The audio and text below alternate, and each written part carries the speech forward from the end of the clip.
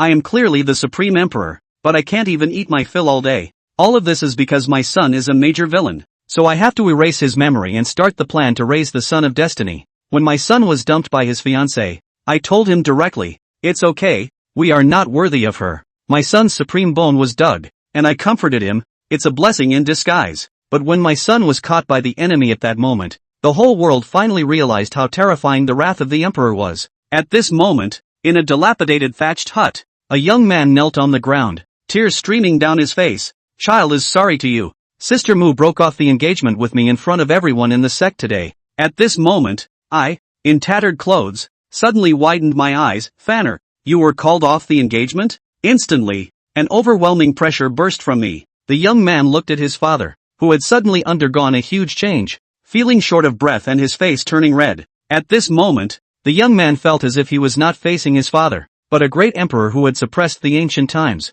I also realized my loss of composure at this moment, quickly suppressing my aura, and showing a submissive expression, stuttering, "Let's just forget about it. Mu Ningxuan is the senior sister of the Qingyang sect, while you are just an outer disciple. Your identities are worlds apart." I hunched over, looking honest and innocent. At this moment, the young man was a little confused, thinking that he had just had a hallucination because of the stimulation of the broken engagement. I don't care what they usually say about me, but Mu Ningxuan broke off the engagement in front of so many people. Where do you put your face? However, I smiled humbly and said, your father is just a farmer, delivering vegetables to Qingyang Gate every day. No need for face. As long as you can advance to become an inner disciple, your father will be satisfied for the rest of his life." The young man nodded moved, with a determined face, saying, "Dad, rest assured, from today on, I will definitely work harder and practice diligently. One day, I will make everyone not dare to look down on you, and I will also find mother back." Hearing the word mother, my expression was a bit unnatural. Then I smiled and said, "If you have this intention, Dad will be satisfied." "Well, it's getting late. You should go back quickly, or your fellow martial brothers will come looking for you again." "Dad, I'll go back first." The young man wiped away his tears, bid farewell to his father, and left the old dilapidated courtyard. As soon as the young man left, the submissive expression on my face disappeared. My son was actually jilted. My name is Gubei, and due to a car accident, I crossed over to this world 1,000 years ago. I thought I would awaken a system like other transmigrators and embark on the pinnacle of life. But in the end, the system didn't wait, and instead, the world faced a catastrophe. Since childhood, my father has been a weak-willed person, and our family was so poor that we couldn't afford to eat. When I was 1 year old, my father returned from farming to witness his wife playing with another man at home, but he didn't dare to say a word. Even so, my mother left me and ran away with another man when I was 3 years old,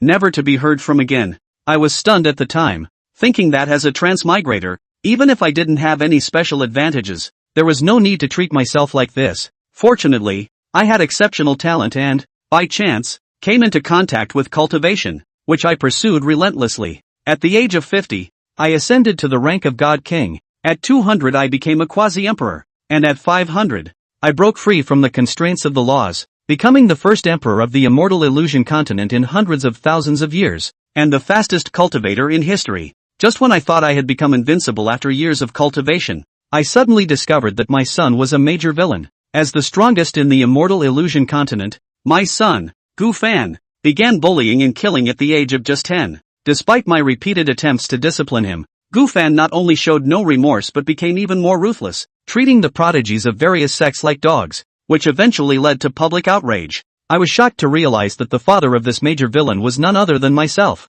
Drawing from my experience as a bookworm in my previous life, I knew that this villainous son would eventually provoke the protagonist and meet his demise, dragging me, his old father, into the mess. So, I immediately made a decision that went against my ancestors. I decided to give my son a miserable childhood similar to mine. After careful planning, I, the mighty emperor, became a weak-willed servant who delivered food to the third-rate sect Qinjiangmen. The once arrogant and domineering son of the emperor was also sealed in memory and physique by me, reduced to an inconspicuous outer disciple of Qinjiangmen, with a powerful but unseen mother in the background. A perfect setup for the protagonist. The saying "the child of a poor family grows up early" is indeed true. What pleased me greatly was that my son, who had lost his memory and believed he came from a poor family, quickly shed his bad habits. To ease my father's burden and rescue my mother taken away by the family, Gu Fan diligently practiced cultivation every day, Yet, I still felt it was not enough. In order to transform my son from a destined major villain to a destined hero,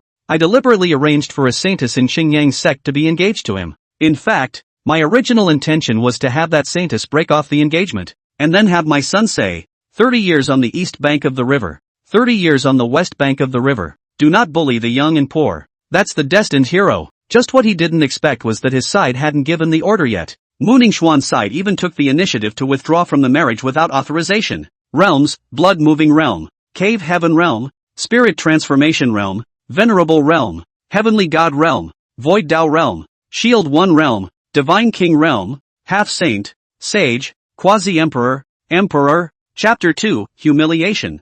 Gubei moved out a small horse zipper and sat on it, took out a smoked blackened tobacco pot from his waist, skillfully put tobacco leaves inside and lit it. Barring a puff then exhaling a smoke ring, Gu Fan's eyes comfortably narrowed into a line, in which a taboo glow emanated. He knew that his son had been subjected to a lot of blank stares and taunts in the Xingyang sect over the years, but did not intervene. He had always believed that those that couldn't kill him would eventually make him stronger. After all, that was how he had come to be, when he had been mocked and targeted on his way to becoming an emperor. And now those enemies had become the dry bones that helped him ascend to the throne. So he believed his son could do the same. Son, don't blame dad. He's doing it for your own good. After a bag of cigarettes, Gu Fan knocked the tobacco pot toward the ground and repinned it on his waist, then picked up the hoe in the corner and wobbled toward the vegetable garden in the distance. Looking at his hunched back, anyone would have thought that this was just an authentic old farmer, and no one would have guessed that he would actually be the existence of that Jigao of the human race. On the other hand, Gu Fan returned to the Xingyang sect with heavy steps.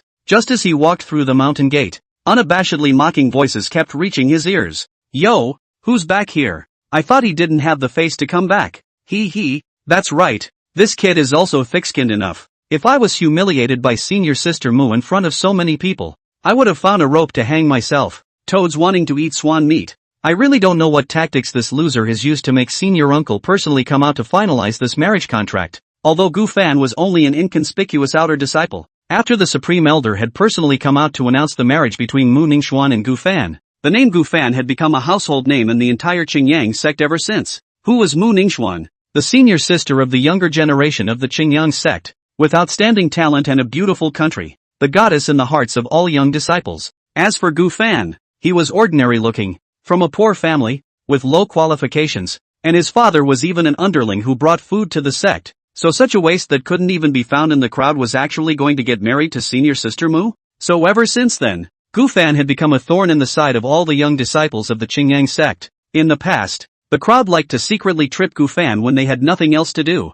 but now it was even worse. Eldest brother, eldest sister is the match made in heaven. You're a loser with ordinary qualifications and a wimpy father at home. Who are you to compete with others? 3 youths in inner disciple attire blocked in front of Gu Fan, and a youth at the head was extremely disdainful and humiliated. Kid, I advise you to be a bit self-aware and agree to senior sister Mu's withdrawal. Otherwise in the future, not only will there be no foothold for you in Xingyang sect, but even your loser father's future days won't be good either. Gu Fan clenched both his fists and said with a death grip on his back teeth, don't bully yourselves too much. I didn't know about this marriage contract in the first place. It was set by senior uncle himself, so why must you all target me like this? As soon as his words fell, 2 more people flew in this direction and landed steadily in front of Gu Fan. The visitors were a young man and woman. Woman in a goose yellow dress, light sweeping eyes with spring, skin as fine as jade, soft light if greasy, cherry mouth without point and red, delicate as a drop, cheeks 2 strands of hair with the wind gently brushing the face with a few minutes of tantalizing flavor,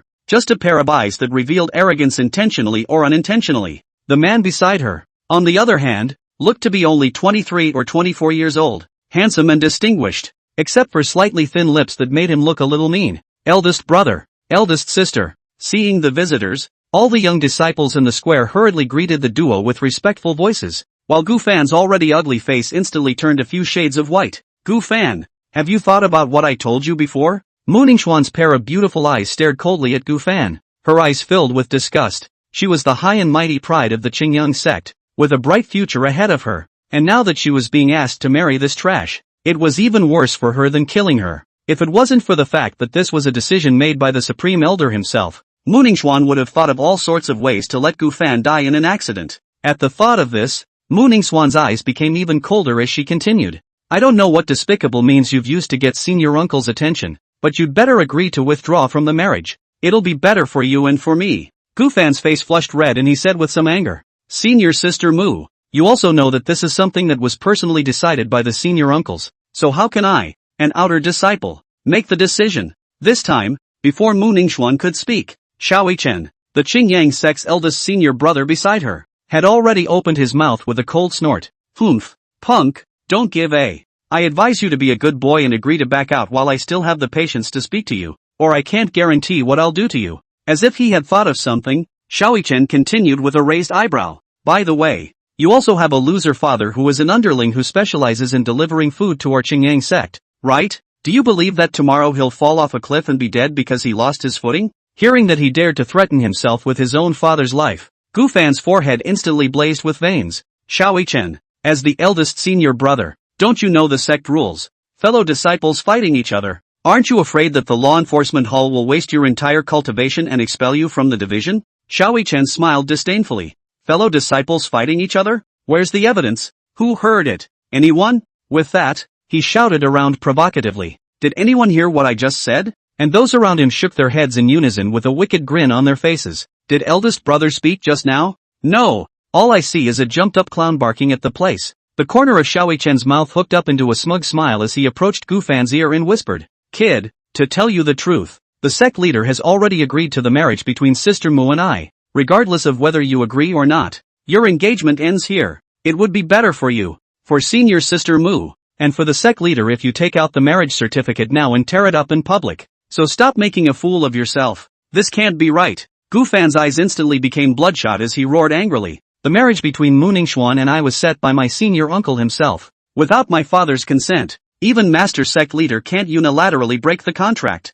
As if he had heard some heavenly joke, Xiao Chen laughed out loud. Ha ha ha ha ha, Gufan, do you think your father is a saint or a great emperor, that you want the sect leader to go and discuss with him? Let me tell you, your father is just a loser who delivers food to our Qingyang sect. Without my Qingyang sect, you father and son would still not know where to beg for food right now. Mu Ningxuan also chimed in with a cold smile. Gufan, you don't take a piss and look at yourself. You have no qualifications and no background. What makes you think I'll marry you? Moreover, senior uncle has been in death seclusion for many years. Do you think that Master Sect Leader would really let his personal disciple marry down to a loser? Looking at the duo's complacent eyes and listening to the sneers and jeers that came from time to time from the surroundings, Gufan only felt a surge of anger to burn himself out. I don't believe it. I'm going to find Master Sect Leader. Gufan's eyes were crimson as if they were about to spit out fire as he said in a hoarse voice. But the moment his words fell, a voice filled with majesty spread throughout the entire Qingyang sect. This seat declares that the marriage contract between Mu Ningxuan and outer disciple Gufan is null and void.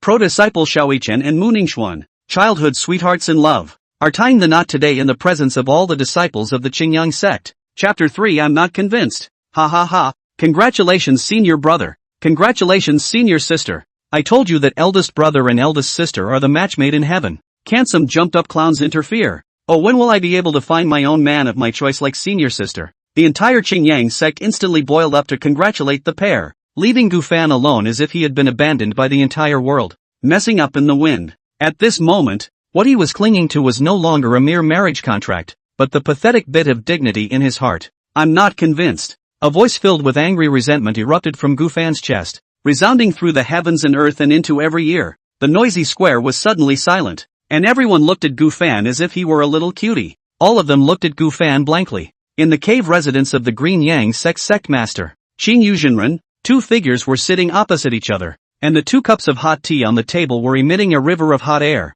and the aroma of the tea was overwhelming. At this moment, the Qingyu real person was in no mood to drink tea, wiping the cold sweat on his head vigorously, nodding his head to an obese middle-aged man sitting in front of him who was always smiling like the Maitreya Buddha. Elder, do you think you can be satisfied with what I've done? The middle-aged man's eyes narrowed into a crescent moon as he smiled back. Fellow Daoist Qingyu is polite. Back then Shunner fell in love with Miss Ningxuan at first sight, and even went so far as to violate the orders of his family elders to join your Qingyang sect. Now that I see this nephew of mine and Miss Ningxuan finally being able to tie the knot, I, as an uncle, am also greatly relieved. Elder is right. It's the blessing of several lifetimes for Ning Xian to be able to marry into the Xiao family. Qin Yuzhenjin's mouth kept echoing, but his heart had already set off huge waves. He knew that Xiao Chen, the personal disciple, came from an extraordinary background, but he only thought that he was the first son out of some cultivation family. However, he had never dreamed that Xiaoyichen was actually a direct descendant of the Xiao family in Qingzhou. The Xiao family, one of the most powerful cultivation families in Qingzhou, had a half-saint powerhouse sitting in the family. Although the Xiao family has declined somewhat over the years, and it is rumored that the half-saint is about to fall, the thin camel is bigger than a horse, and the Xiao family is still not a third-rate sect that the Qingyang sect can't afford to mess with. After being shocked, there was more ecstasy in realist Qingyu's heart. The supreme elder of the Qingyang sect, after announcing the marriage contract between Gu Fan and Mu Ningxuan, closed his eyes to death, and just the day before, his soul lamp went out and he sat down in his cave. This was also the reason why realist Qingyu dared to disobey the supreme elder and unilaterally cancel the marriage contract. The fall of an expert was simply adding insult to injury for the already weak Qingyang sect, so realist Qingyu did not make this matter public. Just when he was tossing and turning all night long worrying about the future of the Qingyang sect, who would have thought that this big leg of the Xiao family would take the initiative to look for him? What made him even more surprised and happy was that his own personal disciple, Xiaoyichen, was still a direct descendant of the Xiao family, an outer disciple with ordinary qualifications and no background, and a person with outstanding talent who was a direct descendant of a huge family with a half-saint sitting in the middle. How can this be chosen, little cutie? All no, I'm not convinced. Just as realist Qingyun was fantasizing about the Qingyang sect soaring to great heights under his leadership, a voice filled with anger entered the cave. Mu Ningxuan and I had a marriage contract in the first place. I didn't agree to withdraw from the marriage, so on what grounds can she be engaged to another man again? Hearing these treacherous remarks, the face of the Qingyu realist was already gloomy and dripping with water, and his heart thumped even more when he saw the expression of the middle-aged man sitting opposite him. Although the middle-aged man still had a smiling appearance, the fury emanating from his body caused his heart to skip a beat. Sinner, you're just an outer disciple. Where is your place to speak? Kneel down for this seat. With a bellowing cry, realist Qingyu's figure appeared in the sky above the square, and the heavenly god realm's mighty pressure pressed toward Gu Fan in a heavenly manner. Gu Fan only felt a boulder weighing thousands of pounds pressing down on him, and his entire body's muscles trembled as a mouthful of blood spurted out. But even then he didn't kneel down, a resolute face staring stubbornly at the sky. I'm not wrong. Why should I kneel? Qingyu real person's lungs were almost blown up. His own hall of adore of the Lord was so contradicted by an outer disciple. This to spread out his face where to put it. Fine, you sinner. This seed would like to see how long you can keep your mouth shut today. An even more terrifying pressure pressed toward Gu Fan like a floodgate opening. Gu Fan's eyes were red. His nails were already embedded in his flesh but he didn't know it. He just gritted his teeth and didn't want to kneel down. Soon blood seeped out from the pores of his entire body, dyeing him into a bloody man in the blink of an eye. And the bones of his entire body were even more overburdened as they emitted a series of crunching sounds. Gu Fan still didn't kneel down and roared at the sky with those bloodshot eyes. I'm not wrong. It's you guys who are wrong. It's the dogs, daring to insult my Xiao family's direct lineage. I think you're impatient with life. This time the one who spoke was not the Qingyu realist,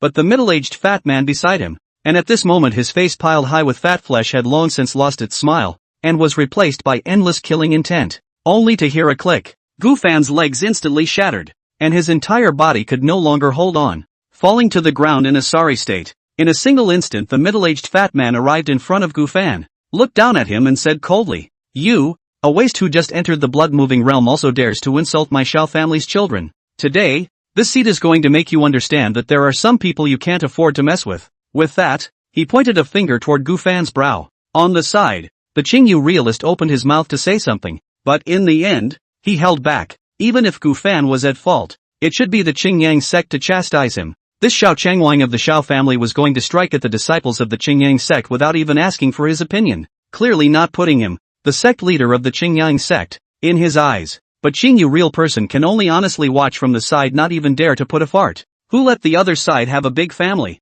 Not something he could afford to mess with the Qingyang sect. Second uncle, have mercy. Just as Xiao Chengwang had extended his hand, Xiaoyichen suddenly stood out, retracting the hand that had already been raised. In the face of this old ancestor's most favored direct lineage, Xiao Chengwang's pair of peace-sized eyes narrowed back into a slit as he asked with a smirk, "Chen is there anything else?" Xiaoyichen said indifferently with a grim smile at the corner of his mouth. "Wouldn't it be too cheap to kill this punk? I want him to admit in front of everyone that Mu Ningxuan is my woman. I want him to personally admit that he is a clown." Chapter 4 Awakening the Supreme Bone. You dream. Despite bleeding from his 7 orifices and having his legs ruined, Gu Fan didn't have the slightest intention of begging for mercy. "Ha, kid, I didn't see that you still have a backbone. Xiao Chen smiled with the corners of his mouth, but his eyes were flashing with an icy chill. Only hearing a click, one of Gu Fan's arms was directly stepped on, and the ground underneath him was dyed red with blood along his arm. Gu Fan clenched his teeth in death,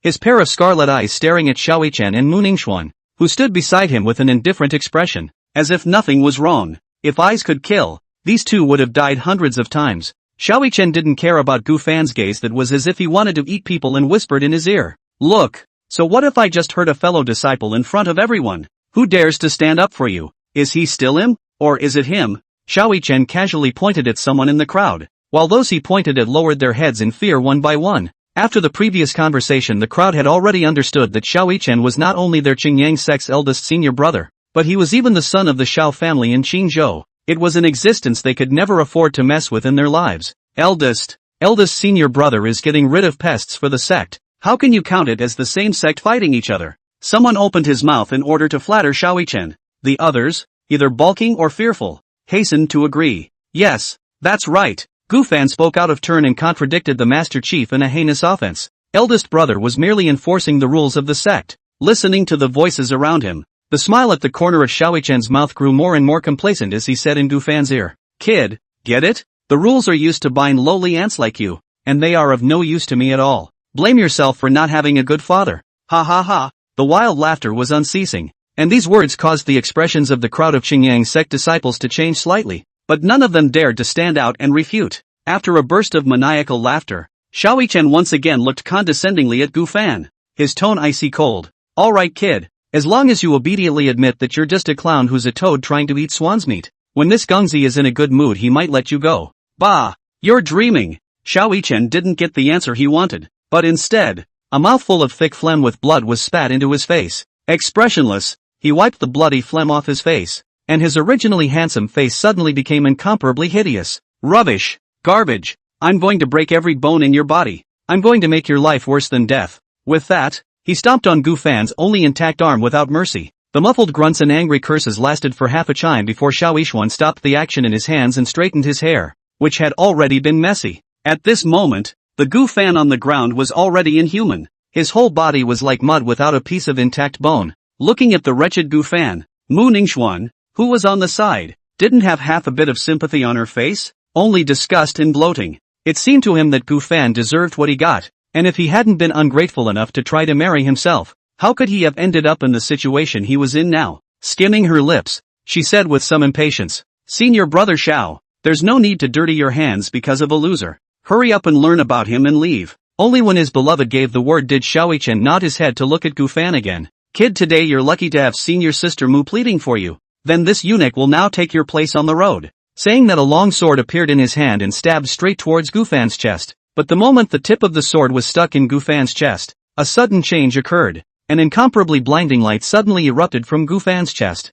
His entire body became transparent under the illumination of the light, revealing a piece of bone at his chest that was engraved with dense and complex inscriptions, and the light was emitted from this piece of bone. The tip of the sword shattered into countless fragments the moment it touched the piece of bone, leaving Xiao Chen frozen in place holding the empty hilt of the sword, not understanding what had happened. "Supreme Bone! It's the Supreme Bone! Who the hell are you?" At this moment, Xiao Changwang, who had been grinning like a smiling tiger, could no longer maintain his expression, and his eyes glared round. In the vegetable garden at the foot of Qingyang Sect's mountain, Gu Bei sat on the ground, holding a wrapped and colored tobacco pot in his mouth and smoking it. Repeated wisps of green smoke brushed past his rough cheeks, reflecting his ancient face that could not be seen to fluctuate in any way. A pair of eyes as deep as a starry river stared in the direction of the Qingyang sect and muttered, "Son, if the supreme bone in your body doesn't awaken, your old man, I won't be able to hold back my killing spree." His son's surname wasn't sure, so naturally he couldn't have been born with his own supreme bone.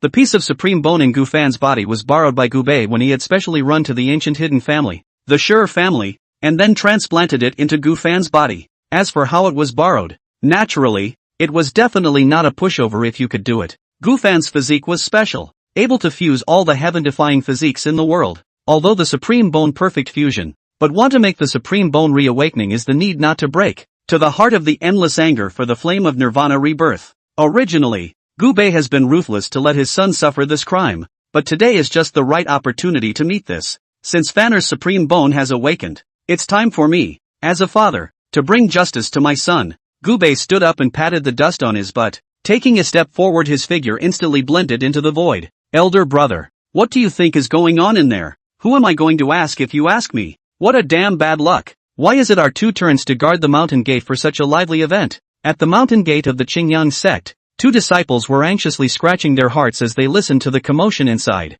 Alas! Look! Isn't that Gu Fan's father? Old man Gu? One of the disciples saw the hunched figure walking not far away and curiously asked his companion beside him. Another disciple took a closer look, and then his eyebrows shot up as he let out an impish laugh. Hey! Hey! Hey! Hey! Who else could it be if not that loser? I guess he knew about Gu Fan and came specifically to find his son. As high and mighty cultivators, they naturally wouldn't pay attention to an underling delivering food. But this man was Gu Fan's father. That was different. The two disciples glanced at each other, both seeing the ill will in the other's eyes. Stop! One of the disciples gave a stern shout and tried to stop Gubei. But Gubei acted as if he didn't hear it, sticking his hands in the sleeves of his worn-out cotton jacket, hunching his body and continuing to walk forward without lifting his head. Chapter 5, I'm in charge here. Seeing that this old undead who usually nodded and smiled at everyone he met even dared to ignore himself today, this disciple was instantly furious. Old punk, who do you think you are? How dare you ignore me?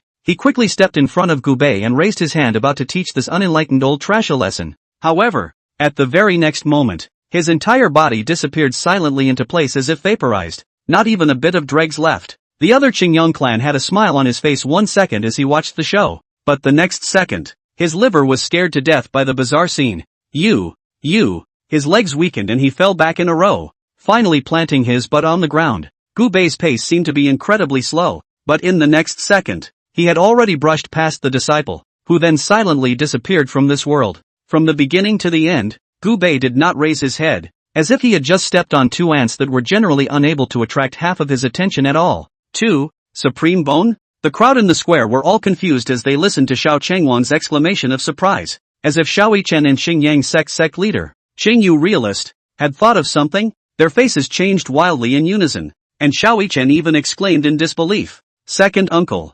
You're not talking about that heaven-defying physique in the legend, the Supreme Bone, right? Realist Xingyu even rubbed the cold sweat on his forehead and shook his head repeatedly. It can't be. This can't be possible. When the clan tested Gu Fan's root bone, it was just the most ordinary 5-elemental spiritual root. How could it be the legendary Supreme Bone? Although he said so, the arcane and mysterious Tao rhythm that kept emanating from the white jade-like bone in Gu Fan's chest could not be faked. The dazzling light enveloped Gu Fan's entire body, repairing his injuries at a speed visible to the naked eye. Only Gu Fan didn't show the slightest sign of awakening. Second uncle, what should we do now? This time Xiao Yichen was completely out of ideas and looked at Xiao Chengwang with a look of help. At this moment, Xiao Chengwang was equally grave, his expression so gloomy that it was about to drip water. The name Supreme Bone was also something he had read in the family's canon, and it was rumored that those who possessed the Supreme Bone were extremely gifted, and were invincible at the same level no matter what realm they cultivated to. And legend has it that one of the great emperors of the ancient world was the one with the Supreme Bone. The most important thing was that ordinary people simply couldn't awaken this heaven-defying divine body, and only the sons and daughters who had those ancient family bloodlines left in their bodies had the chance to do so. This son is actually from the ancient family, the Shi family. When he thought of the Shi family, Xiao Chengwang only felt a chill through his body. That was a family that had produced great emperors, and the depth of its foundation was simply not comparable to the Xiao family. Not to mention that his old ancestor of the Xiao family is dying and about to fall. It is the Xiao family's heyday to others' shoes are not worthy. Soon, the shock in Xiao Chengwang's eyes turned into a chilling killing intent, and his expression was somewhat hideous as he said, "This son absolutely cannot be retained. No matter if he is allowed to grow or is noticed by the Shi family, our Xiao family will be plunged into a situation of total destruction." In fact, there was one thing he didn't say. In order to avoid news leakage, not a single person here could leave after killing Gu Fan. Understood. Uncle 2. Xiao Yichen was also a ruthless character, immediately comprehending his second uncle's meaning, and with a face full of killing intent, he walked towards Gu Fan, who was still unconscious. "Old man Gu, how did you get in here?" His feet had just taken a step forward when a disciple's surprised voice suddenly came from the distance. Everyone followed the sound and saw Gu Bei walking in a tattered cotton jacket. "Old man Gu, who told you to come up here?" A few Qingyang clan members blocked in front of Gu Bei and asked unkindly. Gu Bei returned with an expressionless face. "I'm here to pick up my son." "Come to pick up your son?" One of the faces was full of mockery. "Humph, your son has committed an unforgivable crime by committing treason. contradicting the division head, and even insulting senior brother Xiao in a bold manner. You can't take the living with you, but you can clean up for him later. This person still didn't know that he was on Xiao Changwang's death list and was still bent on flattering the Xiao family. Gu Bei gently shook his head. You don't get to say whether I can take my son or not. And who do you think is right? Naturally, I say so. Gu Bei's calm voice traveled into everyone's ears, causing the square to become deathly silent for a moment. Ha ha ha ha ha ha ha. After a brief moment of silence, a roar of laughter erupted from the room. Ha ha ha ha. What do I hear? He says he's in charge here? Is this the same wimp I know? Who gave him the guts to say that? Is this old punk so struck mad by the sight of his son's misery that he doesn't know how to write the word death? In everyone's impression, Gu Bei had always been the coy old loser, the one who played his wife in front of him, and he didn't even dare to pit a word. Now such a loser was so bold as to say that he was in charge here, naturally drawing laughter from the crowd. However, there was another person in the crowd who didn't smile, but instead had a grave expression on his face, and that was Xiao Changwang. Humph, I'll see what you, an underling who delivers food, has to say about that. A disciple walked towards Gu Bei with a grim face, about to teach this old lunatic a lesson. Get him over here. Only before he could take a few steps he was interrupted by Xiao Changwang opening his mouth, and this disciple instantly changed his expression to a fawning one to make way for the path. Gu Bei didn't say anything more and walked calmly to Xiao Changwang under everyone's teasing gaze.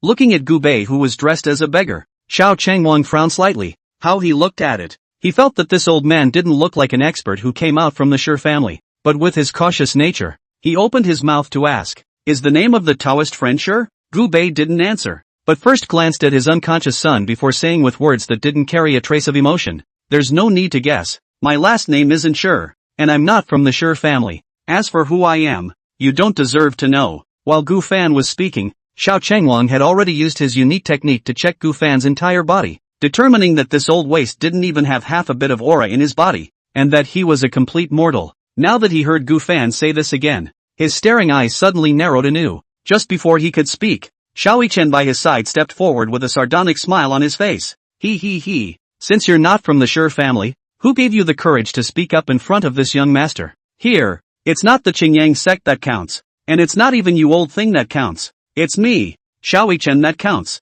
Want to take your son away? You can. Kneel down and kowtow 3 times in front of my lord, and my lord will have mercy and leave your son a whole body. Chapter 6, Lao Tzu's Rules or Rules. There's actually another solution. Gu Bei shook his head and said expressionlessly, what's the solution? It's that you die and I take my son. Ha ha. Ah. Xiao Chen's disdainful sneer had just exited his mouth when it instantly turned into a mournful and extremely miserable scream. When the crowd looked at him in shock, they saw Xiao Chen's body being twisted into a weird shape by an invisible force, and the bones of his entire body were overwhelmed by a series of creaking sounds.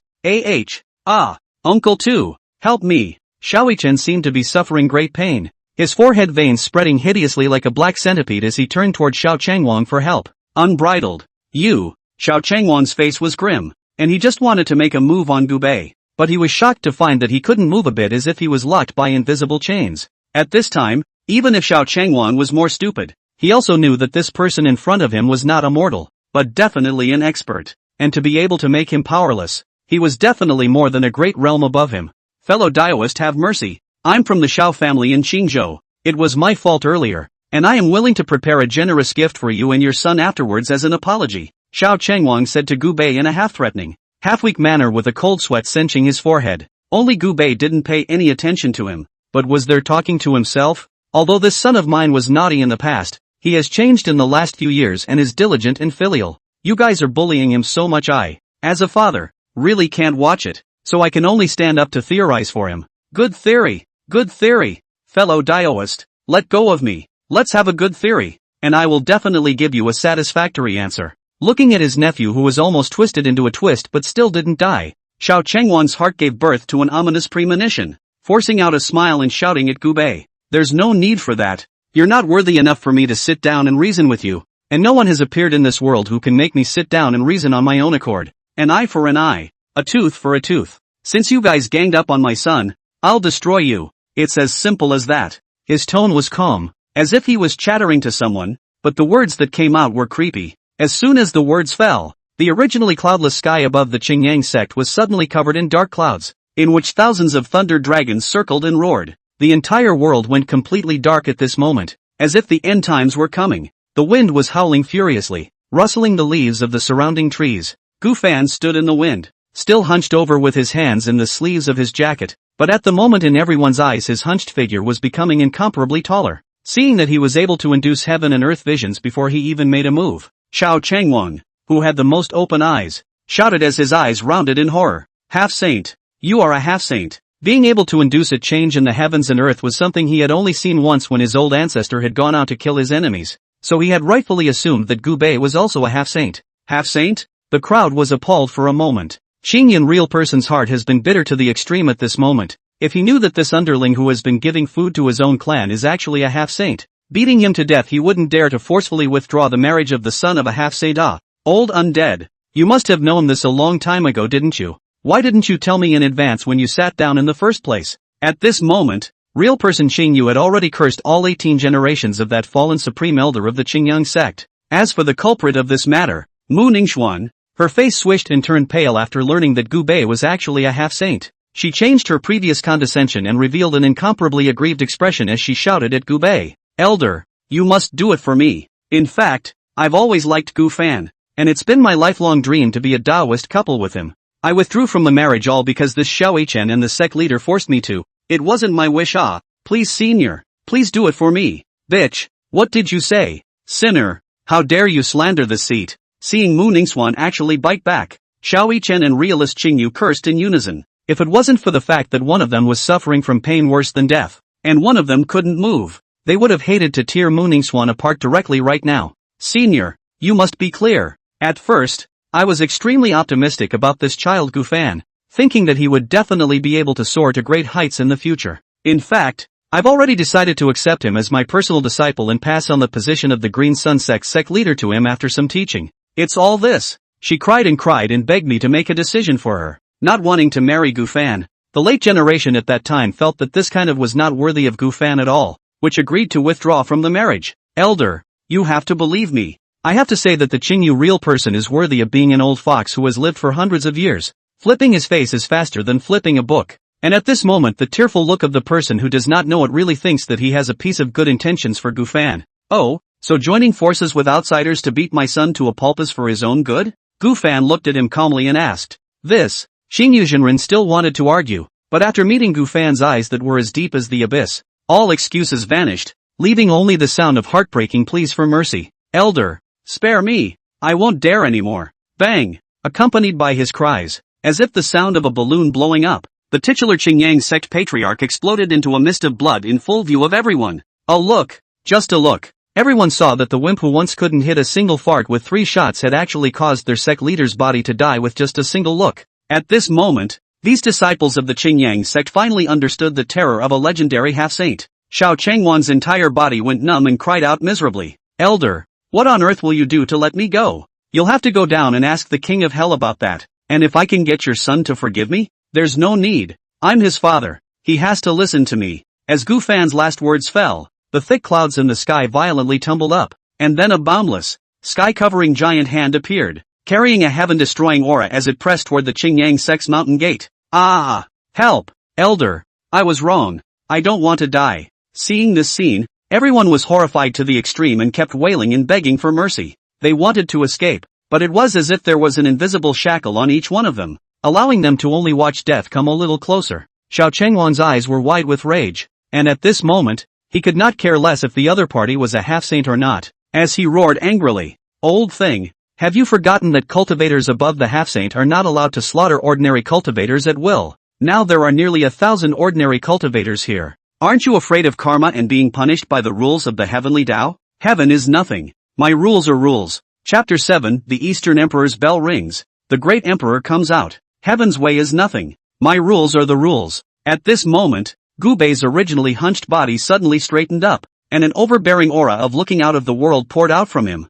Dang! From nowhere a bell rang out. Along with this bell ringing, a huge bell-body virtual shadow appeared in the sky of the Qingyang sect. Shadow was basically yellow. Chaotic gas filled the surrounding area. The clock body outside the stars and buckets surrounding it. The clock body has the sun and moon light hidden in which the 5-colored light shines in the heavens. Seeing this shadow, a never-before-seen shock and horror spread across the faces of everyone in the Qingyang sect square. The bell of the Eastern Emperor rings. The great emperor comes out. all of them murmured at the same time, uttering this phrase that was a household name in the immortal illusion continent. The extreme emperor's soldier Dongwon bell ringing meant that a great emperor had struck. This was a truth that every immortal illusion continent cultivator knew. The last time the East Emperor bell rang, or the legendary that heavenly emperor in the just promoted to the great emperor when a finger killed the demon clan's last generation of demon emperors, so that I do not know how many thousands of years have not rung the East Emperor bell ringing through the three worlds. First at this moment, the East Emperor bell because of this man in front of me again rang. You're not a half-saint. You're that heavenly emperor, Xiao Changwang, who guessed Gu Bei's identity, had lax eyes and pale lips, and the last glimmer of hope in his eyes completely dissipated. If a great emperor wanted to kill someone, no one would be able to stop them when looking at the entire human, demon, and devil race realms. As Gu Bei had said, even the heavenly Tao could only be considered a fart in front of a great emperor. Everyone's expressions had changed from fear to shock, and more than anything else, it was unreal. In a world where there were no strong people above half-saints, a saint was already comparable to a strong person who came out of a myth, let alone a great emperor. Gu Bei's rise to become an emperor was simply a bug to this world. The Qingyang sect disciple who had previously stopped Gu Bei and put down harsh words trembled madly as if he had been electrocuted, and there was a foul-smelling liquid flowing out between his legs. I went so far as to force the son of the heavenly emperor to withdraw his marriage. Mu Ningxuan's face was deathly gray, and she was powerlessly paralyzed on the ground. I can't believe I called the heavenly emperor old trash. Xiao Yichen, who had already been tortured beyond human form, even forgot about the severe pain on his body, and looked blankly at the figure that was becoming more and more magnificent in his eyes, with only endless remorse in his heart. And at the very moment when the Eastern Emperor's bell rang, the three realms of man, demon and devil triggered a great earthquake at the same time. The human race, the everlasting family, the immortal Tao lineage, one and all of the half-saints and saints who hadn't appeared on earth for centuries and millennia walked out of their cave at the same time today, looking at the East Emperor bell shadow in the sky with horrified eyes. It's him! He has reappeared again! Where the hell has he been all these years? Someone cried out in fear. An old man whose whole body aura was like an abyss muttered. Who in the world is so ungrateful to have angered this killing god again? Gu Fan's journey had been too heavenly, and because he didn't know how to keep a low profile he had angered countless families and clans leading to being hunted down like crazy. It could be said that Gu Fan's cultivation history was a history of killing, and had been in an infinite cycle of being hunted down and counter-killed, and it was only on the day he became an emperor that the bloody killing stopped. Some legends said that Gu Fan, who had become an emperor, had completely worn out the killing nature in his body, while others said that the laws of the heavenly Tao bound him from striking out at will. It wasn't until today that all of them recalled the fear that they had been dominated by Gu Fan in the past. Demon Domain. The silhouette of the Eastern Emperor's bell similarly appeared in the sky above the demon domain. As the human race's greatest treasure, the extreme emperor's soldier, the human emperor clock had a natural suppression over all demon races. Looking at the entire land of the demon domain, large swathes of demonic beasts were prostrate on the ground, their entire bodies trembling. In the demon region's White Emperor city, a young man who looked to be only 15 or 16 years old stood at the head of the city. The teenager had a head of white hair, handsome looks that could be described as demonic, and an expression as cold as a piece of ice that would not melt for 10,000 years. It was only at this moment that he tilted his head back and looked at the void in the sky, but his cold expression was tinged with undisguised fear. That man he struck again. Who's the target this time? Devil's Domain Devil Emperor Palace. In this devil's cave where countless powerful bloodthirsty demons were gathered, there was a woman who stood as if she had walked out of a painting, out of place with the eerie and weird surroundings. The woman was dressed in a blood-colored robe, with an immortal face, and the shadows cast by her thick eyelashes were like light ink and smoke dye on rice paper. That pair of ethereal pupils gorgeous, limpid as water, brilliant as stars, gently swept, in an instant will call people flinty lost soul, for which the soul is delirious. The hair was like a diaphanous spring flowing down, fluttering and stirring up layers of ink-colored streams of light. At her feet, those demon races that made the human race talk about them were currently kneeling like meek puppies, not even daring to raise their heads. Your Majesty! Bang! A demon race that was comparable to the God King realm opened his mouth with courage, only for his body to directly explode into blood mist just after he said two words. Seeing this, the other demon race didn't dare to utter a single breath, secretly cursing in their hearts which one of them was ungrateful enough to anger Her Majesty the Empress today. That's right, this woman was the legendary cold-blooded, ruthless, murderous demon empress, Shi Feishuan. Shi Feishuan looked at the sky, a pair of beautiful eyes sometimes cold, sometimes stern, and sometimes with a small woman's sultriness. She said in a voice only she could hear, after all these years, You negative bastard really didn't come to me once, when I gave my son to you to take care of. If you didn't educate him well, I don't care if you're a great emperor or not. I will definitely lead all the demonic races to kill into your human race's territory. The giant hand that covered the sky descended with a destructive power. The wind howled, the earth and rocks crumbled, and the earth cracked. Qingyang Sect was originally located on top of a towering mountain range, but at the moment the mountain range was collapsing until it was finally razed to the ground. This is not all. The ground cannot withstand the power like heavenly might crazy subsidence. All the people in the Qingyang Sect in this moment was instantly crushed into pulp by this force. In just a few breaths, in addition to where Gu Fan was standing at the moment, in a radius of 1,000 miles with the Qingyang Sect as the center, the original lush and green peaks of the mountains had all disappeared, and in their place was an endless, shimmering lake. If you look down from the sky, you will see that this lake is in the shape of a huge palm. Who said that the power of a natural disaster was unstoppable? A great emperor's anger would be 100 times 1,000 times more terrifying than a natural disaster. In the dimly lit secret room of the Shao family in Qingzhou, an old man whose face was covered with old age spots and whose body emanated a deathly aura snapped his eyes open, watching an oil lamp placed in front of him suddenly go out. The old man's cloudy eyes suddenly erupted with endless killing intent. Who killed Chun'er? Chapter 8, The Old Man of the Shao Family. A heavenly pressure swept across the entire Shao family, and all the Shao family's children looked at the old ancestor's place of seclusion with terrified expressions. Shao War, the head of the Shao clan, muttered to himself in shock and disbelief. What on earth has happened that could make the old ancestor so enraged? In the secret room, Shao Hanhai only skin and bones of the face of the veins rippled up to look extremely horrible, sunken eyes filled with hideous killing intent. It was as if he was a mummy crawling out of a tomb. Looking at the extinguished oil lamp in front of him, he let out a voice as oozing as a leaf lord. How dare you kill Chun'er? No matter who you are,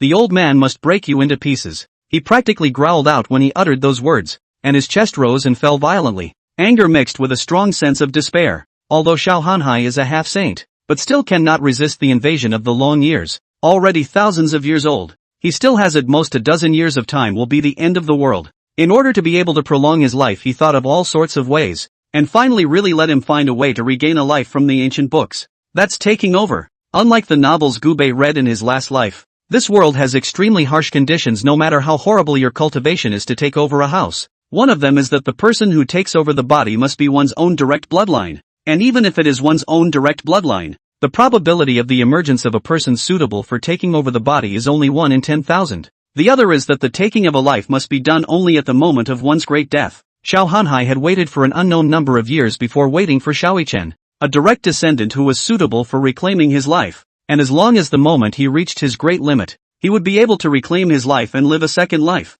But today, his only hope was killed. How could this not make him not angry? I'm going to let you die. Shao Hanhai's face was grim as he pinched a spell with both hands, and with the connection between his bloodline he instantly found out where Shao Yichen had ended up dying, and his dry and thin body shot up into the sky and finally disappeared into the sky. Aside from the feet where Gu Bei stood, the surrounding area of 1,000 miles had all turned into an endless lake. At this time, the golden light that wrapped Gu Fan had disappeared, and Gu Fan's originally tortured and inhuman body was restored to its original state under the Supreme Bones treatment, and no abnormality could be seen. Gu Bei gazed at his son's chest for several minutes, not knowing what came to his mind, and finally revealed a smile that was cunning in its excitement. It's such a shame that the opening withdrawal stream failed because of a little accident, but it's okay. It's not like there's still the drama of the Supreme Bone being dug up. Son, don't worry. Father will definitely cultivate you into a son of Qi. He. The lewd laughter echoed in the air, and if Gu Fan had awakened at this time to see his simple and unassuming father actually displaying such a smile, he would have been shocked into fainting again. Just as Gu Fan was about to take his son and leave this place first, he suddenly raised his eyebrows and looked towards the end of the sky somewhat playfully, only to see that a black dot in the sky was flying towards this side at an incomparably terrifying speed, and the terrifying aura caused the originally calm lake nearby to set off violent waves. Sins have found you. Today I will break your body into pieces. Ha! No! Looking at the silhouette standing in the middle of the lake, Shao Hanhai's forehead veins rippled. With the secret method he instantly recognized this person as the sinner who broke his hope of taking over and being reborn. But the moment he was about to strike, he then saw the lake below him that was like a giant palm, and his expression instantly changed from anger to shock. This is where the Qingyang Sect's mountain gate is located? After looking around to make sure he hadn't made a mistake, Shao Hanhai's heart thumped, and cold sweat seeped out of the tip of his nose. Calming down, he then realized that the person standing below looked incomparably ordinary, and there wasn't the slightest fluctuation in the flow of aura in his body, but he was given a feeling of being on the edge of his seat. Ha! Ha ha! You are courteous. I'm in the wrong position to rush you here to make amends to you. I'll leave now. People are old and treacherous. And Xiao Hanhai, who had an ominous premonition, decisively gave up his revenge, and arched his hand at Gu Bei, who was about to leave as if nothing had happened. As for the matter of taking over the body, without a Xiaoichen he had the big deal of finding another one from the family. Just as he was about to leave, he was stopped by Gu Bei with a kind face. Fellow Daoist, wait. Xiao Hanhai's body lurched to return his body, forcing a smile on his face. What else is there to do? Fellow Daoist? Meeting the gaze of the middle-aged man dressed as a crop farmer across the street, he even had the feeling that his entire body was being seen through. This was a feeling he had never felt again since he had cultivated to half-saint. And for a moment he even drifted into a trance, feeling like he was back to the time when he had just stepped into the cultivation world, when one of the divine kings he had met looked at him. As if he didn't notice the other party's nervousness, Gu Bei asked with his trademark naive laughing voice. I don't believe it's some kind of wrong location for a half-saint to appear here. If I'm not mistaken, Your Excellency is that half-saint realm ancestor of the Xiao family in Qingzhou, right? Just killing 2 people from the Xiao family caused the Hall of Fame half-saint to make a move. I reckon that one of these 2 people is extremely important to you. Gu Bei rubbed his chin in a contemplative manner, then continued. It's reasonable to say that at your realm as well as your age, as long as it's not the demise of your family, it's impossible to attract your attention. Then there is only one answer, and that is that you have practiced the Wuji transmutation technique, and you want to live a new life by him.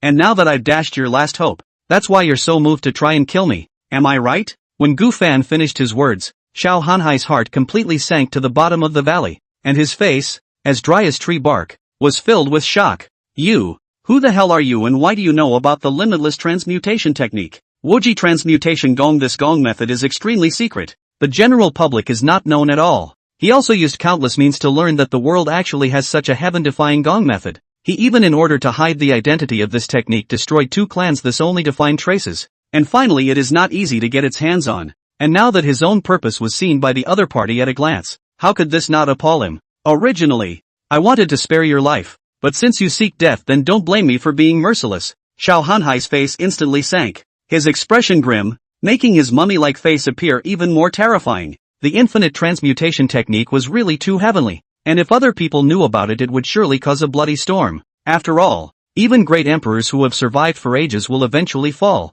and who can resist the temptation to live again? So he knew that the man in front of him had unfathomable strength, but he still had a killing intent. Die! With a stern cry, Xiao Hanhai's white hair grew against the wind and covered the sky, finally transforming into a rain of white arrows that poured down towards Gu Bei. Chapter 9, Killing a Saint with a Drop of Blood. Ha! A half-saint strike is really as terrifying as it is. Gu Bei said this with his mouth, but his expression was without a ripple. Without slowing down, he put his finger in his mouth, and a drop of blood oozed from the tip with a gentle bite. The drop of blood shimmered with a scarlet glow in the sunlight, and a closer look would reveal that there were countless laws flowing in the blood. A white hair transformed into a roiling arrow had already spread out in front of him and was about to zap Gu Bei into a sieve. But Gu Bei still didn't resist and just flicked this drop of blood on his fingertip towards the front. In an instant, the sky lost its color and the earth shook. When those white arrows encountered the seemingly inconspicuous drop of blood, it melted noiselessly like ice and snow in early spring encountering sunlight, while the drop of blood continued to fly towards Xiao Hanhai in an unstoppable manner.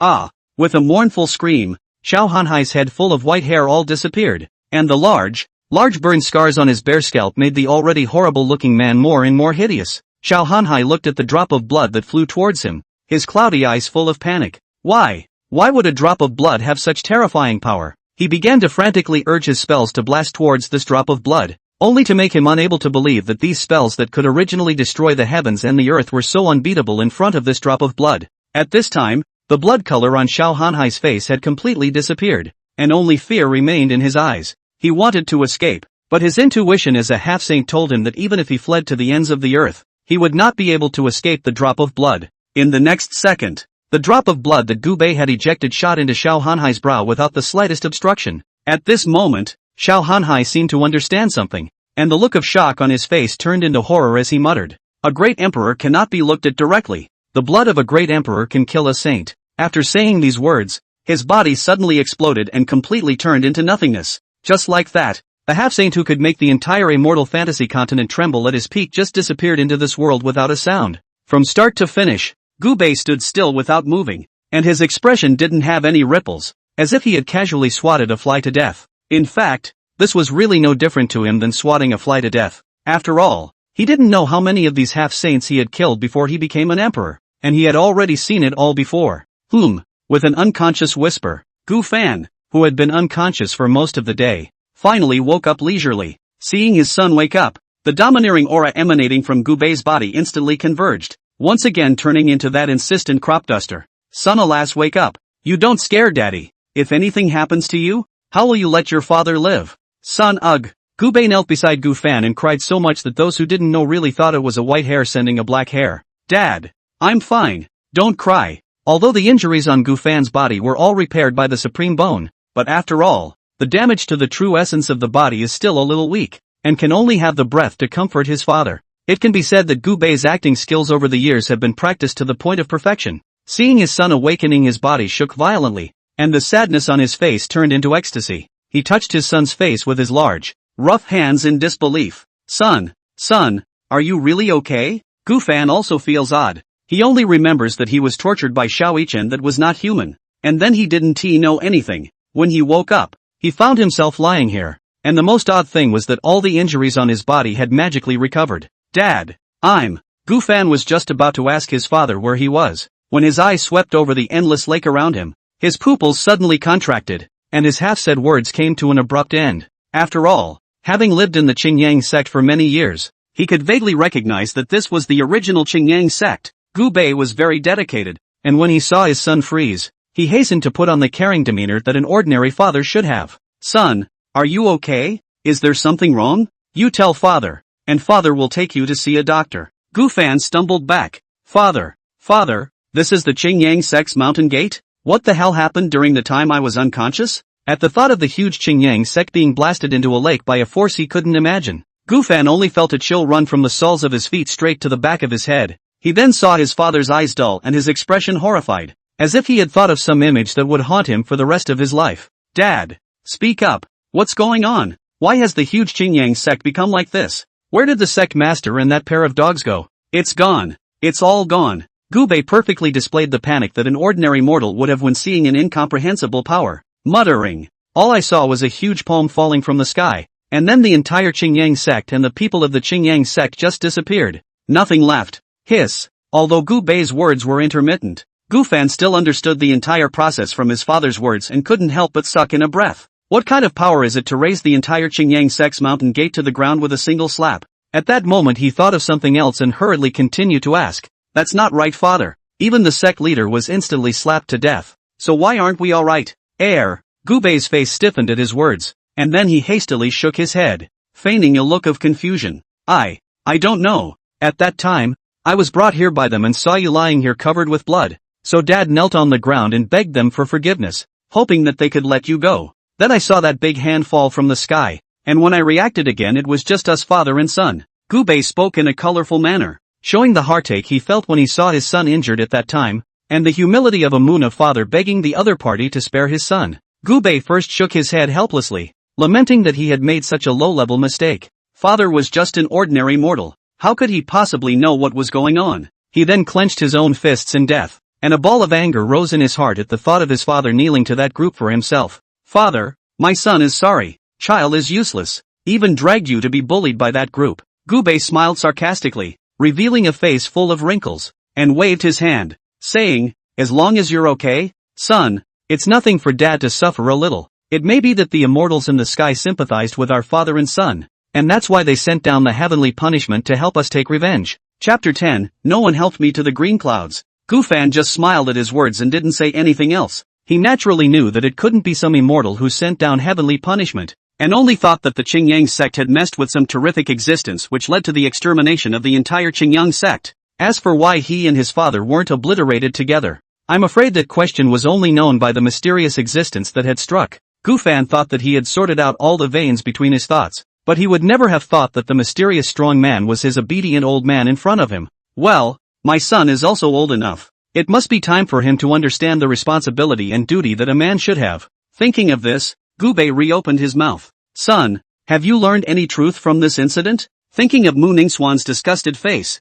Xiaoyichen's eyes filled with contempt, and the mocking smiles of a group of Qingyang sect disciples, Gu Fan returned with a serious face. Father, I finally realized what you meant when you said that to me as a child. 30 years east of the river. 30 years west of the river. Don't kid yourself. As it is, I am still standing here in good health, while those who laughed at me are laughing no more. Asterisk asterisk asterisk asterisk. Is that how you use mojo? Gu Bei had a black line on his head, always feeling that this sentence had made his son's understanding a bit off. Son, that saying is outdated, another saying is in vogue. Which sentence? No one has helped me to aspire to the green clouds, but I have stepped on snow to the top of the mountain. Son, you have to understand that even if there is no one around you to help you, even if everyone looks down on you, you have to be firm in your goals and come to a position where others need to look up to you. No one to help me to the green clouds. I will step on the snow to the top of the mountain. Gu Fan's eyes were empty, and his mouth kept repeating it as if the words had shaken him to the core. Father, I understand. I don't know how long it took, but Gu Fan finally came back to his senses and became more determined in his clear eyes. At the moment he looked at his father's figure and felt much taller in a trance. It was a pity that Gu Bei's image in his son came crashing down in the next second. Son, what do you think we should do next? Looking at the endless lake, Gu Bei's vicissitudes of the face is full of confusion and uneasiness about the future, as if his son has become his backbone. Facing his father's expectant gaze, Gu Fan only felt the pressure multiply. In fact, he was only a teenager who was only 16 years old, and was equally confused about the future without his clan. But in order not to let his father worry, he pretended to be calm and returned. The great tribulation will be a blessing. Father, don't worry. With my qualifications, even if I don't have the Qingyang sect, I can still join another sect. Well, son, father believes in you, and father will rely on you from now on. Gu Fan. Half an hour later, father and son were sitting in the same spot, wide-eyed. Gu Bei's mouth twitched as he asked,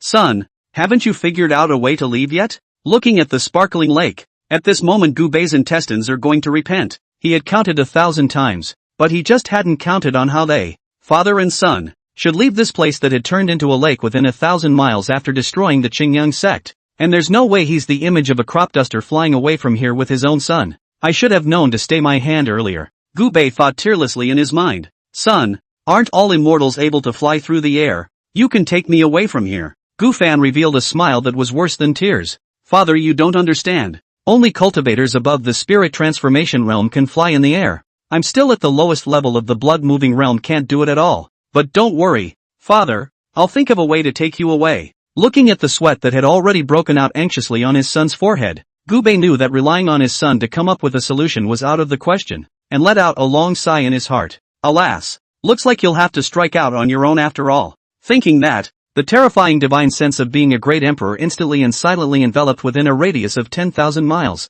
Even an ant would not be able to escape his perception. Soon, Gu Bei's eyes lit up as he spotted the target. 10,000 miles away from the Qingyang sect in the air, a green-robed old man was flying rapidly through the air. The green-robed old man's name was Yu Yuanqing, an elder of the Manhwa sect. He had gone out this time because he had been ordered by the sect master to discuss with the other sects in Qingzhou about entering the Yellow Maple Valley in a few months. Yu Yuanqing was very proud that after his tongue lashing, he had finally secured 5 places for the Manhwa sect to enter the Yellow Maple Valley. At this moment, he couldn't wait to grow another pair of wings, thinking of hurrying back to the sect to tell this good news to the sect leader. But at this very moment, a whirlwind blew up in the sky without warning, and a strong and powerful wind swept him toward the original location of the Qingyang sect. Yu Yuanqing, who was wrapped in the gale, was startled and hurriedly ran his body's aura to stabilize his body. However, he soon realized with horror that his hallowed heavenly god realm cultivation was unable to break free from this whirlwind. A dizzy spell, as if an instant had passed and as if countless years had passed,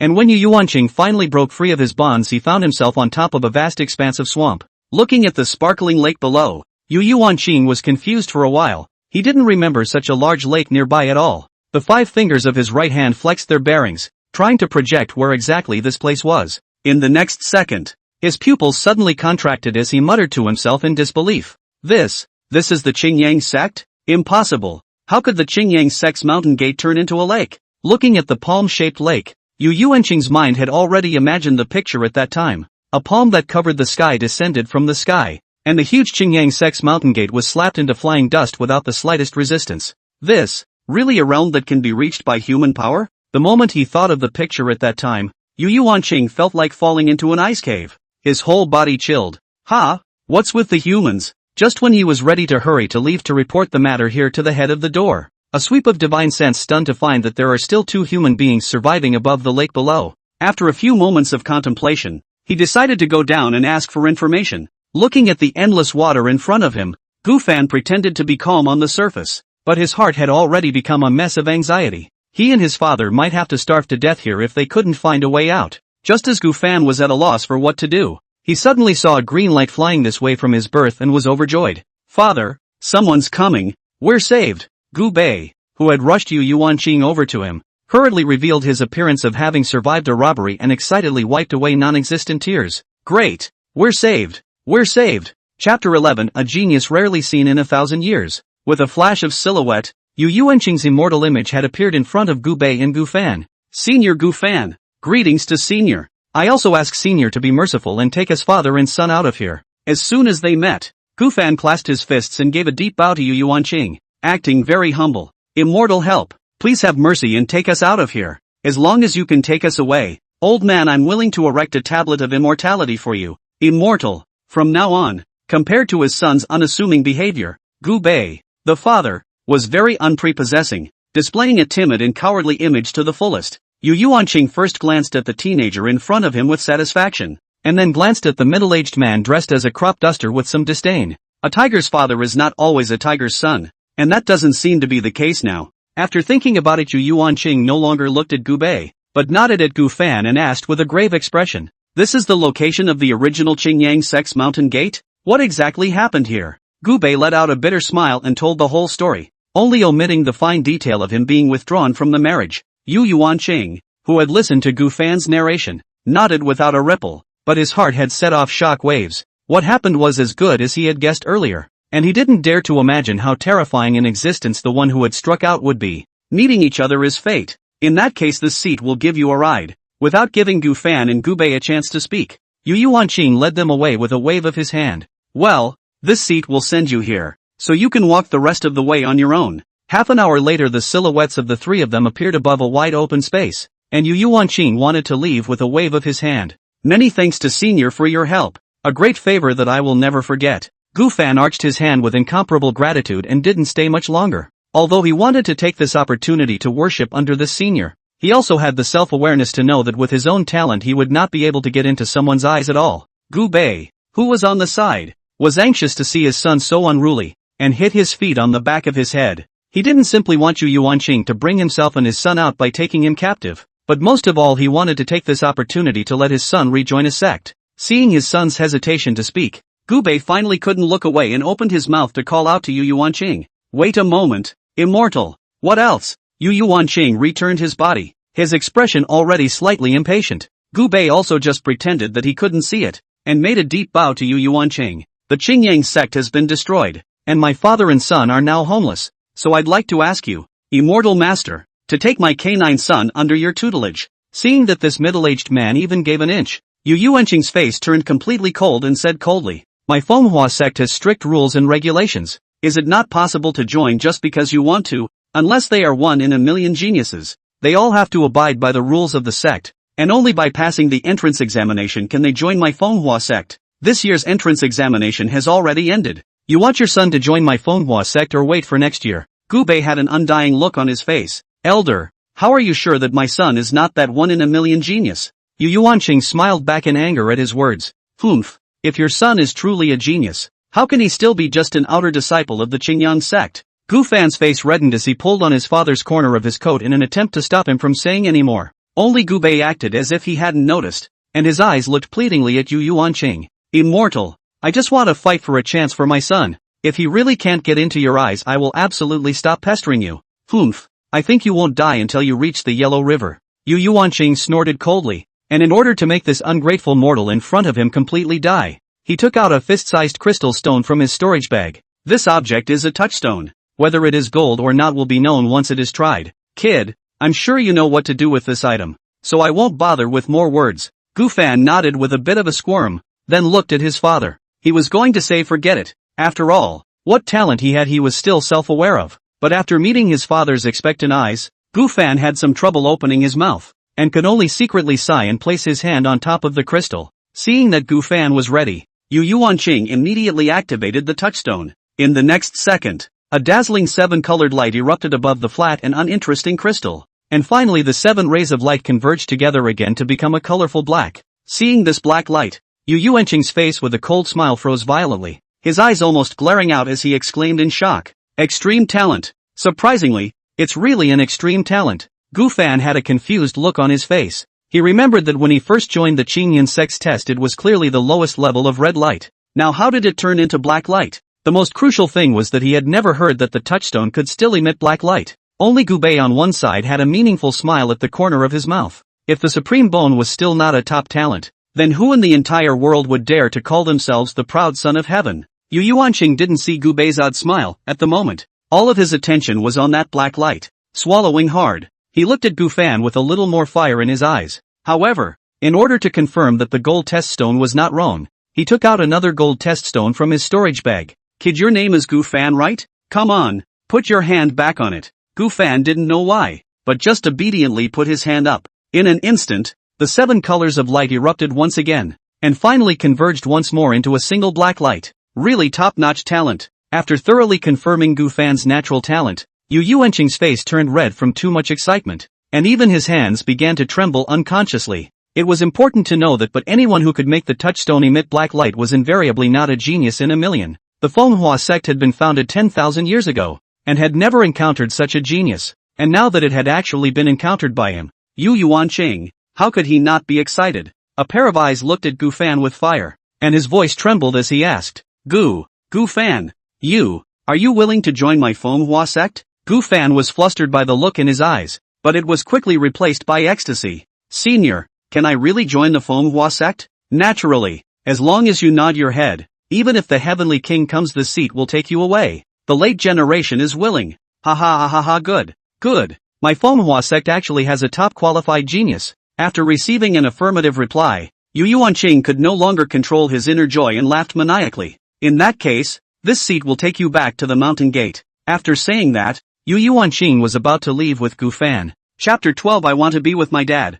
Elder, wait. Gu Fan suddenly sensed that something was wrong and hurriedly called out to Yu Yuanqing. This time Yu Yuanqing no longer had an impatient expression on his face, but asked in a pleasant manner, Gu Fan, is there anything left on your mind? Gu Fan's expression was ugly. Elder, are you taking just me away? Yu Yuanqing was first stunned, then nodded rightfully. That's natural. Elder, can't you bring my father along? Gu Fan looked at Yu Yuanqing with a prayerful face. Yu Yuanqing's gentle smile converged and became incredibly serious as he reprimanded. Nonsense, Gu Fan. Don't you know that the first and most important thing in the path of cultivation is to cut off the dust? How can you attain the great Tao when you still have disenchantment with the mundane in your heart? If it were anyone else he wouldn't bother to say this. But Gu Fan was different. This son is a genius that is hard to come by in 1,000 years. And Yu Yuanqing said these words really for Gu Fan's future consideration, not wanting him to be dragged down by his earthly destiny and affecting his future immortal path. A tangled look appeared on Gu Fan's face.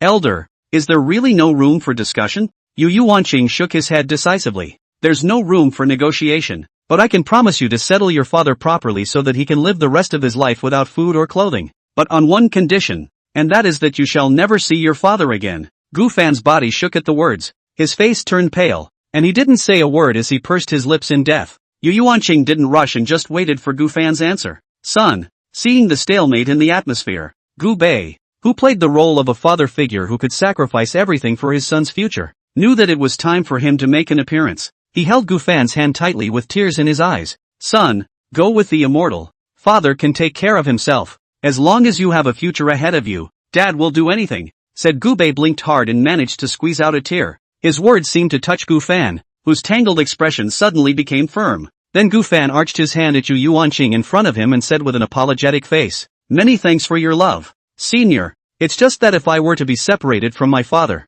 I'd rather wander the world with him from now on. Yu Yuanqing pretended to be calm on the side, but in fact, he was nervous to death inside. He knew that no matter how Gu Fan chose he couldn't possibly give up such a supreme genius. After hearing Gu Fan's reply, one of his faces was dripping with gloom. Are you sure you'd rather give up the path of cultivation than cut off your earthly ties? Gu Fan nodded again. Senior doesn't need to say more. My mind is made up. Alas, it's just, since you're so adamant, I'll take your father with me, and let him seek an idle errand in the outer sect. Yu Yuanqing was still unwilling to give up on Gu Fan in the end, and after letting out a long sigh he still took the two of them to leave together. The Fenghua sect was counted as a first-class sect in Qingzhou, with 6 elders of the heavenly god realm, and the head of the sect, Tianfengzi, was even an expert of the void Dao realm. On this day a green aura flashed at the mountain gate of Fenghua sect, and then Yu Yuanqing brought Gu Bei and Gu Fan to land steadily on the ground. Seeing Yu Yuanqing return, the 2 disciples guarding the mountain gate rushed forward to respectfully greet him.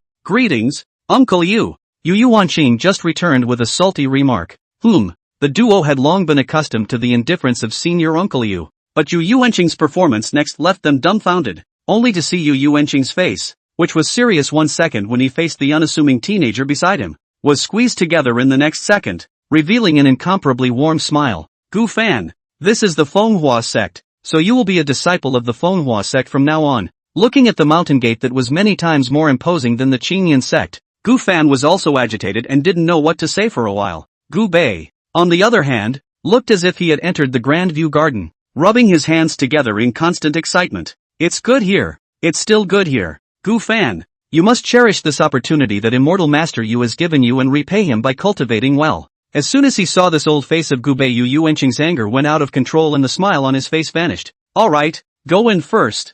I'll get you all settled before reporting to the sect leader." Saying that, he waved his hand and took the lead to walk towards the door, while Gu Bei hurriedly dragged his son to follow behind. After arranging Gu Bei, Gu Fan and his father and son in a courtyard, Yu Yuanqing came to the front of Sect Master Tianfengzi's cave in a hurry. After a transmission talisman was typed in, the prohibition in front of the cave quickly disappeared, and Yu Yuanqing quickly stepped inside. "Master Sect Leader, good thing, heavenly good thing." Just after stepping into the cave, Yu Yuanqing could not suppress his inner joy and shouted towards the inside. Looking at the suppressed smile on Yu Yuanqing's face, Fenghua Sect Leader Tianfengzi raised an eyebrow. "Senior brother Yu is so excited, but is it because we've negotiated the number of disciples that will enter the Yellow Maple Valley in half a year?" Yu Yuanqing waved his hand and said with a smile, "Senior brother, we'll talk about this matter later. I came back this time to tell you a piece of heavenly good news." "Oh, apart from this matter, what else could make the always joyful senior brother Yu so excited?"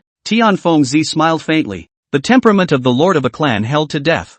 "Humph, you old fox, I'll see how long you can pretend." Yu Yuanqing slandered in his heart, but on his mouth, he said back, "Senior brother, I saw a teenager halfway across the country, tested by the touchstone to be a supreme genius that would be hard to come by in 1,000 years. I have decided to take him under my tutelage." "What? Absolute genius?" Tianfengzi's body shook violently, and he grabbed Yu Yuanqing's wrist in a death grip. "Senior Yu, this matter is of great importance. Are you sure you're not mistaken? Is it really a supreme genius?" This time it was Yu Yuanqing's turn to look calm. "Senior brother, don't be in a hurry. Hurry up." Seeing that the sect master was about to get angry, Yu Yuanqing then continued, "I used 2 touchstones to test his qualifications, and in the end the touchstones appeared with a black glow." After listening to Yu Yuanqing's description, Tianfengzi kept pacing in place in excitement. "Black radiance. This seed has never seen black radiance in hundreds of years of cultivation. It seems that this son is indeed a genius not encountered in 1,000 years. Then he thought of something else and looked at Yu Yuanqing with a grave expression and said in a deep voice,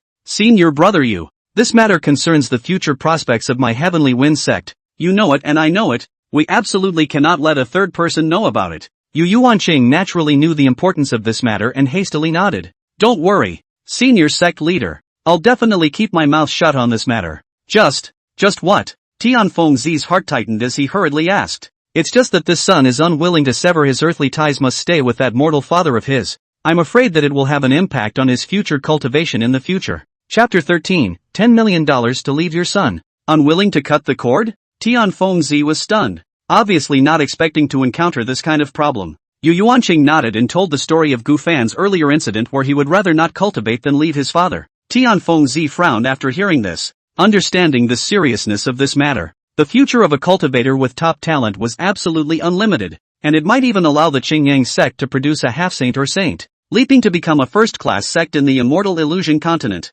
However, if Gu Fan did not cut off his dusty ties, the lack of a state of mind would affect his future cultivation, and he might even be used as a handle by his enemies to threaten him with this as a result. After a moment of contemplation, Tianfengzi's eyes narrowed and said in a deep voice, "Pity the parents. I'll find a chance to talk to this son's father alone. I'm sure he'll know what to choose for the sake of his son's future." Yu Yuanqing nodded at his words. "That's all that can be done. The big deal is to promise him some life-prolonging pills, and then give him a lot of mundane treasures, so that after he goes down the mountain, he can purchase some properties and take a few concubines to have a few more sons, and then when he has a group of wives and concubines, and his heirs are surrounded by them, I don't believe that he will still be able to think of this oldest son. After the two of them finished deliberating, Tianfengzi suddenly revealed an old fox-like smile and said to Yu Yuancheng, Senior Yu, shouldn't we now talk about who this son Gufan should worship under? Upon hearing this, Yu Yuanqing was immediately alert. Senior brother, what do you mean by that?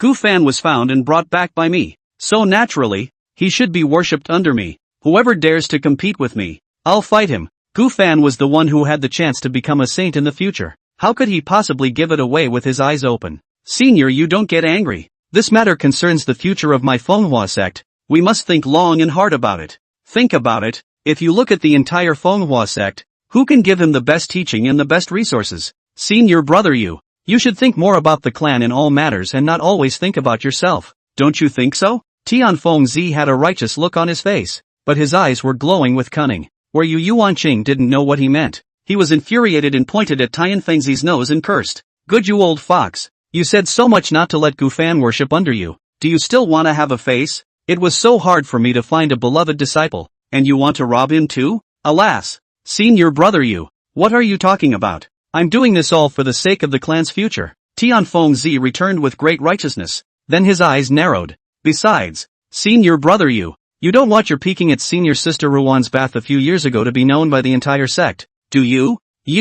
How did you know? Yu Yuanqing's face changed drastically. Tianfengzi didn't reply either and just continued. Ruan's senior sister don't look at the usual appearance of an iceberg beauty, but her temper is extremely violent. If she knows that you peeped at her bathing. Saying this, he didn't say any more, but Yu Yuanqing had already felt the eerie chill coming from the back of his neck. Yu Yuanqing knew that if senior sister Ruan really knew, she would really dare to raise her sword and chop herself up. What the hell do you want? Yu Yuanqing said hatefully. Tianfengzi returned nonchalantly. Let Gufan worship under me. Of course I won't treat you badly. Haven't you always wanted that magic treasure of mine? The Yin Yang Bagua fan. I'll give it to you, that is. Upon hearing the Yin Yang Bagua fan, Yu Yuanqing's angry expression immediately looked much better, and after a moment of contemplation this was followed by a heavy nod. Okay, it's a deal. 3 days later, Gubei was lying alone in a rocking chair basking in the sun, looking at the small courtyard in front of him that the Manhwa sect had specially assigned to him with immense satisfaction in his heart.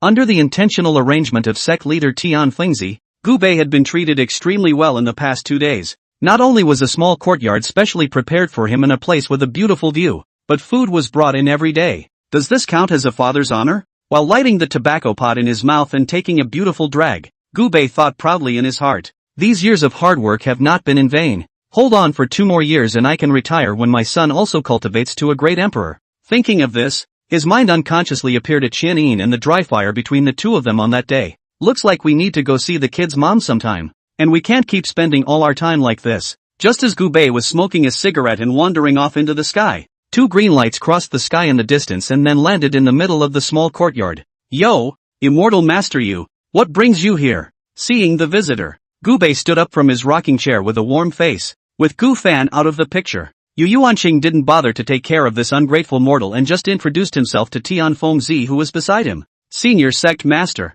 he is Gufan's father. Mistress Gu, this is the sect leader of my Manhwa sect, one of the top experts in Qinzhou. Gu, you're the master sect leader. Long time no see. Gubei sniffed and tried to go forward to shake hands with Tianfengzi warmly, but the latter slightly sidestepped to avoid it. After Tianfengzi looked Gubei up and down, his brows furrowed, his eyes full of undisguised dislike. Gubei, like when he first arrived, was still wearing his worn-out cotton jacket that had already been wrapped. His rough hands were stuck in the sleeves of the jacket, and his body was habitually bowed in a coy manner, which in general was simply out of place in the scenery of the immortal blessed land of the Manhwa sect. Master Yu, why didn't you prepare a new piece of clothing for him? Those who don't know would think how stingy my Manhwa sect is, not even bothering to take out a piece of clothing. Before Yu Yuanqing could reply, Gubei spoke first. This matter does not blame you Xianlong, is that I am used to wearing this set of clothes? Suddenly let me wear so good clothes, I, a crop farmer, is still a little unaccustomed.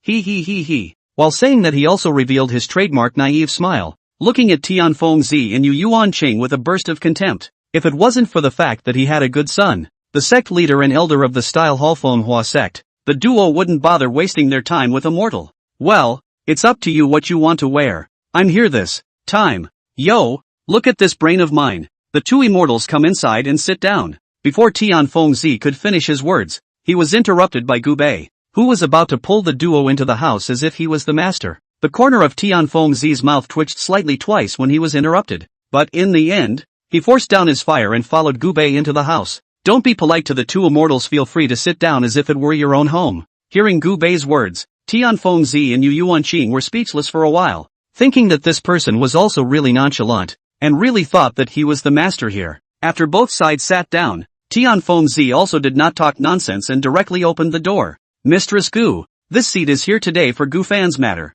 This seat has something to say straight away. As long as you are willing to leave Gu Fan, I can give you a bottle of life-prolonging pills and prepare 10,000 taels of gold for you. These two items are enough for you to live a long life and be clothed and fed for the rest of your life. What do you think? Chapter 14 Fortune, Power, Women. I've had it all. Gu Bei's motion of smoking the cigarette was slightly lurched, while 10,000 grass mud horses were racing in his heart. Why is this scene so familiar? The plot shouldn't be that the stinking beggar was dumped by the goddess her mom with a bank card in her face, saying that there are $10 million in it, and as long as you're willing to leave my daughter, that money is yours. I didn't realize that old me could actually get hit with money. Gu Bei thought like this, but his face did not fluctuate too much, just a strong smoke. The room is smoky. Tianfengzi pinched a spell in disgust, and immediately a whirlwind was born out of thin air in the room to blow the smoke in the room cleanly. Only after doing so did he impatiently continue to prod. What is there to be hesitant about? Scholar Gu, even if you don't think about your son's future prospects, you still have to think about yourself, don't you? Yu Yuanqing, who was on the side, agreed. My Manhwa sect, as one of the largest sects in Qingzhou, the pills I take out naturally won't be bad. You can no longer cultivate at this age already, but those pills are enough for you to live to be 200 years old. With those 10,000 taels of gold, you can find a rich place to buy property and fields, and marry a few concubines and have a few children. Isn't life a pleasure? This is good for you and Gu Fan. After all, you don't want to drag Gu Fan down because of you, right? Yu Yuanqing and Tianfengzi both had confident expressions, the corners of their mouths hooked into contemptuous smiles, as if they were eating Gu Bei up. After all, in their eyes, no mortal could resist such a lucrative offer. It was only Gu Bei's next words that threw them for a loop. Thank you for your kindness, immortals. I just want to stay with my son and not go anywhere. Tianfengzi and Yu Yuanqing kept blinking their eyes with a look of looking at a little cutie. They looked at Gu Bei and for a moment suspected that their ears were out of order. Suspecting that he hadn't made himself clear, Yu Yuanqing reopened his mouth. Enchanter Gu, you probably didn't hear our conditions clearly. Immortal Yu doesn't need to say anymore. The conditions are clear to me. It's just that I'm not willing to leave my son. Without waiting for Yu Yuanqing to finish, Gu Bei once again decisively refused. Ha! Just then, the sound of Tianfengzi's laughter with contempt came from the room. At this time, his eyes looking at Gu Bei had changed from the initial contempt to deep contempt, because in his opinion, this middle-aged man appeared to be naive on the surface, but in fact, he had a bellyful of the mind of a city dweller. Refusing so decisively was not a matter of not being able to give up his own son, but just wanting to ask for more favors from his side. Alright, celebrities don't talk in the dark. Wealth, power, women, whatever you want, just say it. As long as you agree to leave Gu Fan, this seat will oblige you. Tianfengzi sat in his chair, scrutinizing Gu Bei with condescending eyes. In his heart, the pursuits of mortals were nothing more than those things, and even if the next second Gu Bei opened his mouth and said that he wanted to be an emperor, he would agree without hesitation.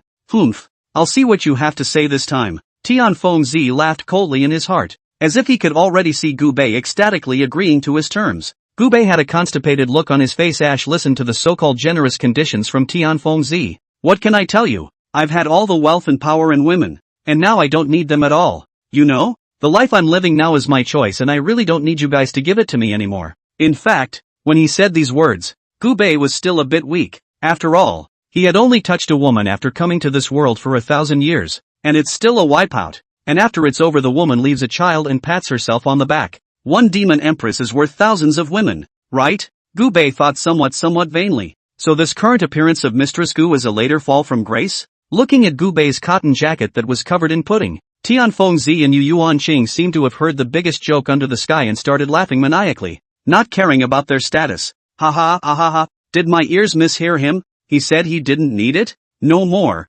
no more. This is the funniest joke I've heard since I've been alive for hundreds of years. Why is it that someone can be so brazen as this? The two were on the verge of laughing with tears in their eyes, and they were close to pointing at Gubei's nose and saying that he bragged without making a draft. Gubei wasn't annoyed and smiled as he waited for the human duo to stop smiling before saying, "See, I have no eyesight at all. Two immortals, wait a moment, I'll go and make you some tea." With that, Gubei got up and was about to walk towards the house. "No need. We cultivators have precious time. We don't have any extra time to waste with you here." After laughing, Yu Yuanqing's expression went cold, not even willing to pretend, looking at Gubei with eyes full of contempt. If it wasn't for Gufan's face, he would have hated to immediately blast this person out of the mountain gate right now, so as not to defile his mountain gate. "Senior brother, don't worry. This seat would like to taste what kind of good tea this Gusher master who once had everything and is now defeated will come up with to entertain us." Tianfengzi waved his hand to interrupt Yu Yuanqing's words, his expression incomparably sarcastic. He would like to see what else this mortal could get up to. "Two immortals? I'll be right back." It was as if Gubei didn't hear the sarcasm in Tianfengzi's words as he walked out of the room on his ass. Without letting the two wait for long, Gubei walked in with 2 cups of hot tea and said enthusiastically, "There is nothing to summon the two of you. A bit of tea that can't make it to the stage. Please don't mind the two immortals." Looking at Gubei, who had re-entered, Tianfengzi's mouth still had a sneering cold smile hanging at the corners as he flirted in a conspiratorial manner. I thought what precious tea Master Gu would take, but it turns out it's just a district." Speaking of this, he subconsciously swooshed his nose, and then the mocking color on his face froze violently. The strong aroma of tea filled the room along with Gubei's entry, and Tianfengzi surprisingly felt refreshed the moment he smelled it. This was simply unimaginable in his mind, knowing that he was a cultivator of the Void Dao realm. Even those spirit teas that absorbed the spiritual chi of heaven and earth wouldn't make him feel this way. On the other side, Yu Yuanqing had the same look of disbelief. He was one realm lower than Tianfengzi, so his feelings were also more obvious. The moment the aroma of the tea entered his nose, he unexpectedly felt that the bottleneck that had been stagnant for more than 10 years had actually made a slight movement.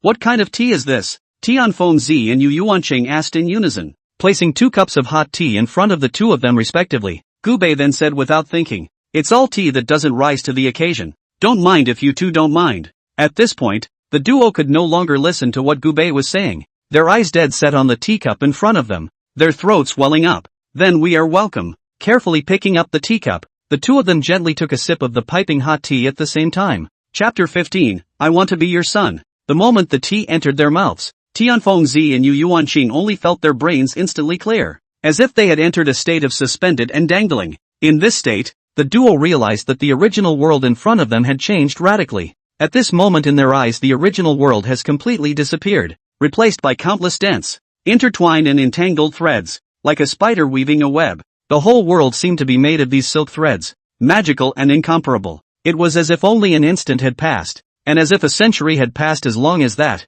I don't know how long it took for the two of them to finally retreat from that metaphysical and mystical state. That was an epiphany just now. I know. It's Enlightenment tea. It's the legendary Enlightenment tea. After a short period of confusion, Tianfengzi, who regained his senses, just let out a cry of shock. His eyes were full of horror, and his hand holding the teacup was trembling. "Senior brother, what exactly is this Enlightenment tea, and why is it so heaven-defying?" Feeling that his bottleneck had completely loosened, Yu Yuanqing's heart set off huge waves and hurriedly asked. Tianfengzi swallowed hard before he slowly said, "Legend has it that in the extreme north of the immortal fantasy continent there is an ancient tree that has lived for an unknown number of thousands of years, and that the tea leaves borne by the ancient tree can allow cultivators to enter a state of metaphysical epiphany in a short period of time, and so it is referred to as Enlightenment tea. It's a pity that the land of the extreme north can only be entered by great powers above the God-King realm, and cultivators of our level will even have their souls frozen as soon as they get close. Moreover, the ancient tree can only mature once in 1,000 years, and each time the ripened Enlightenment tea will be divided up by those legendary longevity families and immortal Taoist lineages, so very few of them can flow out, and I've only ever heard of it by chance." After listening to his senior brother's narration, the emotions in Yu Yuanqing's heart not only did not calm down but instead became more agitated. That is the epiphany. Cultivators cannot meet a few times in a lifetime of opportunity. Each epiphany is even worth decades of hard training. And this tea was so unbelievably heavenly that just one sip could lead to a state of epiphany. Such a precious heavenly treasure. On the outside, not to mention him being a small heavenly god realm cultivator, I am afraid that even a great cultivator of the divine king realm would have to be moved by it. Thinking of this, Yu Yuanqing looked at Gufan, who was sitting leisurely across from him, and had long since lost the contempt he had felt earlier. leaving only a face full of fear. What kind of existence was this person in front of him to be able to casually take out something that was such a heavenly treasure? Also, please forgive me, senior. It's my senior brother and sister who have eyes but don't recognize him, Tai, and have bumped into you, senior. Tianfeng jumped straight up from his seat like a cat that had its tail stepped on, bowing 90 degrees to Gu Fan, his forehead already covered in a fine cold sweat. Even if he was stupid, he knew that the person who could take out the Enlightenment tea could definitely not be an ordinary person. At the very least, it was not someone that the Manhwa sect could afford to mess with. When he thought of the unbridled mockery he had just directed at this mysterious expert, Tianfeng couldn't wait to directly find a rock to crash into. Yu Yuanqing stood beside him like a schoolboy who had made a mistake, and managed to squeeze out a smile that was worse than crying. Senior, seeing as we were also looking out for Gu Fan's future earlier, you can forgive us for our earlier disrespect. Only at this moment did he finally figure out why a strange wind suddenly blew when he returned to the sect again that day. So it was all the handiwork of this high person. Showdown's over. I'm not pretending. Gubei gently took a sip of the Enlightenment tea in his hand, his expression incomparably calm as he waved his hand to signal the two to sit down. Seeing that this mysterious expert did not get angry, Tianfeng and Yu Yuanqing's hearts were slightly relieved, and they sat straight in their seats, looking like they were listening to the lecture with an open mind. Gubei put down the teacup in his hand and coughed lightly twice before speaking slowly. Cough cough, pity the world's parents. I'm also worried that Gu Fan will learn to be bad if he knows that he has a powerful father and do everything recklessly. So I'm hiding my identity to come to your Manhwa sect, so I'm sure that the two of you can understand it as well. Yes.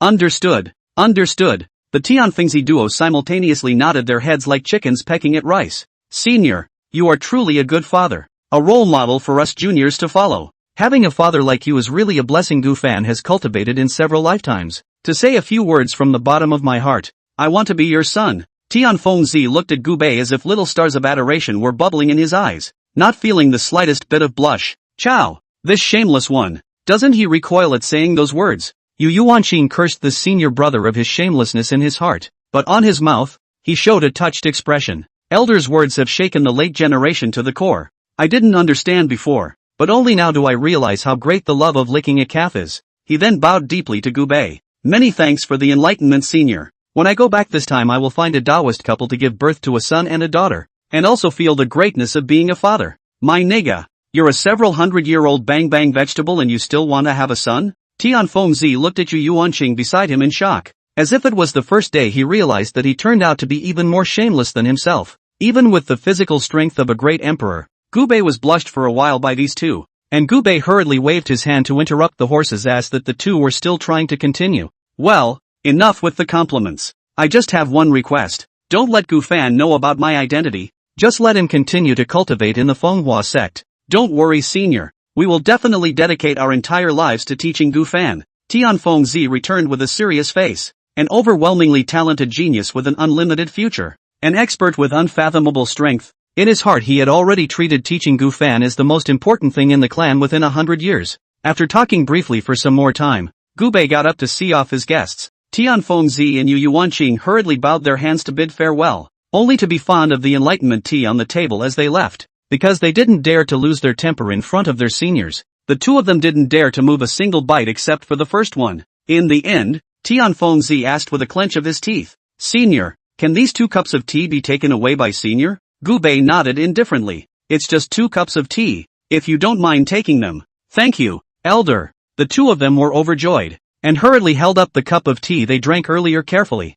not even bothering to put it into their storage bags, and after bidding farewell to Gubei, they returned to their own cave in a hurry, holding their cups of tea all the way. Both of them had learned about the heaven-defying nature of the Enlightenment tea, so naturally, they were impatient to begin their seclusion at that moment, and after sending off Tianfeng and Yu Yuanqing, Gubei looked at the sky and muttered to himself, what can I make for my son to eat tonight? Now is the time when my son needs to replenish his body. I remember that there is a demon king of the Sage Realm cultivation under the glacier in the extreme north. It's still early in the day, so it's a good time to grab it and give it to my son to replenish his body. As soon as he thought of it, Gubei stuck his hands in his jacket sleeves, took one step and his figure suddenly became illusory, and finally disappeared completely in the middle of the small courtyard. Chapter 16, Capturing a Demon King to Replenish My Son's Body. The land of the far north was called the Forbidden Area for humans by the cultivators. This place was perennially covered by ice that had been frozen for 10,000 years, and the winds of the astral winds were rampant. and it was rumored that cultivators below the Divine King realm who entered this place were instantly frozen into ice sculptures, and even their divine souls would be frozen. At this moment, under this extreme weather, there was a thin figure wearing a worn-out cotton jacket, walking idly in the strong wind that could blow away people's souls. It should come right here, shouldn't it? Looking around at a white scene, Gubei muttered to himself with some uncertainty. Ow! Just then, a dragon's roar that resounded through the heavens and earth came from the empty wilderness. Gubei then saw a crack appear in the glacier beneath his feet, and the crack instantly widened as if it had spread all the way to the end of the sky. At the same time, a white dragon with a snow-white body and 2 horns on its head flew out from underneath the glacier. This white dragon's body was 100 feet long, hovering above the sky and covering the sun, making the entire area within a 100-mile radius dark. The palm-sized scales flashed with a cold and chilling aura under the sunlight, and the aura mixed with emotions such as tyranny, terror, bloodlust, and ferocity could scare the pants off of a Divine King realm cultivator. Gubei stood still for a moment as if he was stunned. His 1-meter-8 figure was as small as an ant compared to the white dragon. The dragon lowered its huge head, a pair of cold and merciless light golden pupils staring at the ants that had intruded into his territory before him, the corners of its mouth grinning to reveal a mouth of fangs as sharp as a sharp knife. How many years has it been since I've seen a human? This seed has almost forgotten what the meat of a human cultivator tastes like. Taking a deep breath, the gargoyle's face showed an anthropomorphic look of intoxication. It couldn't suppress the anger in its heart at the mention of this matter. It was incomparably powerful as a powerful Xian Ice Thunder Dragon, a demon king comparable to a human saint realm, and was one of the most powerful few demon kings within 1,000,000 miles of this far north land. In the past, when it wanted to eat people it could fly to the human city with a big swing, and with one bite it could have a beautiful meal. However, since the rise of that person, making human territory a forbidden area for demonic beasts, even as powerful as it is, it doesn't dare to wait in for half a minute. Every time it thought of that person's figure,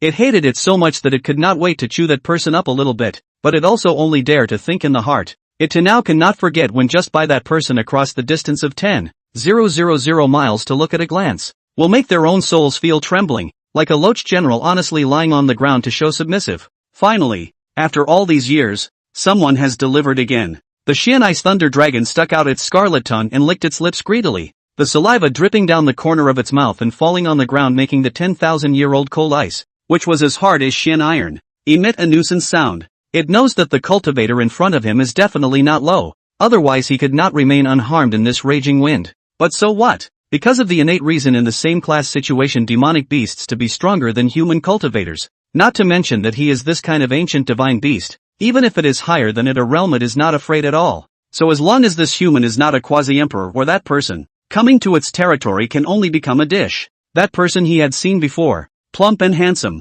jade standing in the wind, with a long appearance that made it as a demonic beast jealous, not at all comparable to this cultivator dressed as a crop duster in front of him. As for the prospective emperor, aside from that pervert unreasonable becoming the first great emperor in hundreds of thousands of years, the highest human battle power was only the peak of the saint realm. Human, it would be your honor to be eaten by the king. After saying these words, the Xian Ice Thunder Dragon couldn't wait to open its bloody mouth to swallow this human in one gulp. Only the next second its movements were alert as it realized that the human hadn't shown any semblance of fear while facing itself. Even it vaguely felt that this human in the eyes of more than a trace of excitement when he saw his own, like a hunter saw the prey of the search for many days. Impossible! Impossible! How could this king, a demon king, become a human's prey? The Xian Ice Thunder Dragon shook its huge head vigorously, shaking this comical thought out of its mind. TSK TSK TSK, Xian Ice Thunder Dragon. Finally I've found you. Gubei still had that trademark coy look, a simple smile hanging at the corner of his mouth,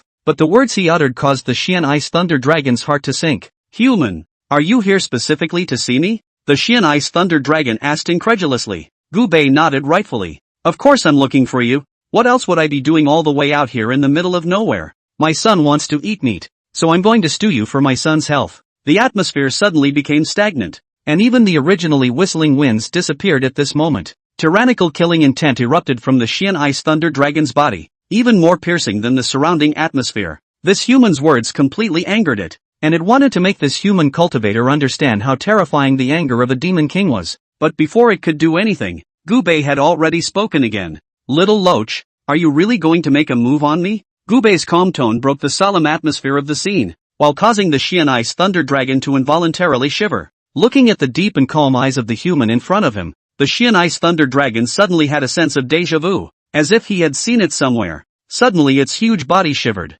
and panic was replaced in its icy eyes. It violently retracted its head, which was close to Gubei, and cried out incredulously, "No way! You can't be that guy! How can you be that guy?" Although it said so, it didn't dare to gamble with its own life, and its huge body directly turned into an electric light and fled towards the depths of the ice field. "What are you running for? You should be proud to be my son's food." Looking at the figure that had disappeared into the sky, Gubei muttered to himself with some displeasure. He then brought out his right hand, which was inserted in his sleeve, and gently pinched it in the direction of the Xian Ice Thunder Dragon's escape. The body of the Xian Ice Thunder Dragon, which was making a hasty escape with all its strength, gave a violent start, and a never-before-seen panic erupted from its eyes. Bang! Accompanied by a roar, the Xian Ice Thunder Dragon's massive dragon head exploded without warning, scarlet blood spilling out to the sky, dyeing the bottom into a blood red. Gubei didn't know when he had already appeared in front of the corpse, and his rough fingers directly opened up a huge Sumeru Arabidopsis with a stroke into the void.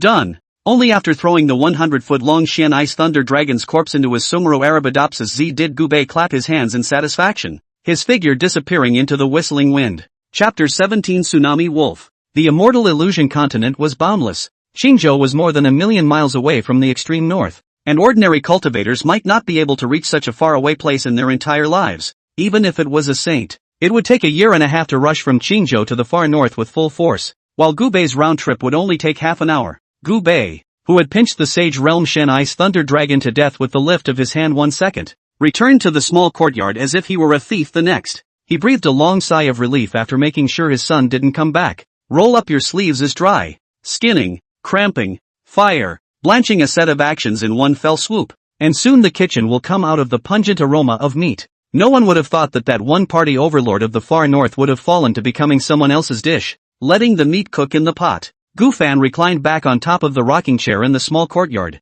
smelling the aroma of meat emanating from the kitchen, feeling the warm sunlight, and waiting for his son who was about to return from his cultivation. Gufan felt incomparably cozy at this moment, and then couldn't help but let out a long sigh. Ugh, if only it were better now if I could put my arm around the baby's mom. Thinking of that cold and absolutely beautiful face, he couldn't help but let out a long sigh. Sinner, I'll see where else you can escape to. 10,000 miles away from the Heavenly Wind Sect, 3 figures sped through the sky at an incomparably terrifying speed. Flying in the forefront was a demonic beast that was wrapped in black mist, unable to see its form, with only a pair of scarlet eyes emitting a palpitating light. And chasing after it in the rear were 2 cultivators with powerful auras emanating from their bodies. One was a square-faced man with a serious expression. The other was an old man wearing a Bagua Dao robe, and it was the latter who shouted the words just now. The demonic beast in the black mist spat out human words at the words and cursed in anger. Wasn't I just the one who swallowed a city? As much as to make you 2 saints personally deal with me?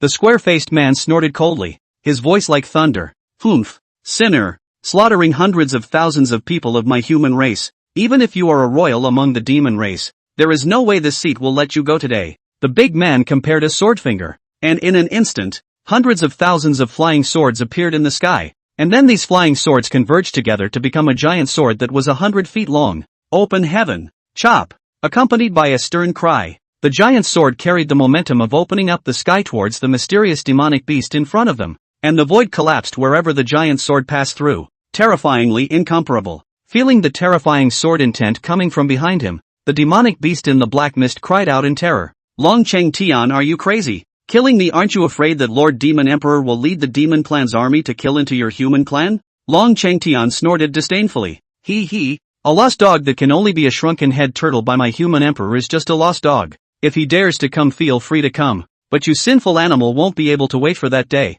As the words fell, accompanied by a mournful scream, the giant sword wrapped with the power of opening up the sky and earth directly chopped the black fog in front of it into 2 halves. Plop, plop, 2 muffled sounds. A body of snow-white demon wolf was split into 2 and fell to the ground. No longer alive. Long Cheng Tian and the Dao-robed old man landed in front of the corpse, making sure that it was truly dead before nodding. Long Cheng Tian said as he looked at the Dao-robed old man, "Fellow Daoist Wei, this Tsunami Moon Heavenly Wolf is the royal family amongst the demon clan. And this sinister obstacle also has the rare ability to cultivate to the half-saint realm, so it can be said that he is covered in treasures. I think we'll split this body equally." The Dao-robed old man naturally knew the preciousness of a half-saint realm Tsunami Moon Heavenly Wolf carcass, and at that moment, he did not hesitate to arch his hand at Long Cheng Tian. Since fellow Daoist Long is so generous, I won't excuse myself. Old Taoist. Today this love Lao Dao I remember. In the future there is what need to help you Long Dao you despite mentioning. Lao Dao I absolutely do not excuse. The two of them smiled heartily at the same time, each storing the remains of the tsunami moon wolf before leaving together. I don't know how long it took, but the ground, which was originally red with blood, suddenly rippled slightly, and a dog's paw struggled to reach out from the dirt. First one paw, followed by another, and it was only after another 10 minutes that a dirt-colored earth dog crawled out of the dirt completely. Looking at the direction where Long Chengtian and the Dao-robed old man had left earlier, the earth dog's eyes were filled with hatred as he spat out human words. If it wasn't for the fact that I had exerted my clan's life-preserving aptitude, I'm afraid that I would really have to fall into your hands today. I'll remember this revenge today. When I recover from my injuries I'll definitely eat all of your disciples and grandchildren. After finishing his hateful speech, the tsunami moon wolf, which had turned into the appearance of an earth dog, sniffed in the air, then its eyes lit up and looked greedily in the direction of the Manhwa sect. This time it used the tsunami moon wolf clan's life-preserving magic skill to fake death to deceive the two saints. But the price paid is also extremely large.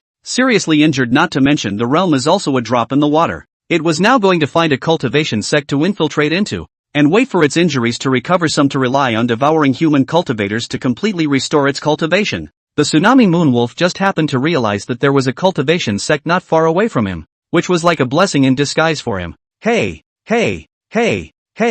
this is it. Coldly laughing twice, the tsunami moon wolf did not hesitate to vanish towards the Manhwa sect. Not long after, an extremely inconspicuous yellow figure sneaked into the mountain gate of Manhwa sect, and the two guarding disciples turned a blind eye to it as if they hadn't seen it. The tsunami moon wolf hidden in a bush looked at the cultivators coming and going in front of him, and his mouth almost watered with gluttony, but it didn't strike out rashly, although its strength was greatly reduced. With its sharp intuition it still found that there were two experts of the Void Dao realm in this clan. Placed before the Void Dao realm cultivator it did not put in its eyes at all, but for the realm of the Great Fall it was incomparably scornful. Ugh, what smells so good? Just as the saw lunar sky wolf was thinking about what to do next, it suddenly smelled a meaty scent that it was intoxicated by. Solve the stomach problem first, then think about how to recover from your injuries. Comforting itself, it soon followed the scent of flesh to a small courtyard. With a sweep of its divine sense, it discovered that a middle-aged man without any semblance of aura fluctuation was lying in the small courtyard, and that the smell of meat that he was so mesmerized by was emanating from the kitchen of the small courtyard. Humph, there are even mortals in this place. This is just right. This place is just right for me to heal. A trace of coldness flashed in the eyes of the tsunami sky wolf, which had already planned to eat this mortal first before using this place as a place for its own healing. Wait until night and then sneak out to devour the cultivators to recover from their injuries. With that thought, it pushed its nose against the unlocked door and walked in. Chapter 18, from now on, you'll be called Big Yellow. As soon as he entered the door, Tsunami Wolf saw that middle-aged man with a naive face lying on a rocking chair. Not knowing what he remembered was he giggling. Seeing the courtyard door being pushed open by a big yellow dog, Gubei wasn't surprised and instead hooked his finger at it teasingly. Zuzu, come here, Rhubarb. Humble human, how dare you treat the noble king like a dirt dog? This king will definitely chew up all the bones in your entire body later. Although he thought so in his heart. In order to prevent this mortal from discovering the abnormality and shouting to attract the experts of the Manhwa sect, he still obediently pretended to be a big yellow dog fart and walked to the side of Gubei, and affectionately rubbed against his leg. TSK, quite human. Gubei gently stroked the head of the big yellow dog, the corner of his mouth hooked up a meaningful smile. It was a pity that the tsunami moon wolf didn't see Gubei's wry smile. At the moment, it was preoccupied with how to eat the human in front of it. It's now. A fierce light violently erupted from the eyes of the tsunami moon wolf, about to open its large mouth and swallow this human. But at this very moment, Gubei suddenly got up and walked towards the kitchen that smelled like meat, muttering to himself as he did so. Seeing how skinny you are, you should have been hungry for a long time. It just so happens that there is meat stewing in the pot. I'll go and get a bone for you to eat. Humph, you think that will just save your life? But it's fine. This king will have some appetizers before he eats you. A human, giving himself a reason. The Saw lunar wolf got comfortable on the ground and waited for this human to serve him. Soon Gubei took a large bone and placed it in front of the tsunami moon wolf and said with a smile, "Come on Rhubarb, eat up, there's not enough left." Looking at this piece of bone in front of him that was shaved so much that a dog would shed tears just looking at it, the tsunami wolf's eyes literally flowed down with a drop of crystalline teardrops. You're testing the cadres with this? Enraged, it decided not to waste any more time and was about to swallow the stingy human in front of it in one gulp. No! Its movements suddenly gave a start, and its eyes looked straight at the bones underground. like a cat that had been scared and exploded, with its hairs all over its body standing on end. Just for a moment, it drifted into a trance and felt a creepy aura coming from the unassuming bone that gave it the creeps. It was as if it was not facing a piece of bone, but a demonic beast that was even more powerful than it. Impossible. It's absolutely impossible. The Wolf of the Whistling Moon looked at the bone in front of him in disbelief, unable to accept that he had been surprised by a piece of bone, although it was severely injured. But after all, its bloodline was powerful and it was the royal family among the demon race. Even if an ordinary demon beast of the half-saint realm stood in front of it right now, it couldn't make him feel oppressed, not to mention that it was just a piece of bone. I don't believe it. At that moment, the Tsunami Skywolf did not care about the injuries on his body and directly launched another natural skill of the Tsunami Skywolf clan, the Eye of the Skywolf. As long as it activates the Eye of the Skywolf, it can trace back the origin of this bone to know what kind of demonic beast the owner of the bone was before it was born, and what realm it has. The Tsunami Skywolf's eyes emitted an eerie green light, and in its line of sight the unremarkable bone in front of it gradually gave birth to flesh and blood, and then meridians and blood vessels, until it finally and completely transformed into a gigantic dragon with a length of 100 feet and a snow-white body. Moreover, the aura emanating from the giant dragon was incomparably terrifying, and the Wolf of the Whistling Moon could confirm that even in its heyday, it was no match. Xianai's Thunder Dragon. How could it be it? The Wolf of the Sailor Moon exclaimed in his heart, and the dragon in front of him shattered like a mirror and turned into a piece of unremarkable bone again. But the shock in his heart not only did not calm down, but became more and more intense. Surprisingly, it's a Xianai's Thunder Dragon, or a Xianai's Thunder Dragon that has reached the Saint Realm. A chill went straight from the soles of the Sayu Skywolf's feet to the back of its head, causing it to fall into an ice cave. Xianai's Thunder Dragon is a demonic beast whose bloodline is not inferior to that of its Tsunami Moonwolf in the slightest, and it is even more rare to be able to cultivate to the Sage Realm. Even if it was put into the demon domain, it was still a demon king sitting on one side, and at this moment, it was actually being stewed by someone. Wait, being stewed? At this moment it seemed to have finally thought of something, and its whole body violently trembled as if it had been electrocuted. It mechanically lifted its head to meet the sight of the human it considered a meal on a plate, its heart terrified to the point of no return. Where would a person who could kill a Saint Realm Cold Ice Thunder Dragon be any mortal? Definitely a human big brother whose cultivation had reached a point it could not imagine. At the moment, Gubei's naive smiling face fell back into its eyes also became incomparably horrifying and hideous, as if it would be stewed in the pot in the next second just like that unlucky Xianai's Thunder Dragon. Nima you a big man playing what pretending to be a pig to eat a tiger. Sure enough, humans are the most cunning creatures in this world. The Tsunami Moon Wolf wanted to cry without tears, and in its heart, it cursed Gubei for being a treacherous person, and at the same time, it was also incredibly glad that it hadn't made a rash move just now, or else I'm afraid that it would have become a corpse by now. Escape! Must escape from the clutches of this demon. Smelling the aroma of meat coming out of the kitchen from time to time, it always felt that there was a sharp knife on its neck, ready to dismantle it at any time. In the next second it turned into a yellow light and fled outside the small courtyard without hesitation. At that moment, it didn't care if it would be discovered by the other experts of the Manhwa sect, and gave all its strength, wishing to grow 4 more legs. The scenery keeps changing in front of me, and the howling wind is roaring in my ears. Already unable to remember how long he had fled, just when the Saw Lunar Wolf thought that it had finally escaped from that demon's clutches, it was as if time had turned back, and the scene in front of its eyes was also flying backwards, waiting for it to react to the time, shocked to find that he was back in the middle of the small courtyard. In front of the face is still that a smiling face cannot see the master style of the middle-aged man. Ow! With a mournful scream, the Saw Moon Wolf once again grabbed the door and went out. Its speed was even a few points faster than before, only that it didn't run out for a few steps before it despairingly realized that it was back in the middle of the small courtyard again, and so it went back and forth for I don't know how many times, until it was too tired to move on the ground, and only then did it accept the cruel fact that it couldn't escape from the clutches of the devil. Looking at the big yellow dog that was lying on the ground and kept spitting out its tongue,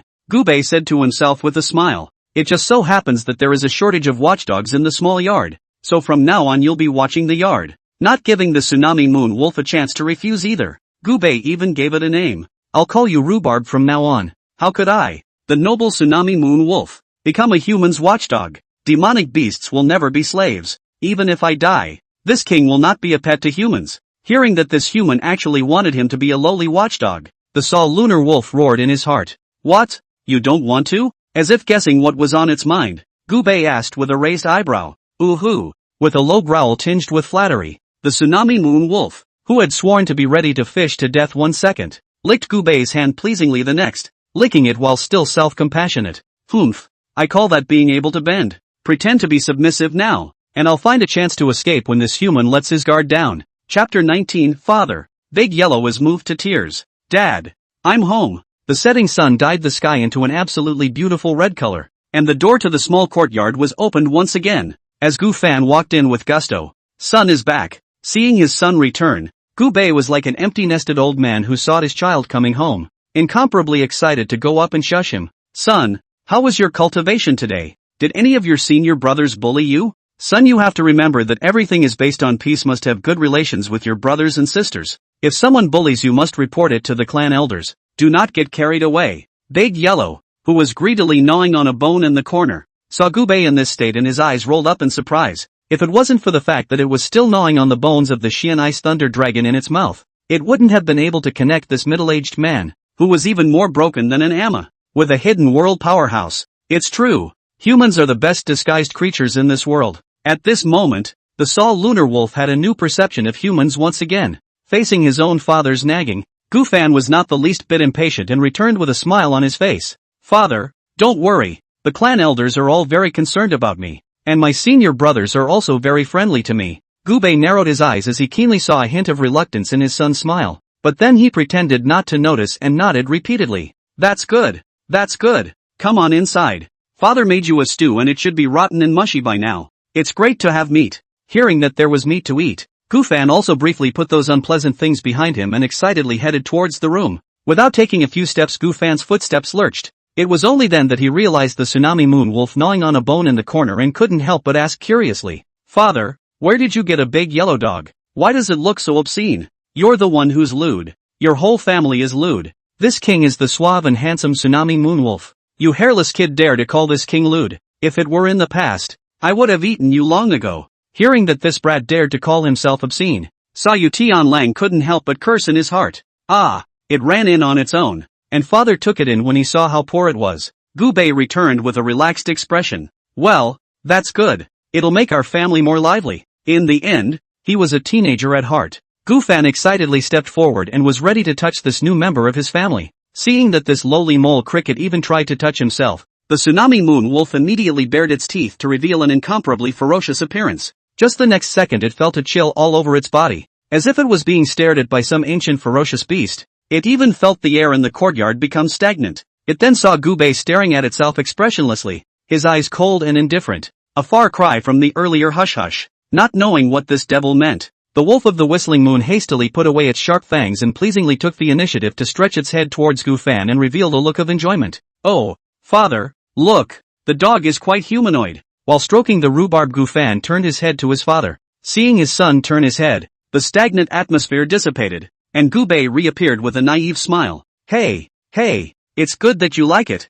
son. Well, it's getting late, so come inside and eat. Ugh, yes. After answering, Gu Fan reluctantly moved away from touching Rhubarb's hand to follow his father back into the house. Looking at the father and son who were feasting inside the house, and then looking at the bare bones in front of him, the wolf of the Saw Lunar Sky felt an aggravation that he had never felt before. It hauled demon domain in the royal family, now even fell to the point that can only gnaw bones. Although, this bone came from a demon king of the Saint realm. Father, Rhubarb is so skinny it looks like it's been starving for years. How can it be okay to just gnaw on bones? I'll go get it some more. Just as the tsunami sky wolf was tearlessly gnawing on a bone, he saw that hairless brat walking over with a steaming bowl. Its eyes immediately lit up in its heart. Boy, you're much kinder than that dad of yours. Only when Gu Fan placed the bowl in front of it, its expression instantly froze, and the light in its eyes dimmed anew.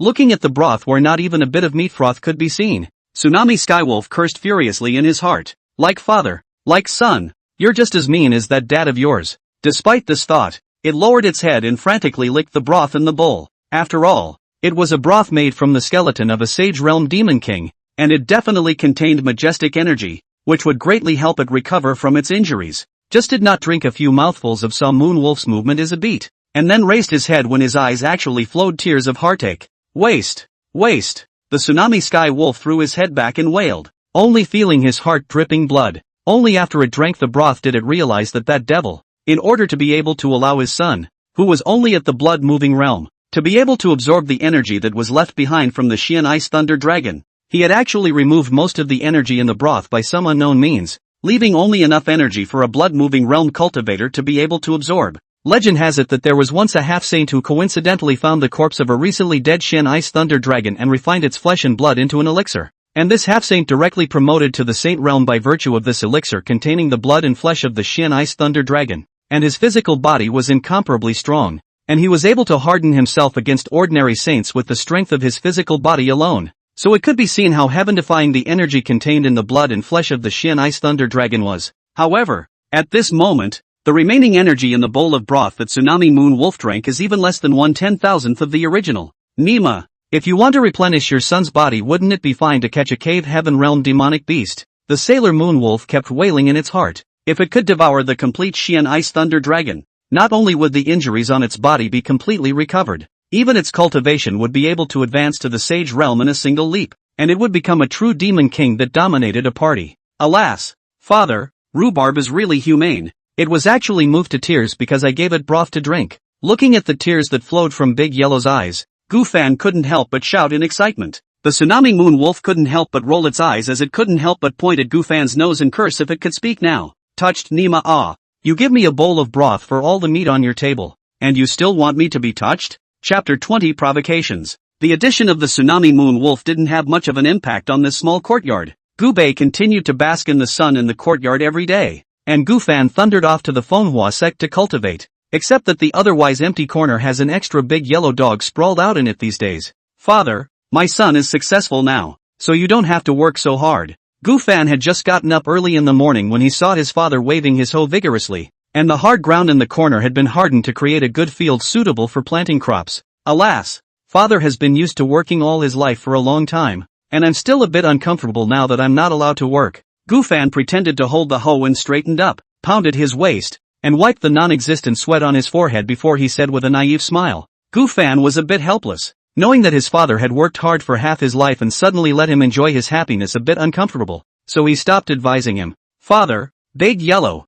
I'll go cultivate then. After saying hello to his father and the rhubarb slumped in the corner, he ran out of the small yard with gusto. Only the moment the door to the small courtyard was closed, the forced smile on Gufan's face suddenly disappeared, and it was as if his legs were tied to a lead drop. Every step he took was incredibly difficult. Gufan's front foot just left. Gubei's back foot will be in the hands of the hoe a throw. Do not know from where the rocking chair will be taken out beautiful to lie on a. Cannot help but breathe out a long breath. Self-centered emotion. Phew, it's hard enough pretending like this every day. Lying on the corner of the wall. Big Yellow early these days has long been accustomed to this disguise of his. Bumbling to run behind Gufan. Back legs propped up on the ground. Front legs skillfully on Gubei's shoulders began to give him a knock on the back. Master. The young master is preoccupied. Is he being bullied outside? Shall I go and help the young master take out his anger? After this month's time together, the whistling Moon Tian Wolf had completely recognized the reality of being a big yellow dog that looked after the house. It's not that it doesn't want to escape, but after this month's time together, it realized that not only did it not figure out the strength of the human in front of it, but it felt even more unfathomable. Previously, it felt that it could escape under this human's hand in its heyday, and then it felt that the other party could crush itself with a single slap. By now, it was in a trance that this unassuming human only needed a single look to annihilate the soul of itself in its heyday. Just thinking about this, the Tsunami Moon Wolf felt icy cold through his body, and his two front paws knocked even harder. Gubei, who was lying on a rocking chair and basking in the sun, stretched lazily before calmly returning. No need. Fanner is old enough that some things need to be resolved by him. After all, flowers in a greenhouse don't grow up. He then pointed to his right shoulder and continued. It may be that this side is a bit uncomfortable due to the planting just now. Big Yellow, you knock this side more. Okay, master. Yo, isn't this Gufan so diligent, coming to cultivate early in the morning? Gufan had just walked to the square that the Manhwa Sect had dedicated to the inner disciples' cultivation when he was stopped by the same three people wearing the costumes of the inner disciples of the Manhwa Sect. Looking at the impish smiles on the faces of the three people in front of him, Gufan's face was ugly. Because of the 2 cups of Enlightenment tea sent by Gubei, it caused Tianfeng Zi and Yu Yuanchang, who had brought Gufan back, to go into seclusion in a hurry and directly leave Gufan out to dry. This caused all the inner disciples of the Heavenly Wind Sect to know that Gufan had become an inner disciple through connections. They had all worked hard to participate in the examination before finally entering the inner sect, while Gufan had become an inner sect disciple just like them without doing anything, which made all of them resentful in their hearts. At first, The crowd was afraid of the power behind Gu Fan and didn't dare to mess with it. But after a few days of getting along, the crowd realized that he didn't seem to have much of a background. An elder Yu didn't bother with him after he brought him in at first. Without a background, the crowd had no scruples, and a group of inner disciples began to isolate Gu Fan, and some even stood out to deliberately target him. The three people in front of Gu Fan at this moment were undoubtedly the latter. Get out of the way. Gu Fan had come here to cultivate hard in order to give his father a better life in the future,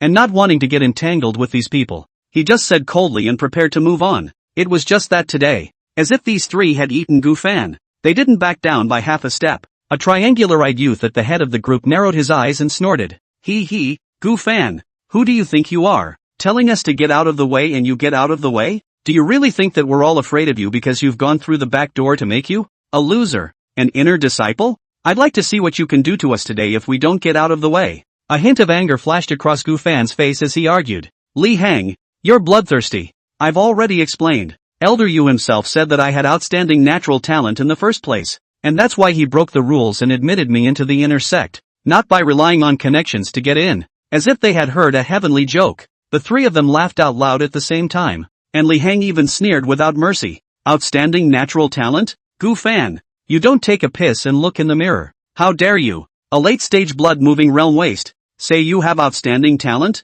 Gu Fan blushed, wanting to argue but not knowing what to say, because in his perception, he was still that inconspicuous outer disciple of the Qingyang sect, not knowing anything about his awakening of the supreme bone. Today I'd like to learn the strength of you, a genius who can make the sect break the rules. A flash of cold light flashed through Li Hang's triangular eyes, and without giving Gu Fan a chance to react, his fingers pinched a sword trick, and a cold light flashed, and a palm-sized flying sword stabbed towards Gu Fan's shoulder. Although Li Hang is not aiming at Gu Fan's vital position, but this sword stabbed Gu Fan is afraid to have to recuperate in bed for 10 days and half a month. Almost in the blink of an eye, the flying sword had already arrived in front of Gu Fan. Feeling the strong wind that came to his face, Gu Fan couldn't think too much about it and dodged the sword narrowly and dangerously on one side of his body. You sneak attack. Even with Gu Fan's good temperament, he was burning with rage at this moment. His feet stomped on the ground, directly erupting with a strength that shouldn't belong to the late stage of the blood-moving realm. Before the sardonic smile at the corner of Li Hang's mouth disappeared, he felt his eyes splash, and then his entire body flew out like a kite with a broken string. How can? Looking at Li Hang, who landed heavily on the ground. Everyone in the square at the moment had this thought at the same time. Li Hang was an early-stage spirit transformation realm cultivator, so how could he be killed by a blood-moving realm cultivator with a single punch? Just what they didn't know was that Gu Fan, who possessed the supreme bone, already had a perverted physical strength, and had previously eaten the blood and flesh of the deluded Shin Ice Thunder Dragon, and at this moment, his physical strength had long since been comparable to that of a late-stage spirit transformation realm practitioner. So naturally, it wasn't something that could be compared to that of Li Hang. What are you still fuming about? Give it to me. Li Hang, who had collapsed on the ground, took a long time to regain his breath and growled angrily at his two companions who were standing in a daze. Chapter 21. Kid, you seek death. It was then that the other two reacted, and they were ready to use their own skills on Gu Fan. Just before the two mobilized their internal aura, they felt a flash in front of their eyes, and then they flew out with the same fate as Li Hang. Hiss. That was fast. The square was filled with the sound of cold air being sucked in. Gu Fan's speed had exceeded the crowd's imagination. I'll give 20 lower-grade spirit stones to whoever can defeat this kid. Li Hang was also shocked when he saw that his two little brothers were also instantly seconded, but thinking of the orders of the eldest senior brother. At that moment, he shouted out with a cruel heart. Upon hearing that there were 20 spirit stones, the eyes of the people present instantly lit up, and their scorn for Gu Fan dissipated. Kid, I think you've eaten bear's heart and leopard's guts. How dare you make a move against a fellow disciple? Don't you know that my Manhwa sect's rules strictly prohibit fellow disciples from fighting each other? A group of people unsuspectingly surrounded Gu Fan, and someone said with a gloomy face. Gu Fan clenched his fists. His face flushed red as he retorted angrily. He started it. I was just forced to fight back. We clearly saw that it was you who sneak attacked senior brotherly first. Could so many of us be mistaken? Today, we will take you down and hand you over to the law enforcement hall for disposal. Seeing so many people slandering themselves together, Gu Fan's eyes instantly filled with blood, like a wounded lone wolf. Fine. Since you guys have joined forces to wrongfully accuse me, I'll fight you to the end today. After saying that, Gu Fan took a step towards one of the people who were screaming the loudest one and rushed towards him. Don't be afraid. Everyone, together, someone shouted out, and the crowd similarly rushed towards Gu Fan. At once, the large square was in chaos. Master, isn't it too much for these people to bully the young lord so much? Should I go and help those rabbits eat all of them? In the middle of the small courtyard, Big Yellow didn't dare to stop knocking on Gubei's shoulder for a moment, but his eyes exuded the ferocious light unique to wild beasts. It said this because it wanted to use this opportunity to devour these cultivators to recover from its injuries. And secondly, it did want to take revenge on Gufan. After these few days together, it was very satisfied with this kid's service to himself, and looked at Gufan much more smoothly. Now that he saw Gufan being bullied by so many people, the anger in his heart couldn't stop rising. Just compared to Big Yellow's anger, Gubei, the father, was instead calm, with a look of unconcern. Seeing this, Big Yellow couldn't help but ask curiously, Master, aren't you angry that your son is being bullied like this? Oh, it's natural to be angry, but it's something he's bound to go through on his way to growing up. If he can't solve this little matter by himself, who will be able to help him in the future when he steps into the blood-soaked cultivation world? Seeing what his son was going through at the moment, Gubei couldn't help but think of his own wrongful pursuit by a dozen sects back then. At that time, he was really killed in the sky, no way into the ground, and finally he was forced to promote half-saint in the desperate situation, this only to escape from death, and directly destroyed those clans in the quelling of this pursuit. In fact, Gubei had long predicted that Gufan would be targeted for joining the Manhwa sect. After all, one does not suffer from scarcity, but from unevenness. This was also the reason why he had taken out the Enlightenment tea when Tianfengzi and Yu Yuanqing came in the first place. It was to sidetrack these two. Son, this is the second lesson that father has taught you. In the cruel cultivation world, weakness is the original sin. If you don't want to be bullied, then you must make yourself incredibly strong.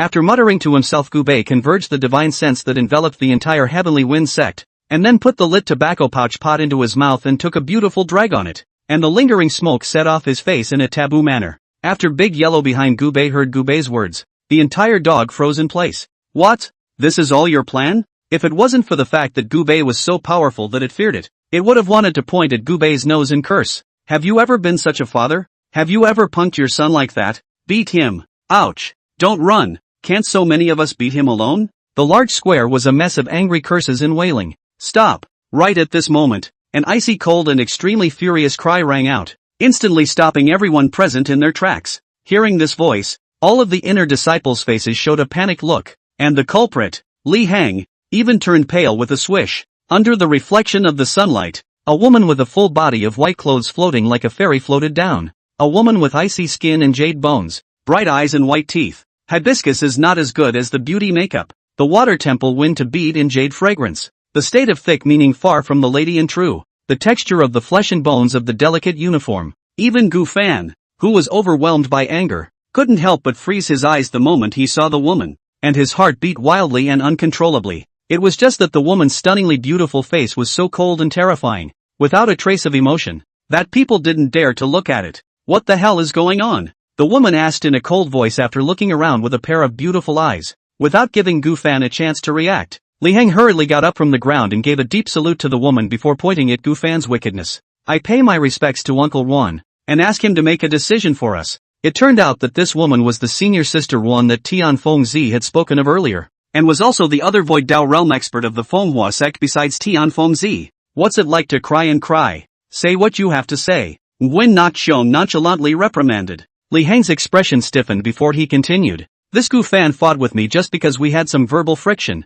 and the other senior brothers were knocked to the ground by him even when they came forward to dissuade him. This kind of person who treats the sect's rules like nothing should be handed over to the law enforcement hall for disposal. Yes, please also ask Uncle Ruan to make a decision. The others also chimed in, looking as if Gufan was guilty as hell. You guys are talking nonsense. It was obviously Li Hang who sneaked up on me first. Well, I'll make up my own mind about what happened. Without giving Gufan a chance to retort, Ruan Yuqiang directly interrupted him. In fact, she had long known that senior brother Yu had broken the rules to bring back a disciple, which had attracted a lot of resentment these days. Looking at the flickering gazes of these disciples, she instantly guessed the general idea, and her already cold face instantly became even more bitter. A dozen of you can't even beat one person, and you have the nerve to cry in front of me? I don't care who's right or who's wrong. No one can escape from a mass brawl within the gate. All of you present go to the law enforcement hall to receive 20 lashes each. When these words came out, the faces of everyone present swished and turned pale. The law enforcement hall's whip is not unusual. 20 lashes can make them shed layers of skin. But no one dared to refute this iceberg beauty, and could only respond with a grimace as one left, looking at Gu Fan, who was standing still. Ruan Yuqiang coldly asked, "What? You're not convinced of my judgment?" An invisible pressure came over him, and Gu Fan hastily shook his head. "Senior uncle is iron-faced and selfless. Senior nephew is convinced." After saying that he didn't dare to look at Uncle Ruan again and dragged his injured body towards the direction where the law enforcement hall was located. Looking at Gu Fan's back as he left, Ruan Yuqiang was expressionless on the surface, but inwardly, she did set off huge waves. A mere late-stage blood-moving realm brat was able to beat more than a dozen cave heaven realm and also spirit transformation realm inner disciples. What kind of freak was this? If it wasn't for the fact that senior brother Yu was still in seclusion, she really wanted to go and ask him where on earth he had found such a monster. Chapter 22, Threatening Gu Fan with his father. Wastes. It's all a bunch of crap. So many of you were unexpectedly beaten by a blood-moving realm waste.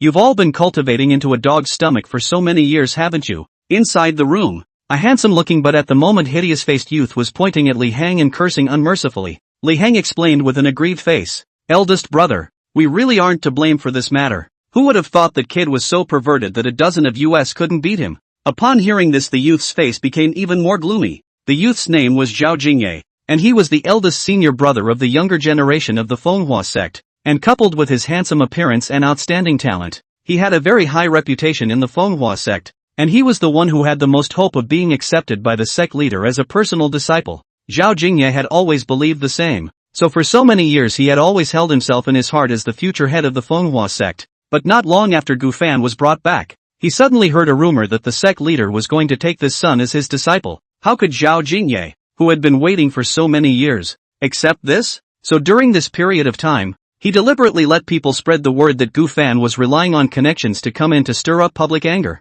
and arranged for Li Hang and others to target Gu Fan at every turn. This time, it was even more straightforward to let Li Hang directly take a shot at Gu Fan, just to explore Gu Fan's bottom line. It didn't matter if he tried this. The result caused Zhao Jingye to have a moment of trepidation. A mere blood-moving realm was able to confront a dozen inner sect disciples head-on. If he was allowed to cultivate to a higher realm, where in the entire Manhwa sect would he still have a foothold in Zhao Jingye? "Eldest brother, what do we do now?" Li Hang asked with an indignant face, clearly harboring a grudge about being beaten up today. A hint of killing intent suddenly flashed across Zhao Jingye's grim face as he said coldly, "This son absolutely cannot be kept." The moment these words came out, Li Hang's expression just changed. He had only wanted Zhao Jingye to make a move to teach Gu Fan a lesson, but he didn't have the slightest idea of laying a deadly hand on Gu Fan. After all, the clan can turn a blind eye to ordinary brawls between fellow disciples, but if he is really found by the clan to have killed a fellow disciple, the clan will not let him go all the same. Big,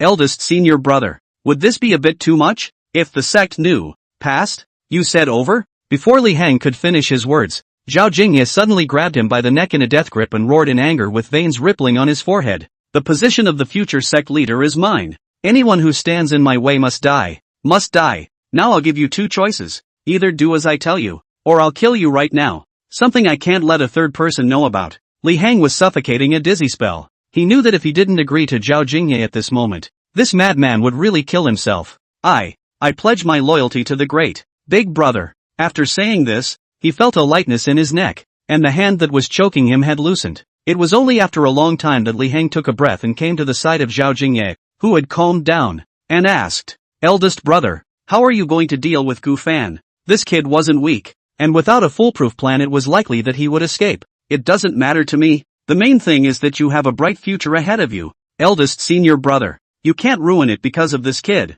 Zhao Jingye's handsome face had a wicked smile on it, and if Li Hang hadn't seen it with his own eyes just now, he would have been completely unable to connect the eldest senior brother in front of him with the hideous and furious madman just now. Zhao Jingye clearly already had an idea and spoke calmly. "Didn't he bring that punk of a father of his to the sect? And I heard that this Gu Fan is very filial to this father." As he said this, the corners of his mouth grinned, revealing a smile that made Li Hang shudder. "A hallowed cultivator doesn't even know how to cut off mortal dust. Then don't blame this eunuch for teaching him a lesson.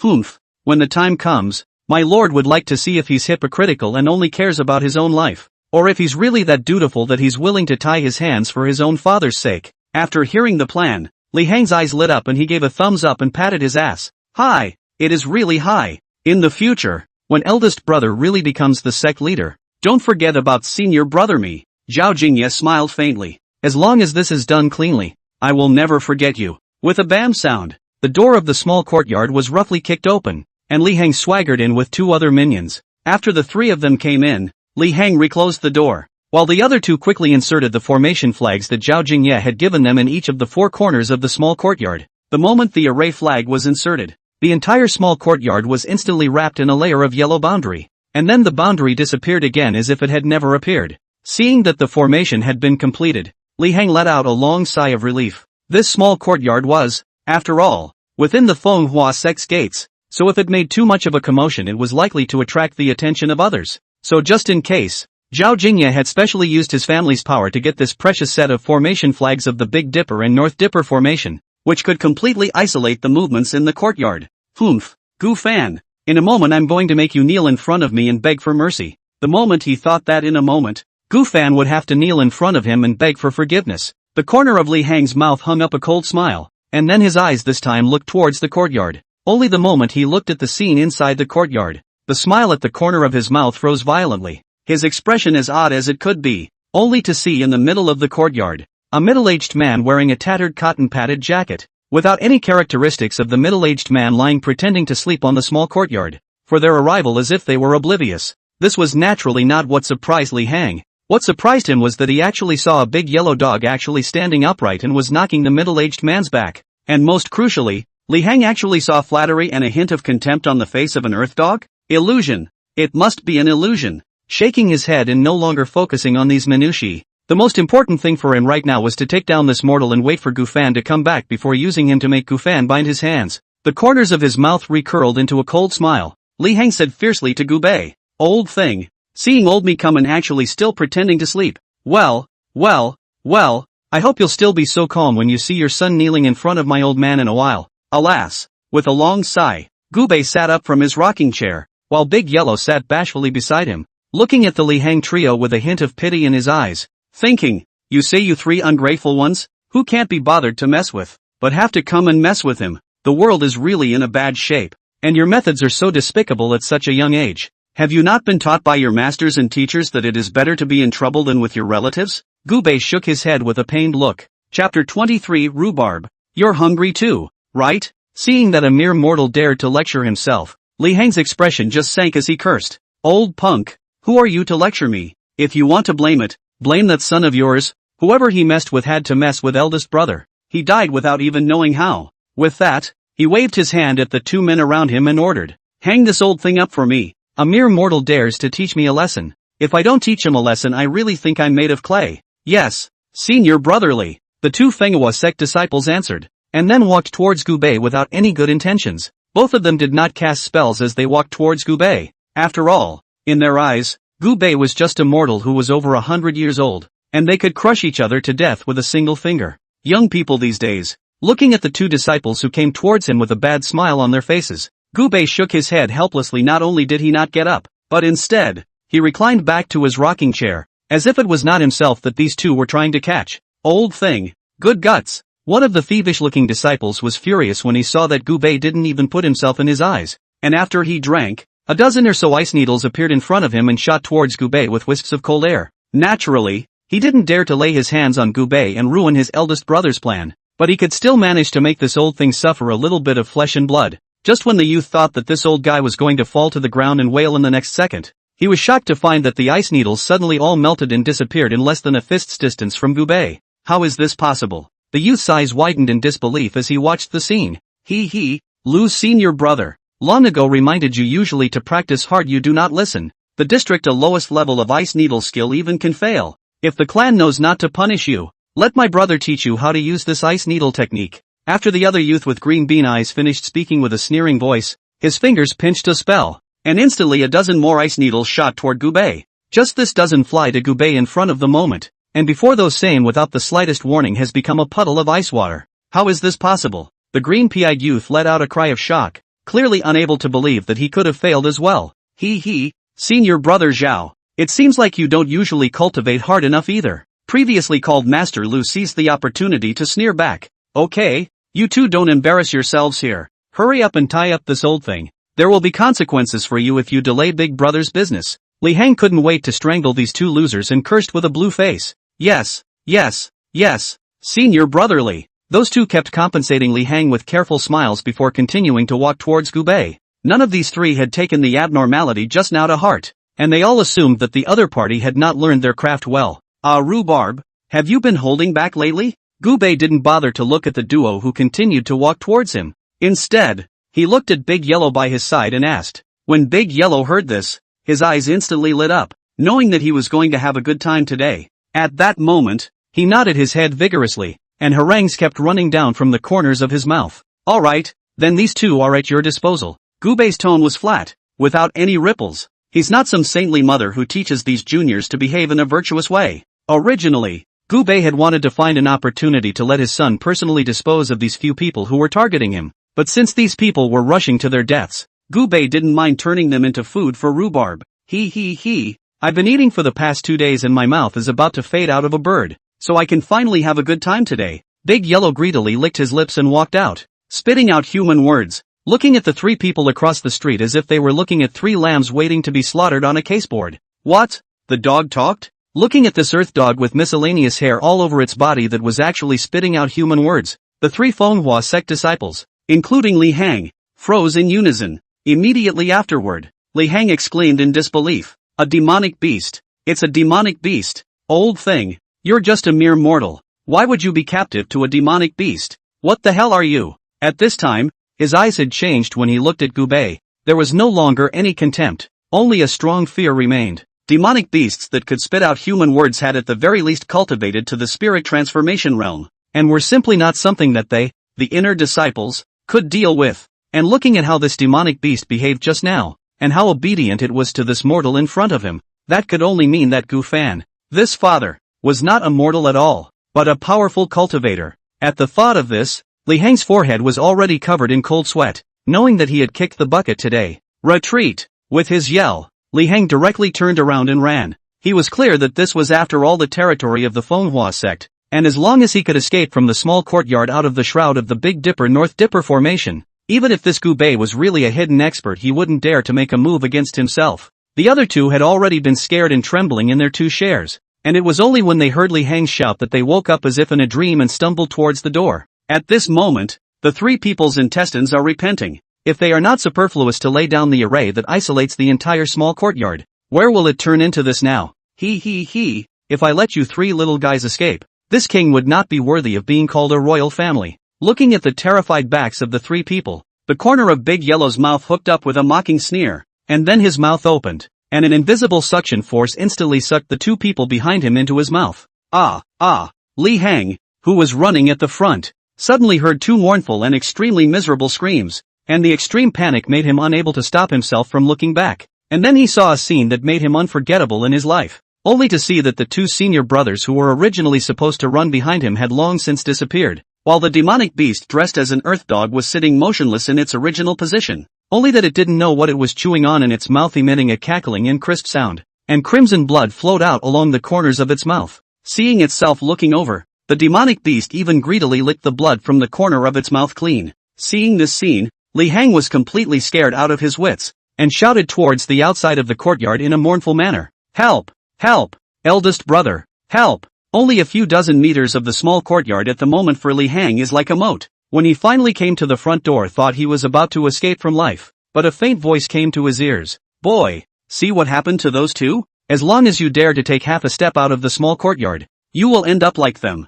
Chapter 24. What the hell are you? This voice is calm, does not carry half of the killing intent, but in Li Hang's ears is as if from the nine hells out. It was clear that the door was right in front of him, and if he opened it he would have his life back. However, Li Hang had an intuition that as long as his hand dared to touch the door handle of the small courtyard, that coy-looking old guy would really not hesitate to let that demonic beast eat him. In the end, after some celestial battle, Li Hang still didn't have the courage to reach out his hand and open the gate, but slowly turned his body, and with a plop, he knelt down to Gu Bei. Elder, spare my life. It's me who has no eyes. It's me who doesn't know what's good for me. Please spare my life, senior. Li Hang cowed out frantically while slapping himself non-stop, trying to be able to get Gu Bei to open his eyes. Gu Bei is still the same look of a crop farmer, not slow to take out the tobacco pot, beautifully smoke on a mouthful, and only then slowly opened his mouth. Want me to spare your life too? Upon hearing this, Li Hang's eyes instantly lit up, and just when he thought he was going to escape today, Gu Bei's next sentence sent him back to hell.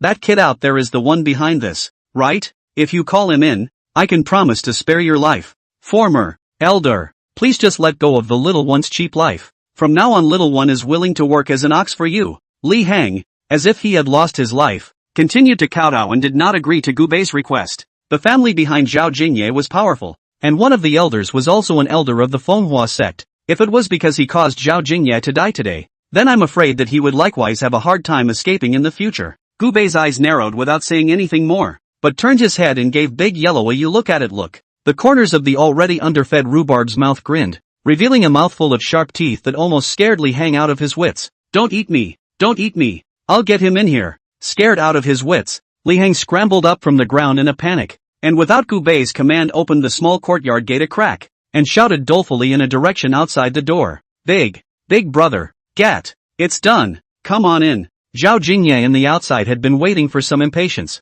and now saw Li Hang who poked his head out pale and soulful look, thought he was scared, and immediately was furious, couldn't help but curse in a low voice. You piece of, asking you to tie up a mortal isn't asking you to kill someone, just this little thing scares you like this. Zhao Jingye cursed and walked towards the small courtyard, not the least bit wary because of the abnormality displayed by Li Hang. After all, in his mind it was just dealing with a useless mortal, it would be a hell of a thing to go wrong. With a creak, the door to the small courtyard was reclosed, and Zhao Jingye, who had walked into the small courtyard, had a cold smile on the corner of his mouth as he thought in his heart, Humph, Gu Fan, don't blame me for being ruthless, you can only be blamed for not knowing how to keep a low profile. Zhao Jingye stood still before examining the entire small courtyard with a condescending gaze, only for him to see that Gu Fan's waste of a father did not have the appearance of being tied up, but instead had a calm face lying on a rocking chair. His brows frowned at once. His expression became gloomy as he turned his head again to question Li Hang, but he was shocked to find that this punk had already knelt on the ground without knowing when,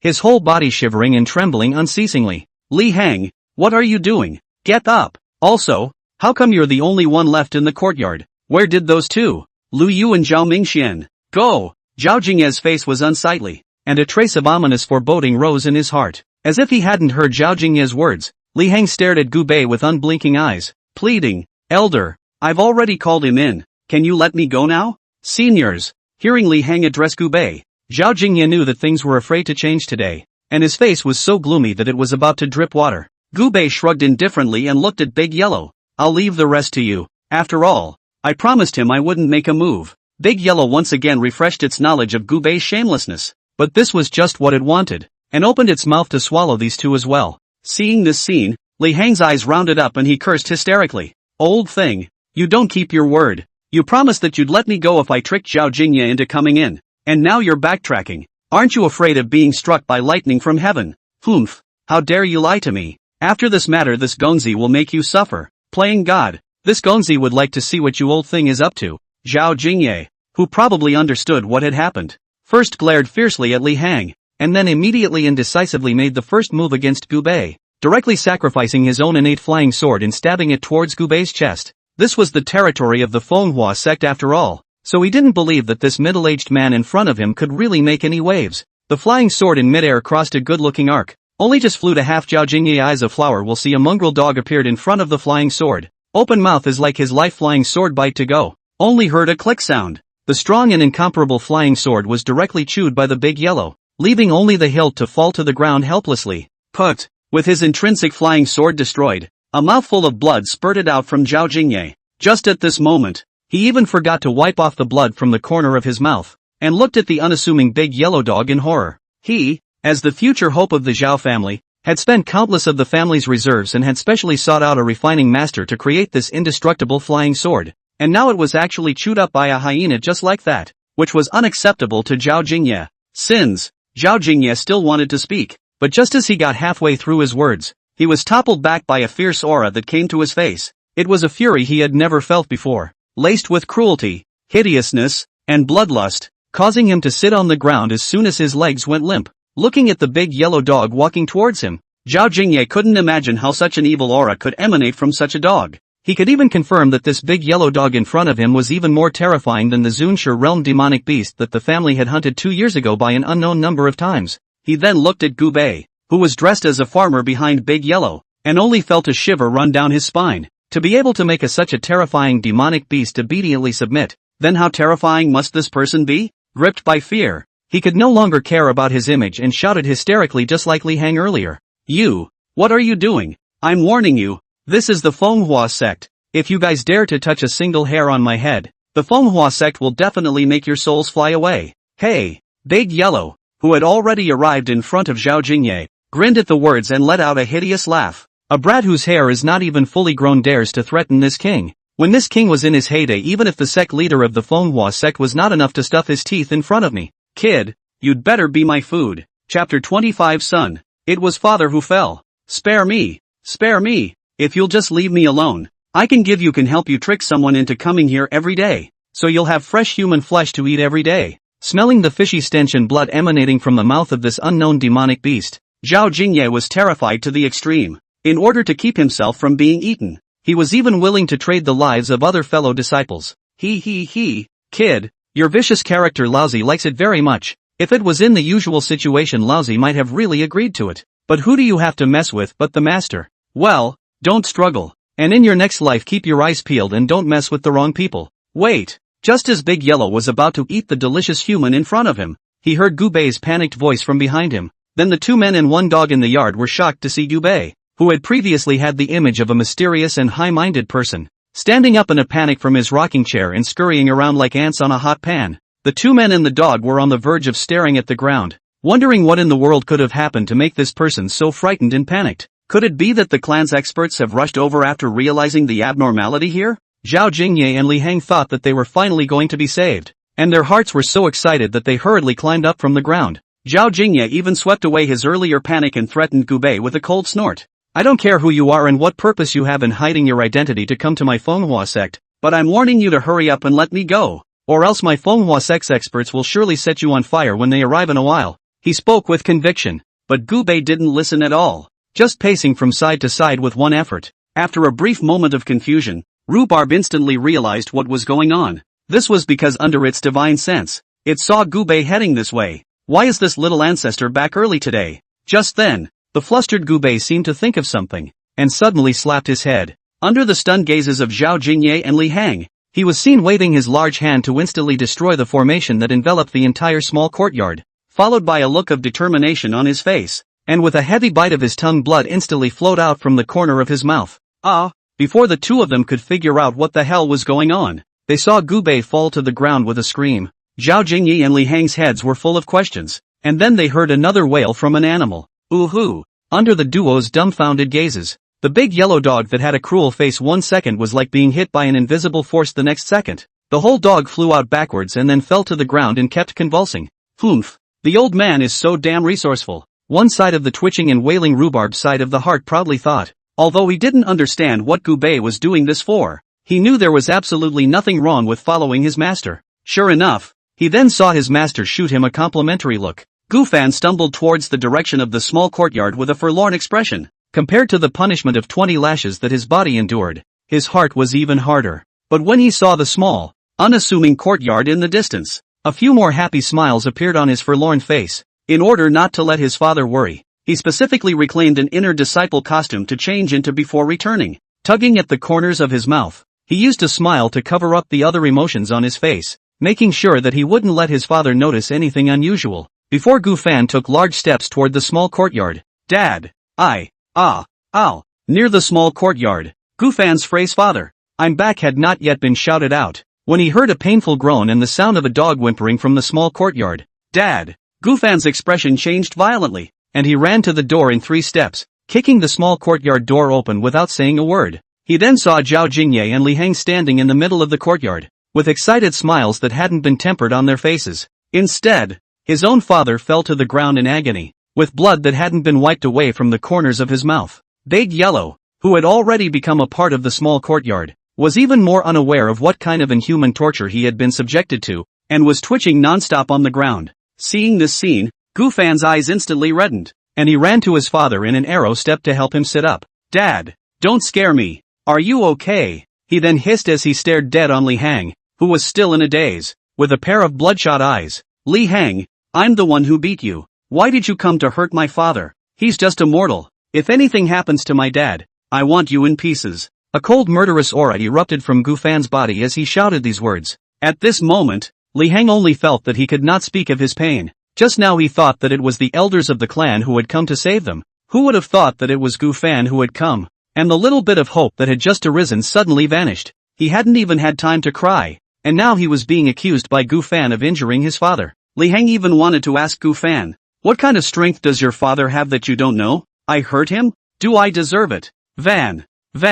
As if Gu Bei had just taken a breath, he called out to Gu Fan in a weak voice, "Dad, are you okay?" Seeing his father speak, Gu Fan was slightly relieved and his face eased a bit. Gu Bei, on the other hand, once again revealed his signature coy expression and forced out a smile. "Son, father is fine. Father fell on his own. It has nothing to do with the two young immortals. Don't you give them a hard time. Let them go." Where Gu Fan did not know his father's character of breaking his teeth and swallowing them in his stomach, he said angrily, "Father, why do you speak for them when they have done this to you? Being tolerant will only make them worse." Father and son's conversation heard Zhao Jingye and Li Heng speechless. Said, "What do you mean your father to help us speak? Originally as your father himself fell to the ground, okay?" The door to the courtyard was now wide open, but the two of them could clearly feel the still twitching dog looking their way, intentionally or unintentionally, as if warning them that if they dared to make a move, they would end up in pieces. "Son, they really didn't touch me. They were just paying lip service. What with you blocking someone's path to becoming a disciple of the sect of the master, and having to use me, an old and undead man, to get you to tie your hands? That can't be true. It's all just a joke. It's better to do more than less. And besides, isn't father alright? Let them go." Gu Bei looked like a good old man persuading his son, but the words he said were so that the other two people and a dog in the yard how to listen to how to feel not like persuasion, but rather in the arch fire. Chapter 26, Anyone who hurts my father must die. After listening to his father's account, Gu Fan understood all of it, and his original angry expression suddenly became icy cold, chillingly cold. "I finally understand why I'm always being targeted these days. It turns out that it's because it's affecting your future, eldest brother. I don't know why you feel that I will block you from becoming a sect leader disciple, but I don't blame you for sending people to target me. After all, weakness is the original sin is an unchanging truth for all time." Lying in his son's arms, Gu Bei's eyes just lit up when he heard his son say this. A sense of pride came to life, once again feeling that his son really understands things, and has not let down his own good intentions over the years. But, Gu Fan's voice suddenly drew up, and his icy face was covered with a fury he had never seen before. "But my father is just a mortal, and you are trying to deal with him. Are you still human?" Zhao Jingye opened his mouth to retort, but he didn't know what to say. He always felt that something was wrong. Although what had happened was indeed as Gu Bei had described, it had somehow changed from his mouth, so he couldn't help but argue. "That's right. I wanted to use your father to threaten you. Who asked you to show such a heaven-defying qualification for a blood-moving realm table in the district? The wood show in the forest will be destroyed by the wind. But I didn't know that your father was actually a powerful cultivator. Not only did we fail to win, but two of our senior brothers were eaten by that demonic beast. Although we were at fault first, this matter is considered to be offset today." Powerful practitioners? Demonic beasts? For the first time, Gu Fan felt that a person was so shameless that he could talk nonsense with his eyes open without blushing a little, and he couldn't help but laugh in anger. "Ha ha ha, Zhao Jingye, you are really shameless. You dare to say anything in order to make excuses for yourself. You say my father is a powerful cultivator? You say that big yellow dog is a demonic beast? Fine. Then tell me what happened to the injuries on my father's body. Is it hard to believe that he injured himself and pretended to show me?" Gu Fan was now pointing at his father, who had a terrified face, and then pointed at Big Yellow, who was still performing convulsions with great effort on the side, and asked in a stern voice, "He's faking it in the first place." Zhao Jingye thought furiously, just after he saw this man and a dog miserable appearance for a moment in a little bit of a trance, and even doubt that everything earlier was not a hallucination. Right, son, this little immortal is right. I'm a powerful cultivator. Big Yellow is a cruel demonic beast. What happened today was all my own doing. None of them had anything to do with it. It's better to have more than one thing to do, so just let them go. Gu Bei's pale face barely managed to squeeze out a smile, and his humble appearance was heartbreaking to look at. Ow. Seeing that the master was working so hard, the rhubarb not far away was also not willing to show weakness, while twitching his mouth while emitting painful whimpering sounds. Asterisk. Watching this man and dog's performance, Zhao Jingyi and Li Heng only felt like 10,000 grass nymphs were running through their hearts. They couldn't understand even if they thought about it. This man and dog were obviously incomparably terrifying in strength, so why did they pretend to be so pitiful? Gu Bei's words were fine if he didn't say them, but once he said them, it made Gu Fan Who was his son? Even angrier and more self-condemning, Gu Fan cultivated hard just to let his father live a happy life. And now not only did his wish not come true, but he caused his father to be seriously injured because of himself. If he had come back any later, there was no telling what kind of inhuman treatment his father would have suffered. Placing his father carefully on the ground, Gu Fan slowly stood up, his expression once again becoming cold as frost. Moving me is fine, but moving my family I will never forgive. Today, neither of you two will leave this courtyard. Zhao Jingye's teeth itched with anger. If there was only one Gu Fan he wouldn't even put it in his eyes. What he was afraid of was the man and dog behind Gu Fan. If he wasn't afraid of them, how could he have dawdled with Gu Fan for so long here?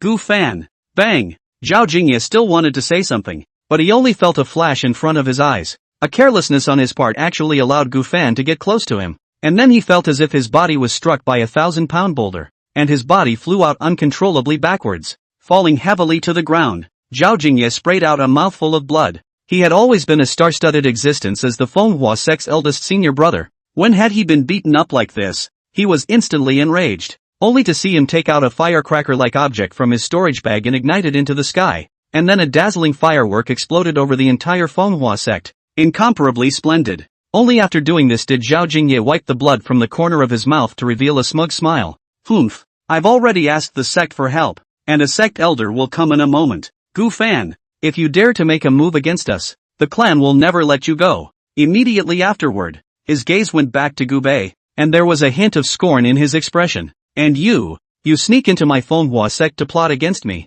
and now you still put on this pathetic look. In a moment my Manhwa Sect's bunch of experts will come and make you hide. I'll see how you can still pretend at that time. After saying these words Zhao Jingye only felt refreshed, giving vent to the depression and fear in his heart earlier. It was just that Gu Fan was not flustered by this, and just continued walking towards Zhao Jingye with an expressionless face. No matter who comes today, they won't be able to save you. Gu Fan, how dare you? Do you really think that Manhwa Sect is your home? Seeing that eldest brother had already signaled, Li Hang was also instantly emboldened and foxed Gu Fan. And you deserve to talk to me like that? In an instant, Gu Fan exuded a never-before-seen aura of superiority, frightening Zhao Jingye and Li Hang just a little bit. Then before Li Hang could make a move, Gu Fan had already arrived in front of him with a flash, only to hear a click. Under Li Hang's unbelieving gaze, his neck was broken alive by Gu Fan, as if throwing the dead Li Hang aside like a piece of trash. Gu Fan continued to walk towards Zhao Jingye expressionlessly, his voice icy cold.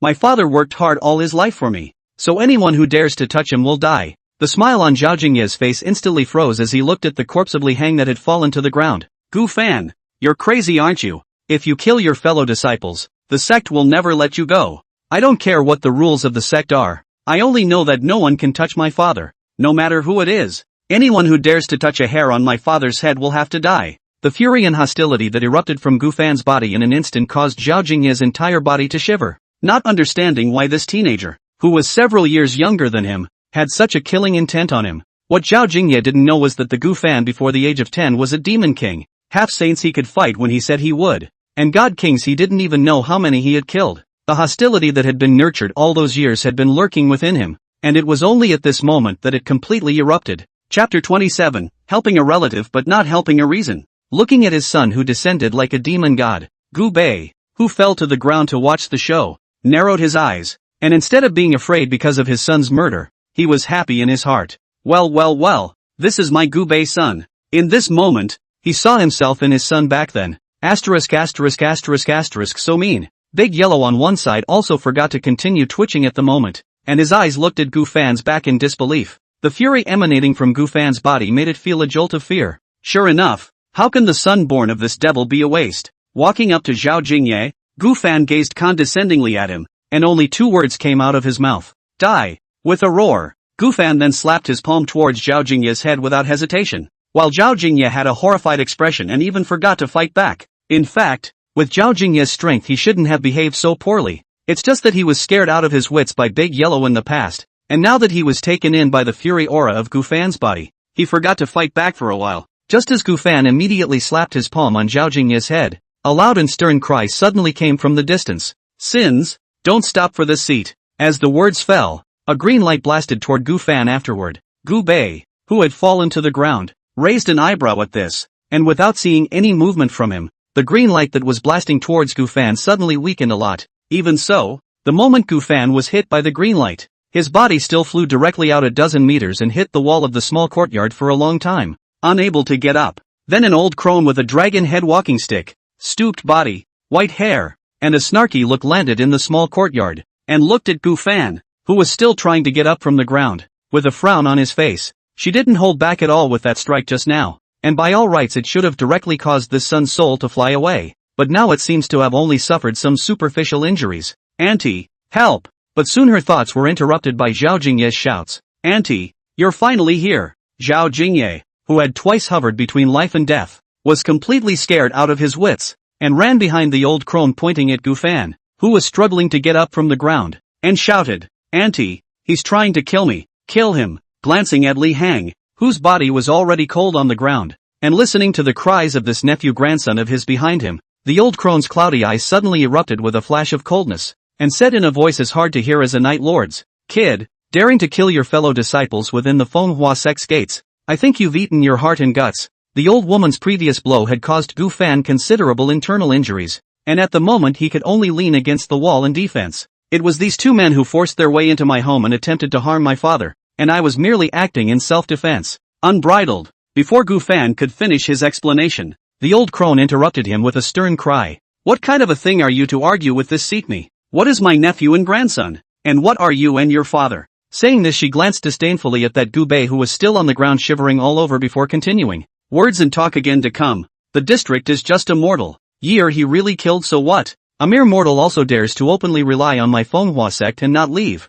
Such a shameless parasite is just right to kill. You fart. Hearing these words from the old crone, Gu Fan could no longer care about the respect of elders and children and angrily cursed. How could he not know by now that this elder Zhao was helping her relatives and not helping her? Not even asking the original reason, just wanting to help her nephew and grandson to take revenge. Seeing that a mere junior dared to speak out against herself, the crone's already gloomy face became even more gloomy, and the dragon head cane in her hand was a heavy stomp against the ground. Sinner, dare to disrespect this seat. I think you're looking for death. The sharp and mean voice spread throughout the small courtyard. The ground of the small courtyard cracked inch by inch, and an invisible force attacked towards Gu Fan. Master, this old undead is clearly bullying people. Let me swallow it for him. The big yellow has long been the crone, angry body trembling. If not, Gu Bei is still sitting in a fishing boat. It cannot wait to boil this old undead adult oil, light heavenly lanterns. Seeing that his son was about to die, Gu Bei did not panic at all, and returned unhurriedly. There's no hurry. This old thing has to die, but not now. The most important thing right now is that we can't let Fanner discover our abnormality. Your son is dying and you're not in a hurry? Looking at the invisible chi energy that was about to blast on Gu Fan, Big Yellow couldn't care less about Gu Bei's terror and said anxiously, What are you afraid of? Isn't that someone coming? Senior sister Zhao, show mercy. As soon as Gu Bei's words fell, a crisp voice came from the distant sky. Upon hearing this voice, the old crone's eyes just glazed over, and a flash of cold light erupted from her eyes. She acted as if she hadn't heard it, and her dragon head cane was pointed at Gu Fan. Sinner, this seed is going to get rid of you. The black sheep, for the sect today. Ow! With a dragon's roar, a huge scaly dragon flew out of the dragon's head cane and rushed toward Gu Fan with its bloody mouth open. Humph! The crisp voice in the sky snorted coldly, followed by a light green barrier in front of Gu Fan. Bang bang! With two muffled sounds, the shattered ground and the auger dragon hit the barrier at the same time and finally disappeared, while the barrier remained intact in front of Gu Fan.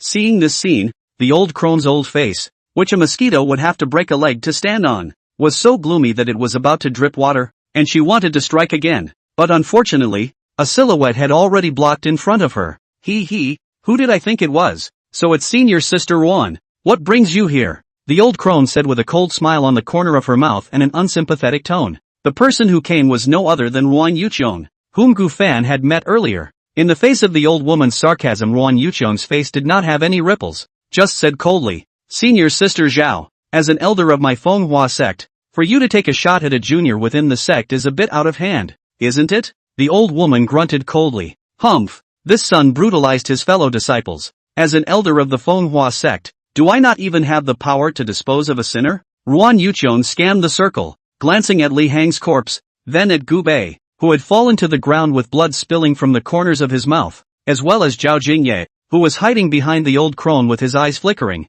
before finally looking at Gu Fan with a frown on his face and asking, What the hell is going on here? Big Yellow, who was still selling his convulsions, couldn't help but curse in his heart when he saw that this woman dared to ignore herself. You short-sighted woman. Why don't you look at me? Chapter 28, Tit for Tat. Gu Fan gave a deep salute to Ruan Yuqiong and returned without being humble. Reporting back to senior uncle. When I returned to the small courtyard earlier, I discovered that Zhao Jingye and Li Hang had actually sneaked into my house while I was away. And not only did they injure my father, but they also attempted to use my father to get me to tie my hands. The disciple saw that his father was injured, and in a moment of anger this is why he killed Li Hang. As long as the sect can handle this matter impartially, no matter what kind of punishment the disciple faces, the disciple will accept it openly. You fart. As soon as Gu Fan's words were finished, Zhao Jingye, who was hiding behind the old crone, cursed furiously. Uncle Ruan is wise. Gu Fan's father is actually an expert in hiding his cultivation, sneaking into the sect to plot against him. The big yellow dog he raised also is a cruel and powerful demonic beast. There are 2 other senior brothers traveling with me that have been eaten by this demonic beast with. Please Uncle Ruan make a decision for us. Several more silhouettes landed in the small courtyard between several people talking. All of them were elders of the Manhwa sect. The outside of the small courtyard was even surrounded by the disciples of the Manhwa sect, each of them stretching their necks curiously as they peered inside. To have someone send out a distress signal inside the Manhwa sect's gate was something that hadn't happened in 100 years. So the crowd was curious as to what was going on inside. After listening to Zhao Jingye's defense, everyone suddenly looked at each other. What? Gu Fan's father is a cultivator? And powerful? Impossible. Isn't Gu Fan's father just a mortal, licking his chops and relying on our Manhwa sect to eat and wait for death? How did he become a cultivator again now? I reckon what eldest brother said is true. After all, he has no need to deceive Uncle Ruan with something so obvious. The father and son pair of Gu Bei and Gu Fan were considered household names in Manhwa Zone. One was accepted as an inner disciple by breaking the rules, and the other was even more outrageous. A mere mortal was actually free to retire within the sect, which was a unique thing when looking at the history of Manhwa Zone. Cultivators? Demonic beasts? Hearing such an important matter, Ruan Yuqiong's pair of willow leaf eyebrows couldn't help but wrinkle up, her eyes like cold pools gazing at Gu Bei in an attempt to see through him. Gu Bei once again performed his acting skills that were comparable to those of the great emperor realm, portraying the image of an obsequious wimp to the fullest, only to see his whole body shivering and hunched over. He didn't even dare to raise his head to meet Ruan Yuqiong's eyes, and only mumbled, "He's right. I snuck into the Manhwa sect to plot against you, so as long as you don't punish my son, you can do whatever you want to me. Father, it's obvious that they victimized you. Why are you saying this?" Seeing his father take everything for himself, Gu Fan cried out in pain. Alright, whether it's as Zhao Jingye said or not, this seat will find out once it's explored. Ruan Yuqiong's index and middle fingers came together in front of her eyes, and her stunningly beautiful eyes suddenly erupted with a flash of brilliant light. Soon she would see through this person and dog in front of her. Not to mention what cultivator. She didn't even see half of the aura fluctuation on Gu Bei's body. It was completely an ordinary person, converting her divine ability. Ruan Yuqiong, a stunningly beautiful face as cold as frost, said to Zhao Jingye in a voice without a trace of emotion. Zhao Jingye, do you know what offense it is to deceive the clan elders? Zhao Jingye's face was full of disbelief. He originally thought that in front of Ruan Yuqiong this man and a demonic beast would have nothing to hide, but he didn't expect that Ruan Yuqiong would end up pointing the finger at himself. Uncle Ruan, everything that disciple said is true. If you don't believe me, you can ask. Ask? He was going to say that he could ask Li Hang if he didn't believe him, but the moment he exited he remembered that Li Hang would never get a chance to speak again. Well, shut up and don't embarrass yourself here. The old woman's face was ugly as she interrupted Zhao Jingye's words with a chortle. She was previously very optimistic about this nephew of hers, believing him to be the hope of the family's future, but she now had a change of opinion about Zhao Jingye. It's okay for you to do whatever you want, but at least find a good excuse, right? To have such a low-level lie instantly dismantled only showed that this nephew of hers was still immature in heart and panicked when things went wrong. Seeing this expression on his aunt's face, Zhao Jingye knew what she was thinking at the moment and only felt incomparably stifled, especially when his remaining light swept the corner of Gu Bei's mouth with a smile. If any, it made him furious. Auntie, even you don't believe me. Without bothering with this untalented junior anymore, the old crone's gloomy eyes locked with Ruan Yuqiong and said coldly, let's not talk about whether or not this person is really a spy who has infiltrated my Manhwa sect.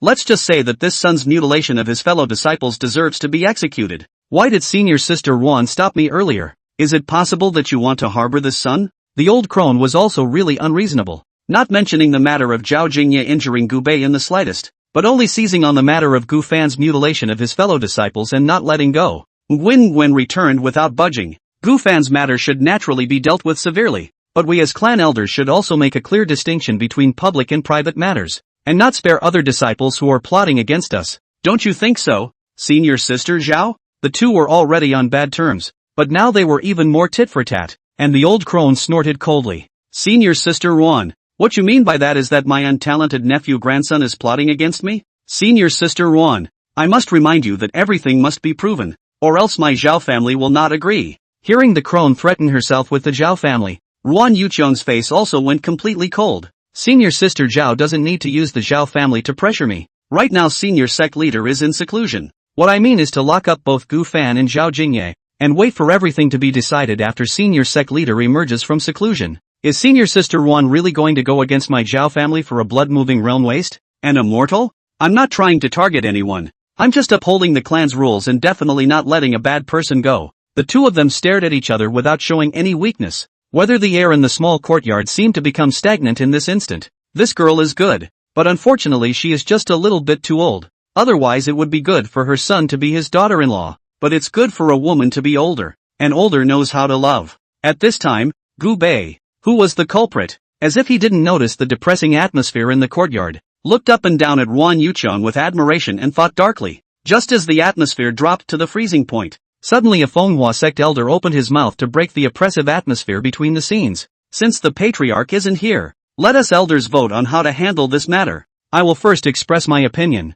Gu Fan mutilated his fellow disciples' ironclad evidence. Direct capital punishment. His father expelled from the Manhwa sect to fend for himself. As for Zhao Jingye, after all, there is no evidence to prove that he attempted to assassinate his fellow disciples. So let's punish him with a grounding first, and wait for the sect leader to come out of the gate before making a decision. This Manhwa sect elder was speaking in a righteous manner, but the favoritism in it was Sima's intention. Chapter 29, My son has the appearance of a great emperor. With this elder's start, other elders also expressed their suggestions. Well, I think Elder Mo is right. Gu Fan, this son, who brutalized his fellow disciples in broad daylight, simply didn't put the sect in his sights. He should be directly executed as a warning to others. And this father of his, how can my Manhwa sect, a hallowed immortal sect, allow a mere mortal to mingle here? That's right, senior nephew Zhao Jingye, as the senior brother of the younger generation of our Manhwa sect, no matter if it's his talent or his character, it's obvious to all.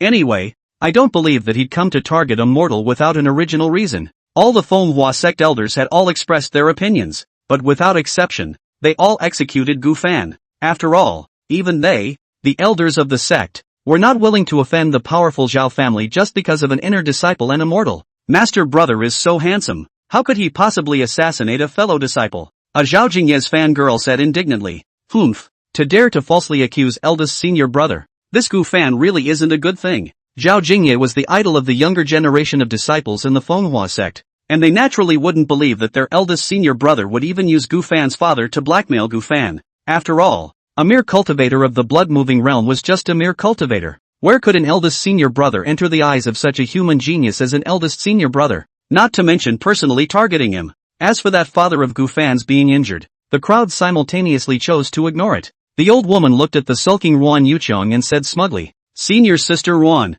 justice is in the eye of the beholder. What else do you have to say now? Although Ruan Yuqiang was angry in her heart, she was speechless. After all the elders had expressed their opinions. Not to mention her, even if she were to be replaced by the sect leader Tian Fengzi at this moment, I'm afraid that she wouldn't dare to openly go against the wishes of all the elders. Humph, since senior sister Ruan has no more opinions, then get out of the way and don't stop the old woman from me disposing of the clan scum, the old woman said with a cold smile, while Ruan Yuqiang could only helplessly step aside in the end. Humph, Gu Fan you sinner, why don't you kneel down and die? Without Ruan Yuqiang as an obstacle, the old crone no longer had any qualms about drinking at Gu Fan. Auntie, there's also that father Gu Fan and the big striped big yellow dog. We definitely can't let them go. They really have a problem. Zhao Jingye reluctantly whispered in the crone's ear, trying to make the crone understand that the most threatening thing was the man and the dog. Well, there's a silver lining to everything. Don't think I don't know the things you do in private. Killing Gu Fan, this kid is already an old woman. I don't want this old face.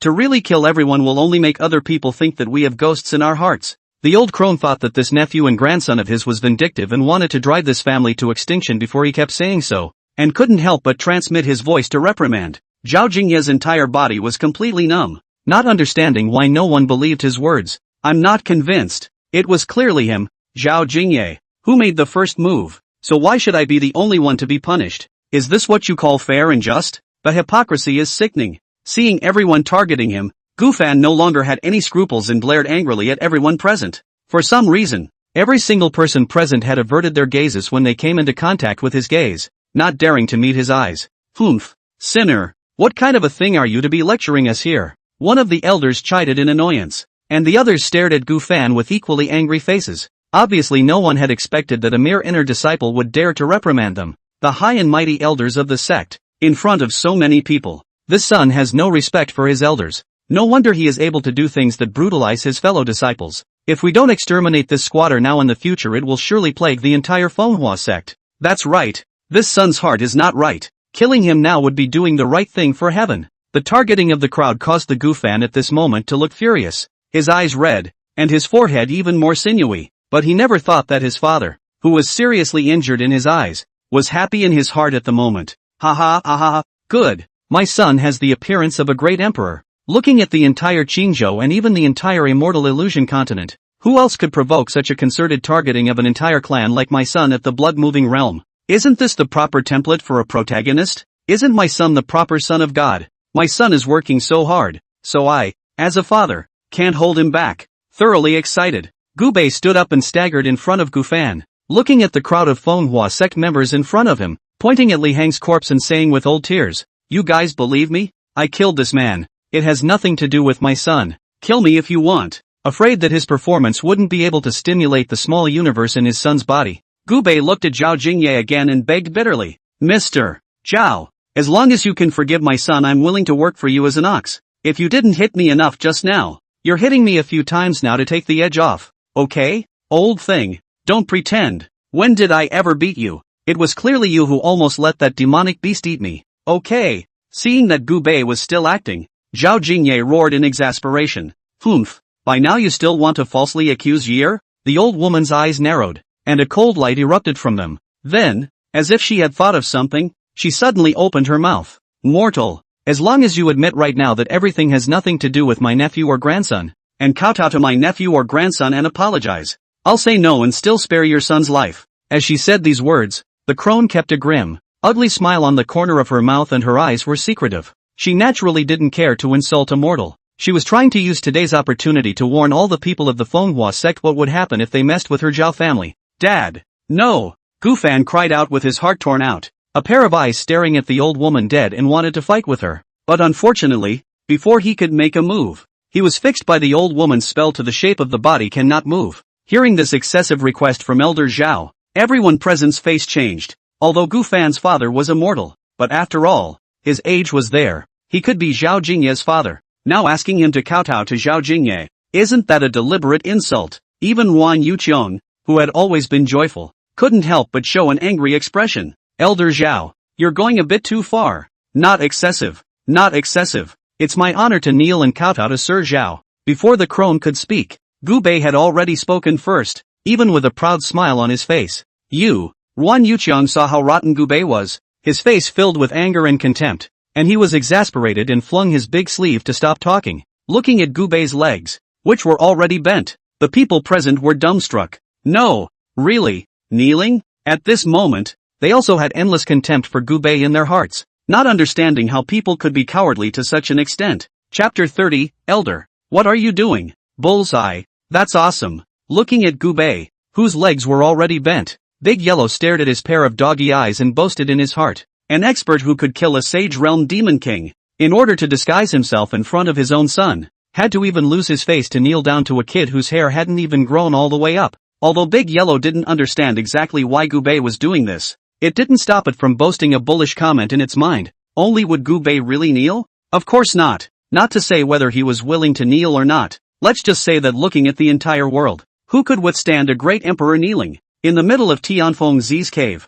Tianfengzi slowly opened his eyes, his face filled with excitement. A long, cloudy breath escaped him before he muttered to himself, "Thanks to Senior's cup of enlightenment tea, it actually directly saved me nearly 100 years of hard cultivation, allowing me to directly advance from the early stage of the Void Dao realm to the mid stage of the Void Dao realm." Just as Tianfengzi was about to continue his seclusion to stabilize his cultivation, he suddenly felt the space in front of him distort. his face changed wildly. Just before he could react, his body had already disappeared soundlessly from the cave. Father, no! The inconspicuous small courtyard was silent at the moment, and only Gufan's mournful shouts spread to all corners of the small courtyard. It's okay. It's alright. It's a blessing I've cultivated in my 3 lifetimes to be able to kneel for the immortal. Gubei's big rough hands kept rubbing back and forth, squeezing out a pleasing smile on his face. Humph. Waste. Not a bit of manly blood. Originally, some people still secretly sympathized with Gubei, but when they saw him being such a loser,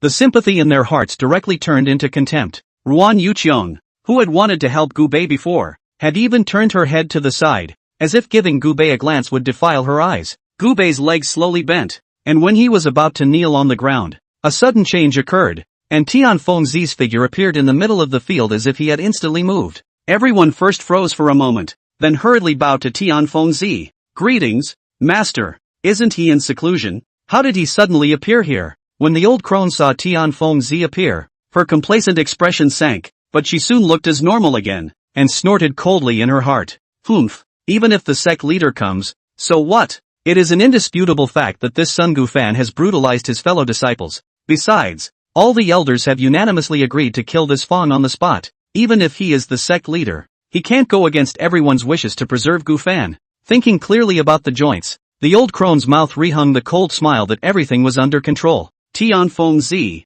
who had just awakened from his seclusion, only felt a flash before his eyes, and when he reacted again he had already appeared in the middle of this familiar and unfamiliar small courtyard, looking at the crowd surrounding the outside of the courtyard. Even if he was a Void Dao realm expert, he was still filled with confusion, not understanding what was happening. His gaze then fell on the center of the small courtyard, on the middle-aged man in a tattered cotton jacket with a pleasing smile on his face. Upon seeing Gubei's bent legs, Tian Fengzi only felt like his head was about to explode as he shouted furiously in his heart. What is Senior doing? Who is Senior preparing to kneel down to? At that moment, not caring about what exactly had happened, Tian Fengzi shouted with a face of horror. Wait! Originally, Tian Fengzi wanted to shout, Senior, wait! But at the critical moment, he remembered Gubei's instruction that he must not reveal himself in front of his son Gufan, so he removed the word Senior. Tian Fengzi was naturally dragged over by Gubei to save the day, and at that moment, Gubei first pretended to pause for a moment to show his hesitation, and only then did he naturally get back on his feet. It was only until this moment that Tian Fengzi completely breathed a sigh of relief, and then he only felt a wave of fear, and his brain was already covered in fine cold sweat. Although he didn't know exactly what had happened, he was certain that if he really made this mysterious expert kneel, then the entire Manhwa sect would be plunged into a situation of no return. With a gloomy expression, he looked around the crowd present. Tian Fengzi's expression was cold and terrifying as he asked in a deep voice, what the hell is going on here?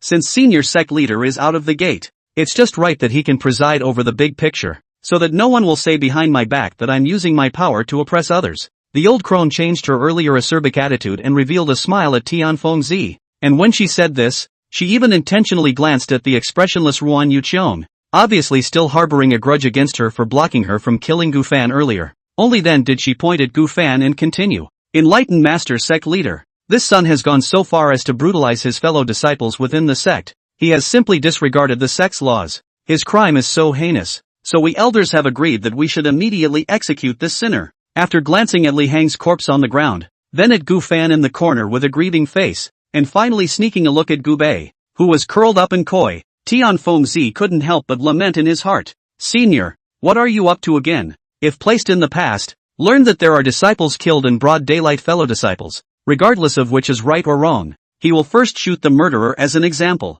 but not now. Not to mention the terrifying father behind Gufan. Just his qualification that was hard to come by in 1,000 years made it impossible for Tian Fengzi to lay his hands on him. At that moment, Tian Fengzi didn't bother to listen to the crone's side of the story, but instead turned his head to look at Gufan, squeezing out a benevolent smile on his gloomy face. Gufan, don't be afraid. What's going on, you boldly say? Everything has this sect leader to do you justice. Hearing the sect leader's words, the crone's expression visibly froze. She had thought that the sect leader would be furious when he saw Li Hang's corpse on the ground, but she had not expected him to act so kindly at all. Master, this matter, I asked you. The old woman wanted to say something else, but was stopped by Tian Fengzi's stern voice. When everyone present saw the sect leader's stern demeanor, they all looked at each other in disbelief. not understanding why the normally easygoing sect leader would suddenly be so stern with Elder Zhao. Sect leader, how dare you yell at me? The old woman looked at Tianfengzi with the same stunned expression, similarly unable to believe that he would yell at himself in front of so many people for an inner disciple. It's not your turn to teach me what this seat does. Only after coldly speaking did Tianfengzi then incomparably subtly cast a pleasing look at Gu Bei first, before looking at Gu Fan again. Gu Fan, feel free to say anything. As if he had finally found a place to redress his grievances, Gu Fan told everything in his head. When Tianfengzi finished listening to Gu Fan's narration, his face had become terribly gloomy, his eyes coldly looking at Zhao Jingye and coldly asking, Zhao Jingye, is what happened like what Gu Fan told you? Chapter 31, the uncharacteristic sect leader of the Manhwa sect. Zhao Jingye's face turned pale and he just wanted to argue but was interrupted by the old crone. The old woman stomped the dragon head cane in her hand heavily towards the ground twice, before staring at a pair of cloudy eyes and said in a cold voice, Sect leader, your favoritism is a bit too obvious. This son's heart is not in the right place. He can even do things like brutally murdering his fellow disciples. So how can his words be trusted? Oh, I'm taking sides? Tianfengzi, who had already figured out what happened. How could he not know that he had been forcefully dragged over by that mysterious senior? And it was naturally very clear why he had been asked to come over. Therefore, at this moment, he changed his previous mildness, and he even did not show any false respect for this Elder Zhao, who had quite a high reputation within the sect. Since Elder Zhao said that this seat is biased, then I would like to ask you why you didn't wait for the seat to leave the gate before making a decision, but instead rushed to kill Gu Fan on the spot? What are you worried about? What did the sect leader say? Wifey, I'm not afraid of shadows, what's there to worry about? I didn't do this for the sake of the clan's reputation, killing Gu Fan in front of all the disciples as a warning to others, relying on the power of the family behind her. The old crone had always been arrogant and domineering in her actions, and at this moment, even if she was facing the sect leader Tianfengzi, she didn't have the slightest intention of backing down. Even after she finished speaking, she even gave a wink to the several elders beside her. Aside from Ruan Yuqiong, whose face was as cold as 10,000 years of ice, who didn't say anything, the others also opened their mouths to defend Zhao Jingye. Sect leader, senior nephew Jingye is the senior brother of the younger generation of my Manhwa sect. His character is upright. I don't believe he would do such a thing. That's right. Besides, it's an indisputable fact that this son Gu Fan is not in his right mind, so there's no excuse for Elder Zhao to shoot him down on the spot. Looking at the crowd of elders who supported the crone, Tianfengzi suddenly felt a shiver run down his spine. Although he also knew that the Zhao family's power was intertwined in the Heavenly Winds sect after so many years of development, he had not expected it to have developed to this extent. Tianfengzi laughed in anger and stared at the old crone with a taboo face. Fine, Elder Zhao. It seems that this seat has underestimated you after all. The crone had a righteous look on her face. I don't understand what the sect master is talking about. I only know that as a sect elder, I must defend the interests of the sect. While saying this on his lips, he was laughing coldly in his heart. Even if Tianfengzi was the sect leader, she didn't believe that Tianfengzi would offend all the elders for a mere inner disciple. It was only the next moment that Tianfengzi's attitude caused the crone's expression to change. I don't need you to teach me what this seat does. I hereby declare that Zhao Jingye, together with other people, attempted to assassinate his fellow disciples, and in the absence of any major mistakes, I will be lenient with him and expel him from the division by abolishing his cultivation. The inner disciple Gu Fan was eager to save his father and his filial piety is commendable, so he is not to be blamed for killing a fellow disciple by mistake. What? When these words came out, the whole room was instantly in an uproar, and all the people present looked at each other with their mouths wide open, for a time suspecting that they had misheard. These words from the sect master were no longer favoritism towards Gu Fan. They were simply a naked harboring. Everyone didn't understand what kind of medicine the sect leader had taken, that he would rather risk universal condemnation to protect a newly arrived inner disciple. The old woman even had incredulity written all over her old face, pointing at Tianfengzi and saying angrily, You are harboring. Even if you're the sect leader, you can't so blatantly harbor a murderer. Where do you place the sect's laws? Aren't you afraid of chilling the hearts of all the disciples of the Manhwa sect? Tianfengzi was unmoved as the pressure of the Void Dao realm poured out. Zhao Lian, don't forget what kind of status you have and how dare you lecture the seat? Don't think I'm afraid of you just because you have the Zhao family behind you. This Manhwa sect is not surnamed Zhao now. Really angry, believe it or not, this seat, please ask out the heart mirror. Then in the end, who is lying a test don't know. When they heard that the sect master was going to invite out the sect's greatest treasure for the sake of an inner disciple, everyone present changed their faces furiously. Knowing that the sect master was determined to protect Gu Fan, the old woman even trembled all over her body. and the hostility on her face suddenly subsided by half, forcing out a smile that was worse than crying. Sect Master. Just now it was the old woman I lost my temper. Please don't be offended. Sect Master. Now that I think about it, after all, this incident is not a big deal, and there is no need to make a scene that will make everyone unhappy. Why don't we all take a step back and pretend that today's incident never happened? What do you think, Sect Leader? She had thought that if she had backed down so much, Tianfeng would give herself a leg up, but she could never have imagined that at this moment, Tianfeng would even have the heart to curse his mother. If it wasn't for the fact that Gu Fan was still here at the moment, he would have wanted to point at these eyeless elders present and curse them. I won't stop you guys from dying if you want to, but don't drag the entire Manhwa sect down with you. Thinking of this, Tianfeng once again secretly glanced at Gu Bei, and when he saw the cold smile at the corner of his mouth, his heart tightened, knowing that this matter could not be resolved today. At that moment, he said with a cold voice in his heart, Elder Zhao, do you think this seed is playing house with you? As the head of the Manhwa sect, I once again announce that Zhao Jingye's cultivation will be abolished and he will be expelled from the sect, and those who oppose this will be dealt with as treasonous. Tian Fengzi, don't be too deceitful. How dare you? A tiny heavenly god realm cultivator dares to call this seat by his name. As Tianfeng let out a stern cry, the terrifying pressure of the middle stage of the Void Dao realm cultivation instantly wrapped around the entire small courtyard, and the old crone spewed out a mouthful of blood and fell to the ground with a look of disbelief on her face. Without even looking at her, Tianfeng coldly looked around the crowd. Now, who has any comments? No one dared to meet his eyes, and they all lowered their heads, especially those elders who stood on the crone's side, who didn't dare to utter a single breath at this moment. Since no one has any more opinions, Zhao Jingye, why don't you come out and be punished? With Tianfeng another shout, Zhao Jingye can no longer withstand the plop on the ground. Full of panic shouted, Master Sect Leader Uncle is unjustly accused. It's all Gu Fan's lies, he's the one who tried to frame me. Master Sect Leader understand. In fact, in the end who is right and who is wrong in the heart of Tianfeng does not matter at all. After all, in front of this mysterious master, who is right and who is wrong is a matter of words. The cultivation world is so cruel. Whoever is powerful and whoever says something is the truth. Now you're still sophomoric. I think you're hopelessly obstinate. Unwilling to listen to Zhao Jingye's pale defense any longer,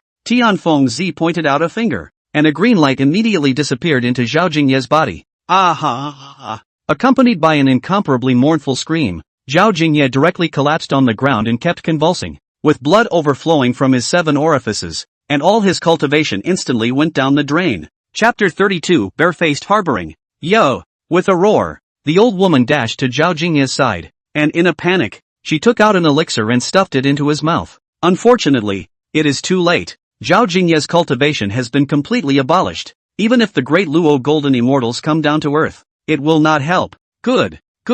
Yes, the old woman's eyes, like those of a stern ghost, stared at Tianfeng in death. Her voice shrill and unpleasant. Sect leader distinguishes between public and private matters and has an iron face. I'll keep this in my Zhao family's memory today. Are you threatening me? Tianfeng's face sank as he said coldly. Oh, don't dare.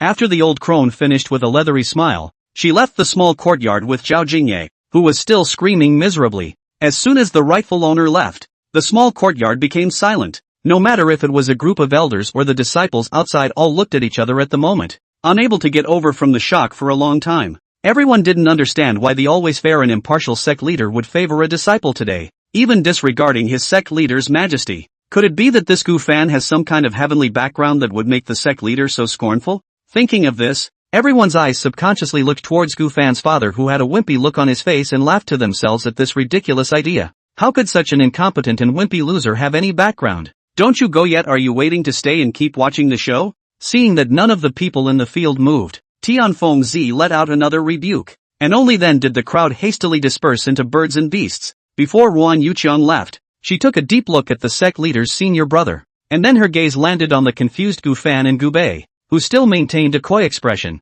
respectively. Although her stunningly beautiful face was still not half fluctuating, a complex look flashed across her eyes. For this senior brother of his, Ruan Yuqiang knew him very well. He was a person who valued his face and the clan more than his own life. She believed that even if Gu Fan was exceptionally gifted, the sect master would not shake the foundation of the entire sect for the sake of one person. I will definitely find out what exactly made elder brother do this. After silently making up her mind, Ruan Yuqiang then turned around and floated away. Soon, there were only 3 people and a dog left in the small courtyard. None of them took the lead in speaking, and the atmosphere became somewhat awkward. Gu Fan was because he hadn't recovered from his shock yet, wondering why the sect leader had gone out of his way to offend Elder Zhao and the Zhao family for the sake of himself, a tiny inner disciple. Tianfeng Zi, on the other hand, was a bit at a loss for words. He really didn't know what to do next if Gu Bei didn't open his mouth. Sect leader Real, you are our father and son's regenerative parents. In the next life I will repay you even if I become an ox or a horse.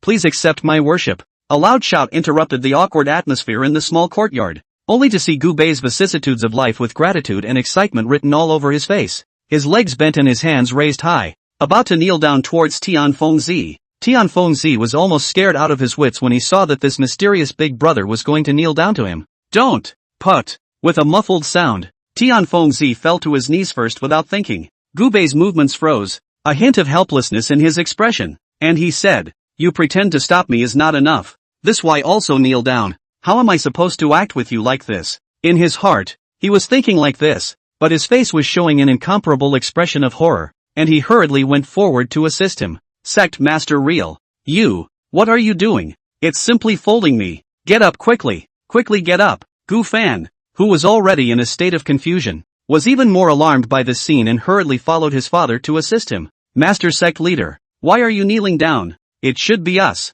father and son, kneeling down for you. Tianfeng Zi was assisted to stand up by the two men. Even with his face skin he couldn't help but feel a bit flushed, and couldn't help but dryly cough twice to explain. Ahem. I've just awakened from seclusion. My realm is not yet stabilized so my body is a bit uncomfortable. Although his explanation was a bit pale, Gu Fan didn't doubt it and said with a grateful face, "Thank you, Sect Leader, for coming to your aid in your busy schedule. If it wasn't for you, I'm afraid that my father and son would not be able to escape today. Please accept my disciple's obeisance." With that, Gu Fan nabbed his head to pay his respects. With a flick of Tianfeng Zi's big sleeve, an invisible force blocked Gu Fan's movement to kneel, and then he smiled faintly. "There's no need to be so polite. You're a disciple of my Fenghua sect. It's only right that I, as the head of the Fenghua sect, defend the rights and interests of my disciples." While speaking he transmitted his voice to Gu Bei. "Senior, do you think you're satisfied with how the late generation handled this matter today?" Gu Bei nodded imperceptibly and transmitted his voice back.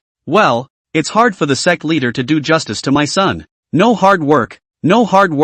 These are what the late generation should do. It's the late generation who didn't discipline the clan disciples well, letting your son suffer. Please don't be offended, Senior." Although Tianfeng Zi hadn't really seen Gu Bei's strength until now, how could someone who could take out the precious and incomparable Enlightenment tea and give it to himself without any heartache be an ordinary person? According to his guess, this senior in front of him is at least the existence of the God King realm, and it is not good to say that it may still be a divine dragon half-saint. The moment he thought of the words half-saint, Tianfeng Zi involuntarily shivered. But whenever the word saint is attached to it, it is already out of the realm of ordinary cultivators, and can be called a mythical figure. Even if placed in the ancient times, when there were as many great powers as dogs, a half-saint was a powerful person sitting on one side, not to mention the current era of the end of the law. That was why Tianfeng Zi didn't hesitate to ignore the sect's precepts in front of all the sects to harbor Gu Bei, just for fear that this mysterious strongman would destroy the entire Tianfeng sect in a fit of rage. "Well, I see that your realm has just broken through and is still unstable,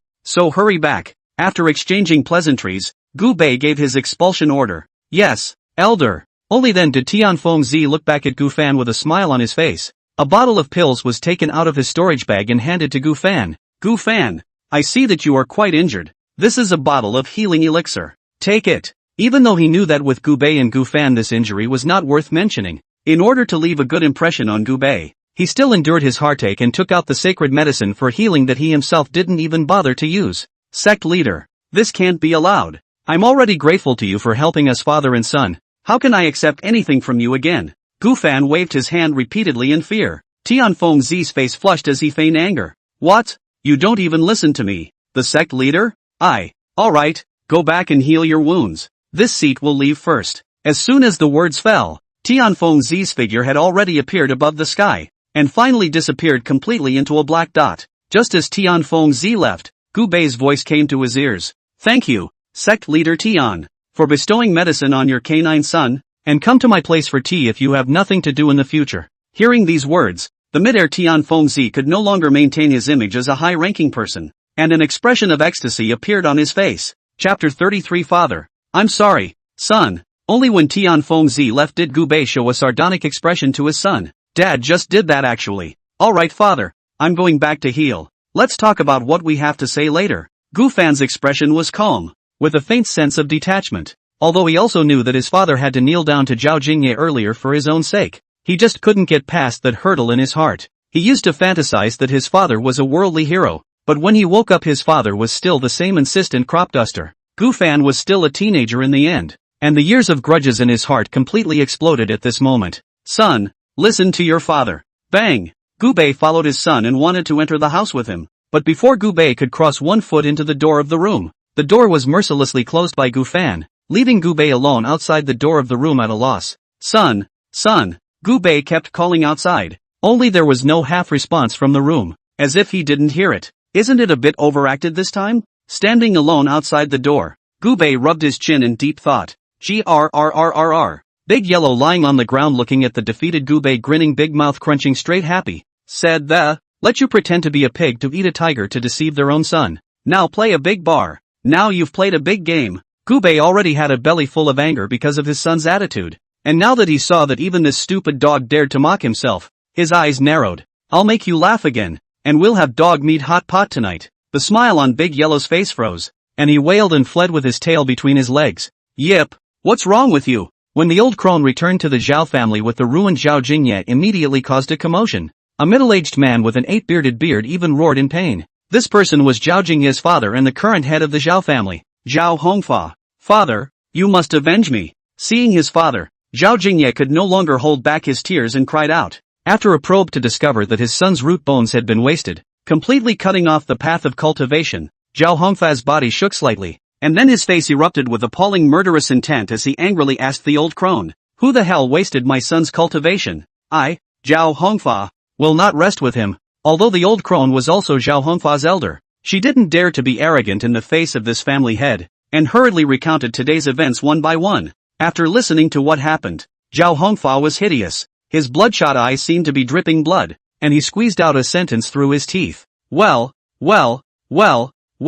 good old Tian Fengzi. On the surface, he's favoring the kid called Gu Fan, but in reality, he's targeting my Zhao family. He's seeing that my Zhao family has become more and more powerful in the Manhwa sect over the years, and it's almost beyond his control, so he's taking this opportunity to try and hammer my Zhao family. The old woman's face was grim as she reluctantly asked, Family master, are we going to tolerate it like this? A scowl flashed across Zhao Hongfa's face as he continued with a cold snort. Humph, it's been written on the neck and on. If my Zhao family hasn't made a move yet, wouldn't it really make people think that my Zhao family is easy to bully? Elder Zhao, you should secretly contact all the Manhwa sect elders who are friends with my Zhao family right now. It's time for some things to come to an end. Hearing the words of the family head, the old crone's eyes lit up and she couldn't help but ask, Family master, what do you mean? Zhao Hongfei nodded, his voice icy cold. Originally I was prepared to wait for a while longer, but this old thing, Tian Fengzi, bullied people too much. If he is unkind then don't blame me for being unrighteous. It's time for this Manhwa sect to change its last name. When the time comes, I'm going to make the people who have offended my Zhao family kneel in front of me one by one and beg me to let them go. Father, and the father and son surnamed Gu, I'm going to make them beg for their lives. Knowing that he had become a complete invalid, Zhao Jingye tore his heart and lungs out and shouted, his originally handsome face now covered with madness. Zhao Hongfa held his son's hand in a death grip and comforted him. Don't worry son, none of the people who caused you to become like this today will escape. When the time comes I will bring them before you so that you can dispose of them with your own hands. As night falls, curls of smoke wafted from over the small courtyard. The door to Gu Fan's room remained closed, as if he wanted to use it to cut off all contact with Gu Bei outside. Ahem son, you haven't eaten all day. Come out and have some dinner. Gu Bei carefully knocked on the door of his son's room with a bowl of steaming hot noodle soup in both hands. Gu Fan in the room originally did not want to take care of his own wimpy father, only to be creeped out when he heard the coughing coming from outside the door, and only then remembered that his father had also been injured earlier by Zhao Jingye that was injured.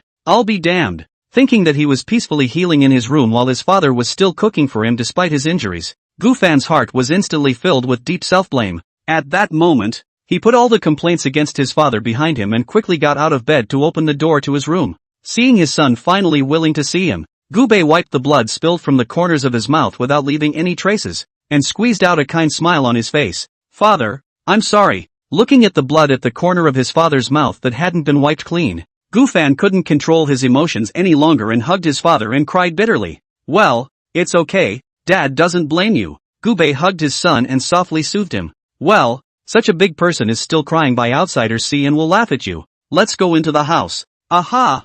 Gufan nodded this before re-entering the room with his father and closing the door behind him. Shameless. Genuinely shameless. Big Yellow in the corner revealed an extremely speechless expression. Once again shocked by Gubei's bottomless operation. He had seen with his own eyes how Gubei had managed to squeeze a drop of blood out of the corner of his mouth stiffly and then run to his own son to pretend to be pitiful. And the most crucial thing was that the bowl of noodles was cooked by Gubei who had threatened it. Looking at that picture of a father and son, Rhubarb was saddened by why no one had spoken up for it. Looking in the direction of the demon domain, it couldn't help but let out a long sigh in its heart. Alas, when will I be able to get out of this demon's clutches and return to the demon realm? If we don't go back, I'm afraid all those little she-wolves will run off with other wolves. Chapter 34 Son, have you learned any truth from today's events? In the room, after the father and son sat down, Gufan hurriedly took out a pill that Tianfeng Zi had given him earlier and put it in front of his father. Father, this is the healing elixir given to me by the Sect leader earlier. Eat it. Gubei smiled and shook his head. This is an immortal medicine. How can a mortal like me bear it?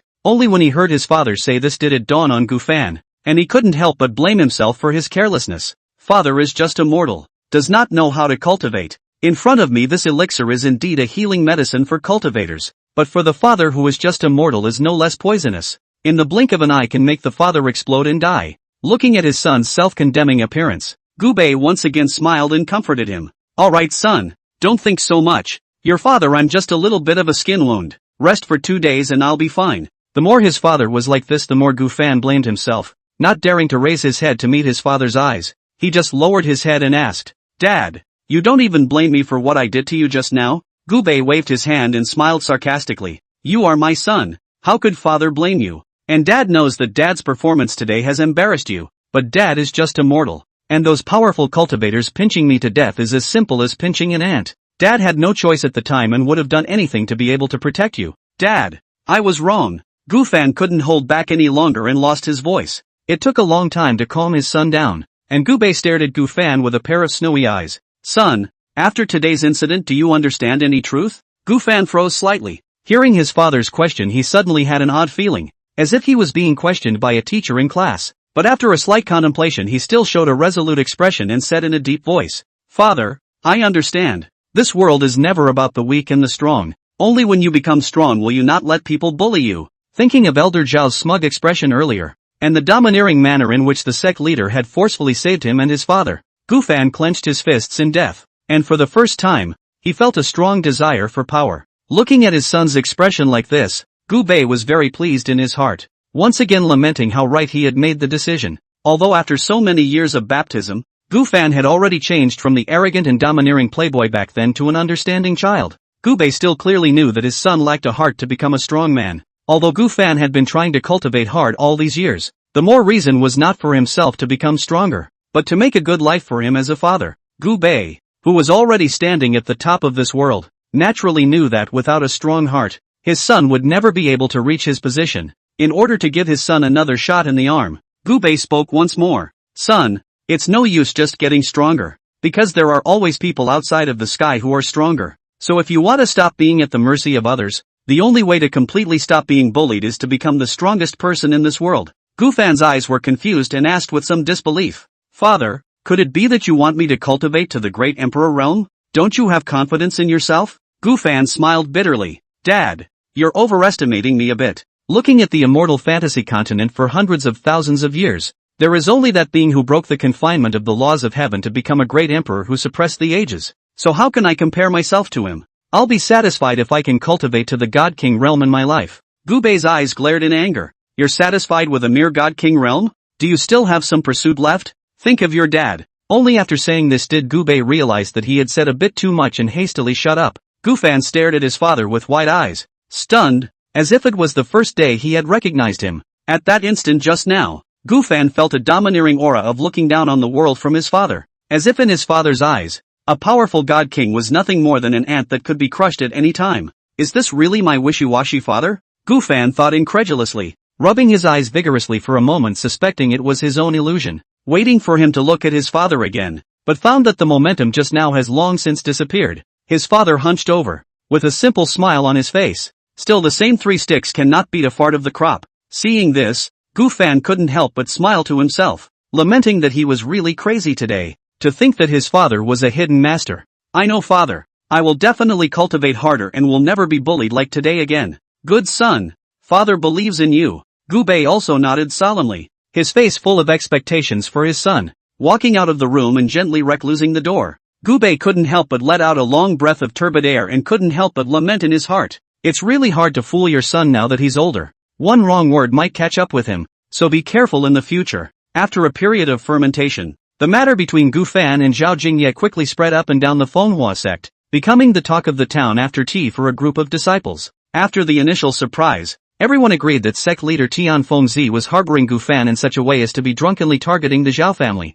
which had become increasingly powerful in recent years. After all, many of the important positions in the Manhwa sect were now all owned by the Zhao family, and it could be said that when the Zhao family stomped their feet, the entire Manhwa sect would have to shake 3 times. Anyone with a discerning eye senses an air of mountain rain. And besides the conflict between the sect master and the Zhao family, another thing that had the crowd talking was Gu Fan's loser father. That day when Elder Zhao made Gu Bei kowtow to a junior to apologize for his mistake, and Gu Bei not only didn't get angry but instead kept compensating with a smile. That image at that time left a deep impression on people. There are still such wimpy people in this world. If someone insults me like that, I'll splatter the other person's blood even if I have to break my bones. Gu Fan is also unlucky enough. How did he get such a loser of a father? Like father, like son. If father is such a loser, I don't think that Gu Fan will be any stronger. In the face of these gossips, Gu Bei laughed it off and didn't put it in his heart at all. And after this incident, Gu Fan didn't have any anger about it. He knew that instead of arguing with those people now, he should use his strength to make those people shut up obediently when the time came. From then on, Gu Fan practiced even harder, and with the help of the Supreme Bone, after another month his cultivation broke through directly from the late blood-moving realm to the mid-cave realm. Chapter 35, Ruan Yuchong's Suspicion. These recent days Ruan Yuchong teared up and kept thinking about what exactly the sect leader's senior brother was doing to go out of his way to harbor an inner disciple. After all, it was an indisputable fact that Gu Fan killed his fellow disciples that day. Even if it was Zhao Jingye's side that was at fault that day, Gu Fan should have been chastised accordingly, rather than not having anything at all happen to him as he was now. Ruan Yuchong thought left and right, and finally came up with only one possibility. That is, there were people in the small courtyard who made him afraid, and the most likely person was Gu Fan's father, Gu Bei. When she thought of Gu Bei's obsequious face, Ruan Yuchong subconsciously frowned a pair of good-looking willow eyebrows and thought suspiciously in her heart, could such a loser really be an expert that even the sect master should be afraid of? Ruan Yuchong couldn't figure out why Gu Fan's father was disguised in his current form if he was really an expert, and she had to admit that if all of this was really Gu Bei's disguise, then his acting skills could be described as peak and pure. So in the next few hours, Ruan Yuchong began to monitor Gu Fan's every move, trying to discover traces of Gu Bei. However, a full week had passed, and she hadn't found anything half as unusual about Gu Bei. Under her surveillance these days, Gu Bei was just cooking for his son every day and then working the farmland he had reclaimed for himself, complete with the appearance of a crop farmer. Could it really be that I'm overthinking this? Ruan Yuchong's brows furrowed, and for a moment she suspected that she had guessed wrong, but then she shook her head again, her expression regaining its determination. Either way, I have to verify it again. Master, why do you think that woman didn't use her divine sense to spy on you again today? In the small courtyard, Big Yellow lay on his back in the corner, scratching his chin with his paw while transmitting his voice to Gu Bei. Gu Bei sneaked a glance at his own son's room, making sure that his son had no intention of coming out, before he returned with a smile. Oh, I guess she gave up on herself when she didn't find anything. Rhubarb nodded with a fervent look on his face. But a woman's sixth sense is also really horrible. Master, you are so coy and lowly. In the beginning you were close to sticking your face on someone's hand and letting them beat you up. And this woman even still suspects you. Gu Bei sniffed and glanced obliquely at the rhubarb. Just about to say something, his eyebrows suddenly raised. Then the corner of his mouth revealed a meaningful smile, muttering to himself, "This woman is quite something." What? Big Yellow was just about to ask what that meant when his mouth suddenly fell open, and then he hurriedly refeigned his unawareness. With a flash of a silhouette, a black shadow had silently appeared in the small courtyard. Only this figure was dressed in black, with a black veil covering his face, revealing only a pair of ice-cold eyes. The man in black didn't talk nonsense, holding a brightly shining longsword in his hand, and as soon as he landed, he stabbed at Gu Bei's throat without mercy. Gu Bei, who was the person in question? stood coldly in place as if he had been stunned, not even knowing to dodge. It was only until the sharp tip of the sword was against Gu Bei's throat that the man in black stopped his hand with a frown. Dad! Gu Fan, who was practicing in his room, heard the commotion outside and got up to check it out, and just after opening the door, he saw his father being held against his neck with a sword, and immediately shouted in anger. Seeing his son come out, Gu Bei, who had been indifferent 1 second, seemed to be frightened like never before in the next second, and his legs softened as he directly sat on the ground. At this moment, his expression was horrified, his body trembled non-stop, his hands were raised high, and his mouth kept shouting, "Good man, spare your life! Good man, spare your life!" As he said that, a tear flowed down from the corner of Gu Bei's eye. Being scared to tears? Ruan Yuqiong, dressed in black, had a stiff expression, obviously not expecting this man to be so useless, and to be scared to tears before he could do anything to him. Let go of my father. With a roar, Gu Fan rushed towards Ruan Yuqiong without any fear of death. Poof! After glancing at Gu Fan, who was trying to rush towards her, and gazing deeply at Gu Bei, who was sitting paralyzed on the ground,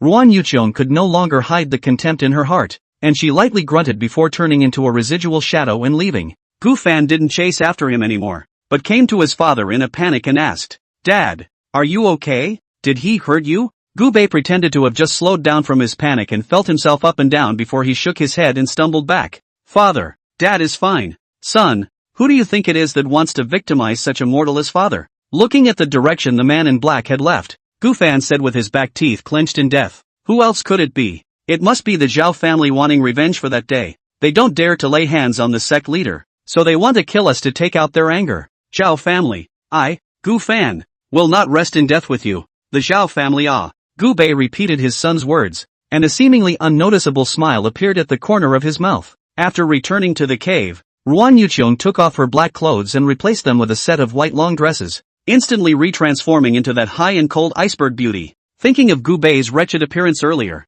Ruan Yuqiong shook her head mockingly and muttered to herself, that there could be such a useless man in this world. It seems that I have really looked away. When she thought that Gu Bei, a 7-foot man, was actually scared to tears, she couldn't help but feel contempt in her heart. In her heart, a man should be able to stand up to the heavens. Even if he didn't have the strength of a strong man, he should still have a brave heart. But what Gu Bei did completely broke Ruan Yuqiong's perception of men down the line. Humph! I would have thought that such a man would be a hidden master. Count me blind. Stomping her foot, Ruan Yuqiong forced that image of a wimpy incompetent to be thrown out of her mind before she sat down on her bed and began to cultivate in seclusion. The dimly lit cave was soon enveloped by a faint glow. Ruan Yuqiong sat cross-legged on the bed, her eyes slightly downcast, her slender eyelashes slightly blinking, looking incomparably good-looking. The light transformed by the aura wrapped around her entire body, setting her off as bright and holy as a fairy descending to the earth. But right at this moment, Ruan Yuqiong's eyebrows furrowed, a pained expression appeared on her stunning face,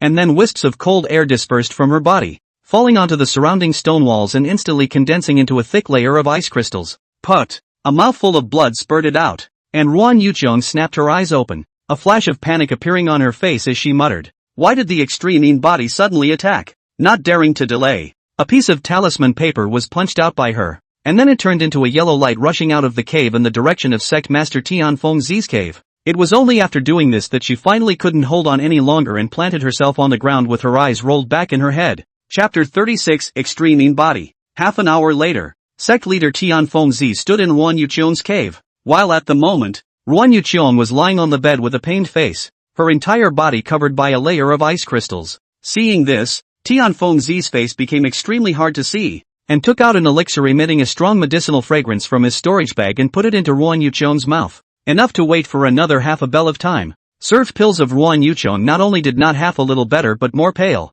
as if at any time will perish. Tianfeng Zi's face grew more and more ugly as he muttered to himself to the unconscious Ruan Yuqiong, "Isn't there still some time before the cold poison strikes? Why would it suddenly strike?" Thinking of this, Tianfeng Zi's heart sank directly to the bottom. This Ruan senior sister of his own possessed an extreme body that was hard to come by in 100 years, and her cultivation talent was extremely high, otherwise she wouldn't have cultivated to the Void Dao realm at only 300 years of age. Only this extreme body is a double-edged sword. Cultivation speed against the sky at the same time will also be buried in the host body cold poison. With the higher the host's realm, the more the cold poison accumulates, and after accumulating to a certain amount it will completely explode and devour the host. Moreover, the cold poison is like a maggot in the host's body, and it is as difficult as heaven to remove it completely. Unless a powerful person above the half-saint casts a great magic power to do so. But powerful people above the level of half-saints were invisible to the gods and dragons. Where would he find a half-saint? Besides, even if he found it,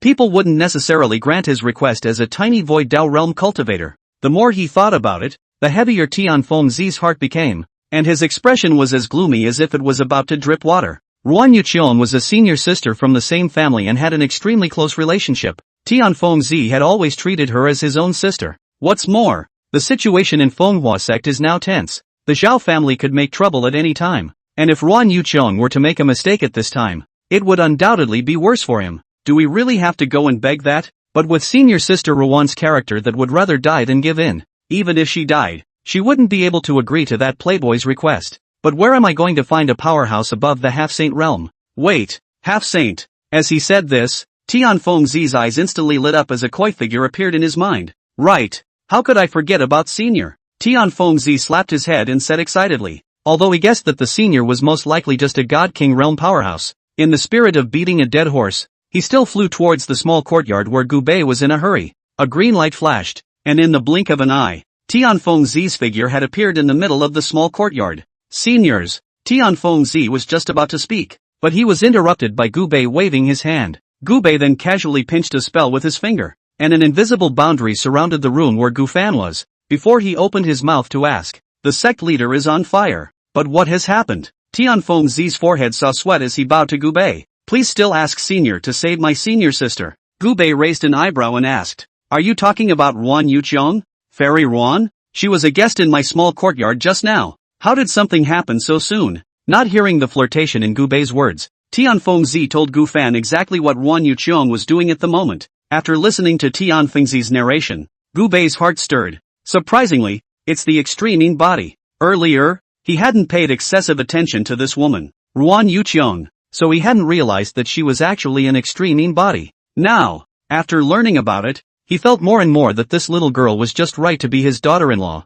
We must know that the body with extreme body of the woman not only in the cultivation of half the effort, but also all the practitioners dream of dual practice couples, dual cultivation with a woman of extreme body. Not only cultivation by leaps and bounds, but also at critical moments can help the cultivator to break through the bottleneck of cultivation. The more Gu Bei thought about it, the more joyful he became, and he couldn't help but nod repeatedly. His own son was a man who was going to become a son of Qi, so it wasn't too much to ask to have a daughter-in-law with an extreme lean body, was it? Not only the body of extreme lean, but also the body of the heavenly phoenix, the body of the star immortal, the body of the heavenly soul fragrance, and the body of charm. When the time comes, a brain will let his son take it. After all, which cool article male protagonist is not a group of concubines? See One Love One. The more harem the stronger the strength, and his own son is certainly no exception. At this moment, Gu Bei was blessed with another path to help his son become a son of Qi. As for the difference between Ruan Yuqian and her son is 300 years old, this is not a problem at all in Gu Bei's opinion. After all, the female big three hold the golden brick, the female big 30 send the river and mountain, the female big 300 ranked in the immortal class. The greater the difference in age, the greater the indication of the strength of one's son's Qi. Ha. The more he thought about it, the more excited he became, and Gu Bei couldn't help but heave and giggle. Elder, are you alright? Looking at the senior who was heatedly giggling, Tianfeng Zi suddenly had a creepy feeling and asked in a cutting manner. Ah, it's okay, I was just thinking about something. Returning to his senses, Gu Bei was a bit embarrassed and hastily looked puzzled, rubbing his chin with his hand in a contemplative manner. Tianfeng Zi thought that he was thinking about solving the matter of the cold poison in Ruan Yuqian's body and hurriedly asked, has senior come up with a way to dissolve the cold poison? Gu Bei returned with a frown on his face. I'll go and see what's going on before I do. You lead the way. Yes, elder. Tianfeng Zi was overjoyed and hurriedly led Gu Bei towards Ruan Yuqian's cave.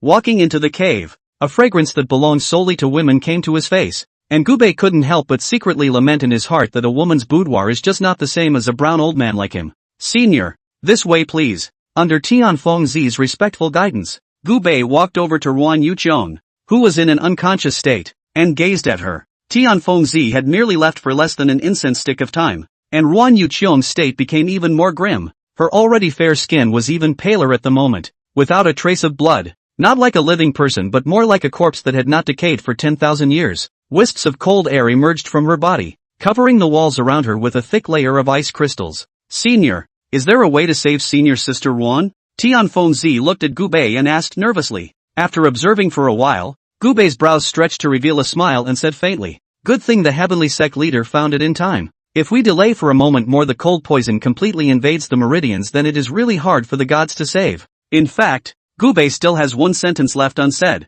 That is, it's hard for the gods to save, but I can. It was just that he naturally wouldn't say this to Tianfengzi. Otherwise, how else would he reflect the difficulty of saving Ruan Yuqiong? If his own son really married Ruan Yuqiong in the future, then he and Tianfengzi would be considered in-laws, and it was natural for him to show more now. Chapter 37 Treatment. Hearing Gubei say that there was a way to save Ruan Yuqiong, Tianfengzi was instantly overjoyed and hurriedly arched his hand at Gubei once again. "Please also ask Senior to save my senior sister." Senior is grateful. Gubei waved his hand and said indifferently, "There's no need to say anything polite. After all, we, father and son, have been borrowing your precious land for such a long time. It's only right that we pay some rent. Besides, I can see that this female doll is more agreeable, so it's natural to help out if I can." The speaker doesn't have a heart, but the listener does. Tianfengzi was creeped out and thought in his heart, what does Senior mean by this? Could it be that he also has his eyes on senior sister Ruan? When he thought of this,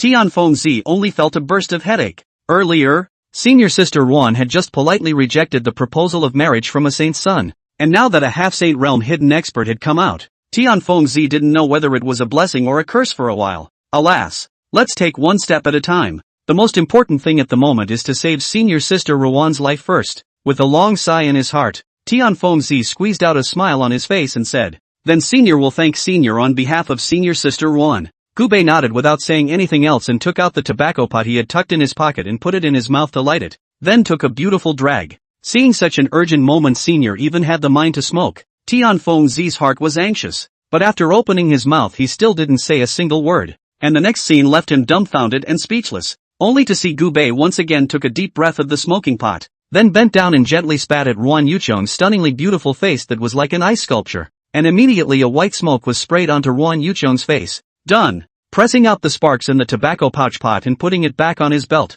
he clapped his hands together and said, "What? That's the end of it?" Tianfengzi was dumbfounded, wondering for a moment if this senior was playing with himself. "Elder, this is impossible." He was about to say something else, then suddenly let out a gasp, and his face was all but replaced by an incredulous expression. Tianfengzi's eyes were round. In his gaze, the smoke that was sprayed onto Ruan Yuqiong's face looked like it had a consciousness, slowly seeping into her body along her eyes, ears, mouth and nose. The moment the smoke all entered Ruan Yuqiong's body, a hint of redness suddenly appeared on her face that was originally pale without a trace of blood. Ah! An unconscious bass sounded out of her mouth, and with the sound came a wisp of cold air. The moment the cold air was spat out, the temperature of the entire cave instantly dropped to nearly 100 degrees below zero, and a thick layer of frost condensed on top of the surrounding rock walls. It was a good thing that neither Gubei nor Tianfengzi were mortals, or else this extreme low temperature alone could have frozen them into ice sculptures. And in stark contrast to the ice-covered surroundings, the ice crystals covering Ruan Yuqiong's body melted like spring snow melting as this inconspicuous cold air was exhaled. The abnormal ghastly whiteness of her entire body gradually took on a blood color, and her pained expression slowly disappeared, replaced by a look of serenity.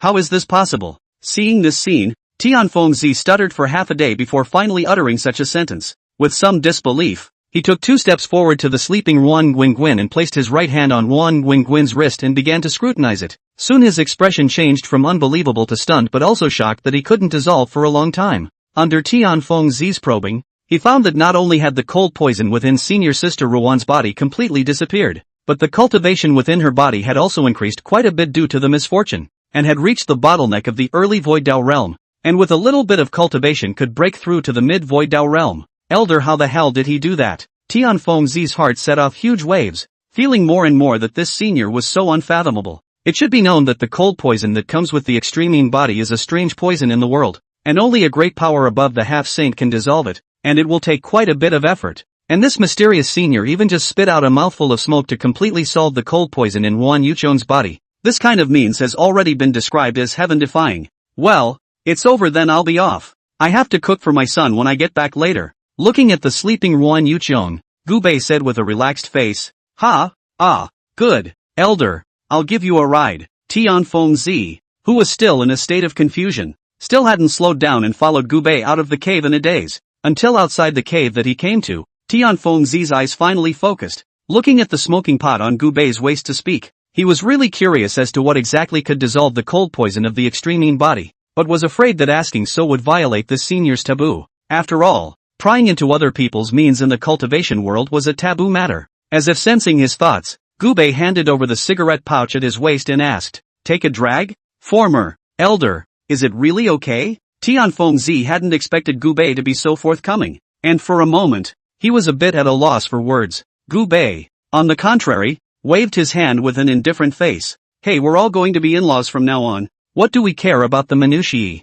In-laws?" Tianfengzi was dumbfounded, not understanding what the senior meant by this. "Ah, loved ones, I'm talking about loved ones. Fanner practiced under you, and once a teacher, always a father, so we're kindred spirits, so don't be shy." Ooh. After hearing these words from Gubei, Tianfengzi's waist was straightened and an endless sense of pride was born in his heart. Then the latecomer will respectfully comply. At that moment, he was no longer polite. Both hands took the cigarette bag, then carefully smoked a mouthful. The moment the smoke was sucked down his throat and into his lungs, Tianfengzi's eyes snapped round. In an instant, his entire body's skin turned red as if it had been boiled, and a large amount of hot air emerged from the top of his head. "It's hot." At this moment, this was the only thought left in Tianfengzi's mind, feeling that there was a fire burning inside his body, as if he would burn himself into flying ashes the next moment. Just when he thought he was going to fall here today, he suddenly felt a hand on his shoulder, and then a cool sensation surged into his body along with that hand, directly extinguishing that flame in his body. This is the Taishu Amazing Grass. That's right, this is the Taishu Amazing Grass. Divine sense swept over an extra red bead in his body. As if Tianfengzi had thought of something, he could no longer suppress the shock and ecstasy in his heart, and directly exclaimed in surprise. Chapter 38 Top Spirit Medicine. Taishu Amazing Grass. Tianfengzi knew that if it was the Taishu Amazing Grass, then everything made sense. Taishu Amazing Grass, the immortal illusion continent's top heavenly material treasure. The rarity was even higher than the Enlightenment tea by an unknown amount. The Taishu Amazing Grass contained the most rigid and young power under the sky, which happened to be the biggest nemesis of the cold poison that came with the extremely lean body. Only its growth conditions are extremely harsh. Must be grown in a place with spiritual springs, watered by spiritual springs every day. And that wasn't the most important thing. The most important thing was that the Taishu Amazing Grass had to use the corpse of a great power in the sage realm as nourishment in order to take root. In today's immortal illusion continent,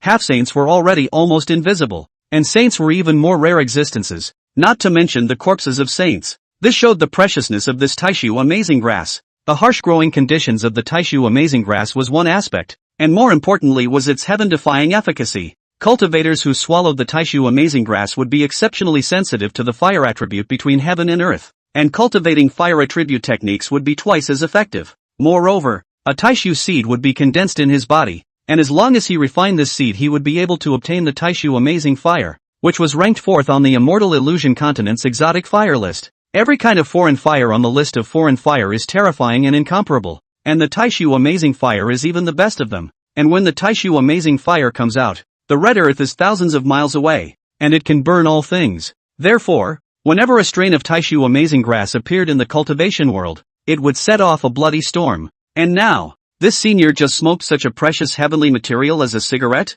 Looking at the Taishu seed that had condensed within his body, Tianfengzi was unable to recover from his shock for a long time. The seed of Taishu, which even saints have to be jealous of, has just been obtained by himself? After the intense shock, he was appalled again. First it was the Enlightenment tea, and now it was the Great Void Amazing Grass. Just how terrifying an existence could it be to casually take out things that were such heaven-defying treasures? At this moment, Gubei's image in Tianfengzi once again became incomparably taller, and even a thought arose in his mind that horrified him. Could it be that? Could it be that this senior is not some half-saint at all, but a true saint? Thinking of this, Tianfengzi was like falling into an ice cave, his entire body freezing. Although there was only a difference of one word between a half-saint and a saint, it was actually a difference between clouds and mud. In fact, there was another name for half-saints and saints in the ancient times. Half-saints were called half-immortals, while saints were honored as true immortals, and the difference between the two could be seen. Looking at the present, saints are even more supreme existences.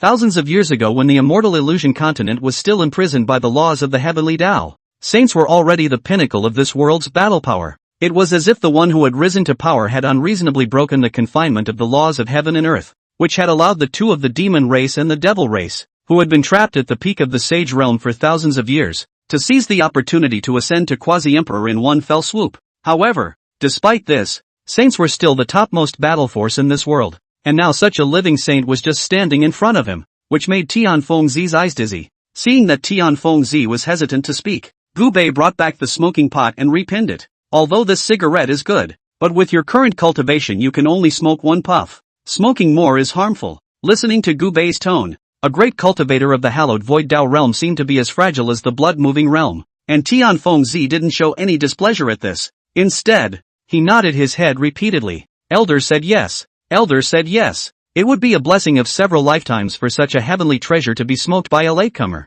Well, things are done here, so I'll be going now. Gu Bei smiled faintly at his words and didn't say anything else. Hunched over and with his hands in his jacket sleeves, he disappeared in front of Tianfengzi in such a breezy manner. Greetings, Elder. Staring blankly at the place where Gu Bei had disappeared, Tianfengzi was once again shocked by the tip of the iceberg revealed by this mysterious powerhouse. Don't look at him as a cultivator of the Void Dao realm, but it was absolutely impossible for him to achieve great complexity and simplicity like Gu Bei. Elder is really a deep and profound master.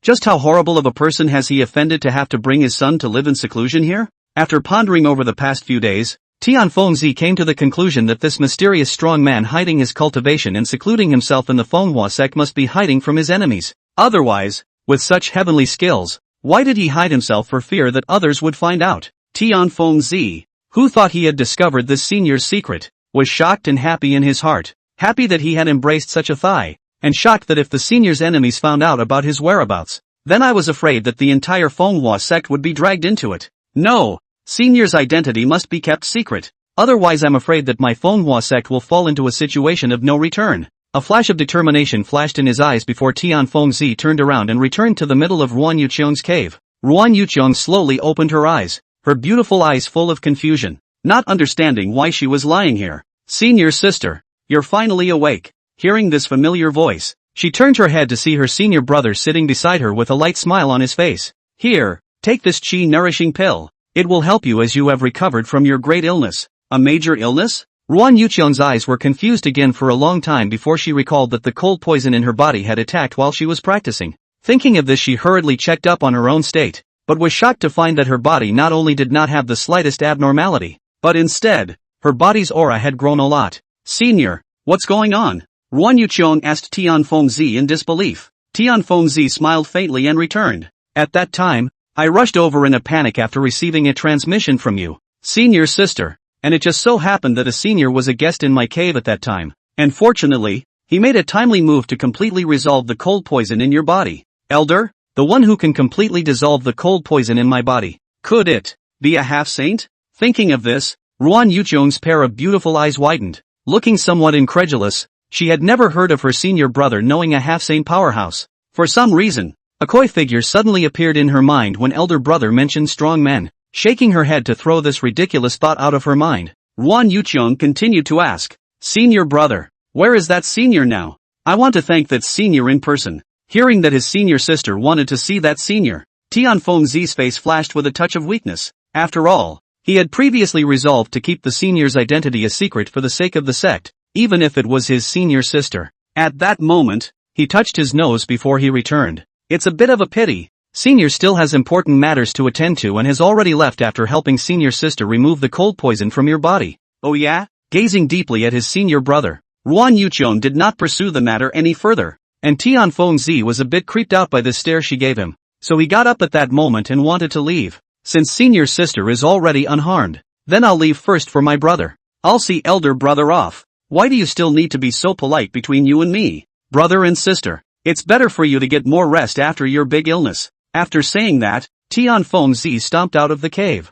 Chapter 39, Mysterious Space. Gazing at Tianfengzi's departing back, Ruan Yuqiang's eyes twinkled. She knew the senior brother of hers the best. Every time Tianfengzi would unconsciously touch his nose whenever he lied. So Ruan Yuqiang knew that her senior brother must have hidden something from him just now. Why is elder brother telling lies about this matter? And what is senior brother hiding from me? Could it be the identity of that predecessor? Or perhaps, senior hasn't left and is still hiding in my windflower sect? Thinking about it, The figure that always wore a tattered cotton jacket came back to her mind. Pa! Ngwin not Gwyn slapped herself lightly and muttered to herself in chagrin. Ngwin not Gwyn. What the hell are you thinking? Haven't you already tested him? He's nothing more than a timid and cowardly loser. It's impossible for him to be the half-saint powerhouse that senior brother is talking about. It was only after a long time that Ruan Yuchon calmed her mind, and just as she was about to meditate and cultivate, she suddenly smelled a light tobacco odor lingering in the cave, and the tobacco smell was laced with a distinctive hint of spice that she'd never smelled before.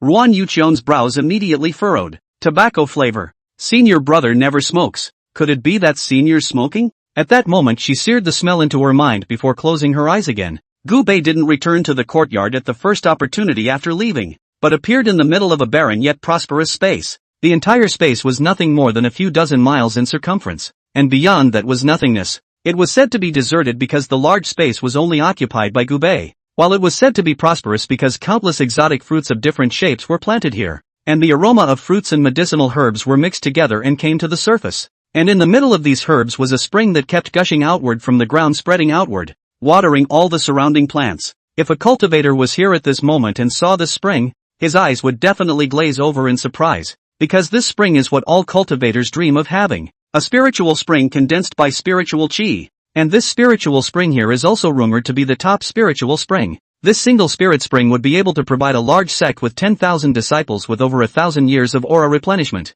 It was incomparably rare. Gu Bei was walking through the medicinal fields with his hands behind his back, and at this moment, it was as if he was really a farmer looking around at the fruits of his labor, muttering under his breath as he walked. I've been getting more and more addicted to cigarettes lately, and it's only been a month since I finished my stock again, so I'm going to have to take more away this time. As he spoke, Gu Bei had already arrived at a place located in the southwest corner of the city, and unlike other places where there was a vibrant scene, this place appeared to be haunted and chilling. Only this corner was filled with blood-red plants, and it seemed as if lava was flowing among the huge red leaves. The red plants were not the cause of the eeriness of the place, naturally, but because they grew not from the ground, but from a corpse. These corpses included humans, demonic beasts, and demons with demonic horns on their heads. They don't know how many years they've been lying here, yet they don't show any sign of decay, and one by one they are lifelike, as if they are not dead but sleeping. Moreover, each corpse exuded a terrifying aura that was enough to scare the piss out of a god king. If Tianfeng Zi were here, he would definitely recognize at once that these red plants were the heavenly material amazing grass, which he treasured to the extreme in his eyes. Putting it outside, a single strain of Taishu amazing grass could cause a huge stir in the entire cultivation world, whereas here there were hundreds or thousands of them. And naturally, the only thing that could provide nourishment for the Taishu amazing grass was the remains of a saint. Outside the high and mighty saints of the gods and dragons, here are lying no less than dozens of. Chapter 40. Father, have we starved Rhubarb lately? Looking at the familiar figures in front of him, Gu Bei's deep eyes revealed a look of infinite remembrance. When he was being hunted by an eldritch family, he found such a small world attached to the main world by chance, and relied on hiding here to narrowly escape the pursuit. Later, after Gu Bei exterminated the Eternal Life family that was chasing him, he transplanted the top-level spirit springs they relied on to this place, and since then, this small world had completely become his backyard and storage bag. And these corpses in front of Gu Bei at the moment were all the saints he had killed on his way to becoming an emperor, and could also be said to be the stepping stones on his way to becoming an emperor. Without the persecution of these people, there wouldn't have been his Gu Bei today, so in order to thank them, Gu Bei threw all of their corpses here to cultivate the Taishu amazing grass. After picking a sufficient amount of Taishu amazing grass and then casually pulling 2 more radish-like plants from the ground next to him, Gu Bei then left with satisfaction. Dad, where have you been? Looking at his father who had just rushed back, Gu Fan asked with a puzzled expression. He had just awakened from his cultivation to find that only Big Yellow was lazily basking in the sun in the courtyard, while his father was nowhere to be seen. What was most strange to Gu Fan was that he now had a keen sense of spirituality, and even when he was practicing, he could hear every move in the outside world, whereas today he didn't detect the slightest desire to move. Gu Fan was already wondering if it was the black-clothed assassin from before who had killed another one. It was good that his father came back in time, otherwise he would have gone to fight the Zhao family. Gu Bei smiled nervously and pointed at the radish in his hand. Hey, I went and pulled 2 turnips for you, so I'll make you turnip soup tonight.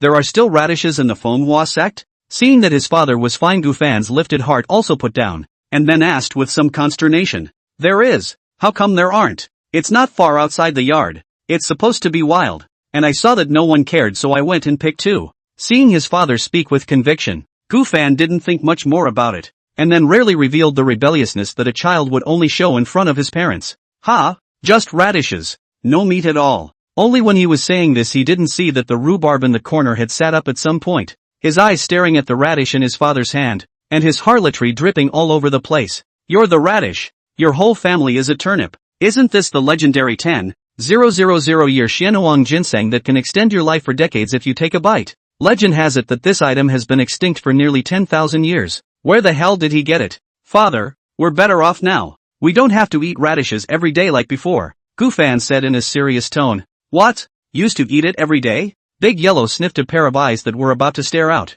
only feeling his heart dripping blood. The number of the Great Diffraction is 50, and its use is 49, one of which has been removed. This 10,000 years of Xianhuang ginseng can only eat a person. Life expectancy can only be increased to 999 will be the limit, and then eat the efficacy of the real and ordinary radish. There is no difference. Now, listening to Gu Fan's words, I don't know how much the father and son had eaten before he came. Waste. What a waste. Gu Bei, you'll be struck by lightning for wasting heavenly treasures like this. Good. Then we won't eat radish today. It just so happens that there was some pork left over from 2 days ago. Dad will make you braised pork for dinner. Facing his son's unpleasant expression, Gu Bei was not half impatient, casually throwing the radish in his hand right into the corner and leading his son towards the room. Ow. The two of them then heard a mournful dog bark, and then they saw Big Yellow charging towards the radish that had fallen to the ground with a pair of bloodshot eyes as if it had gone mad. Gu Fan had an odd expression. Father, are we starving Rhubarb lately?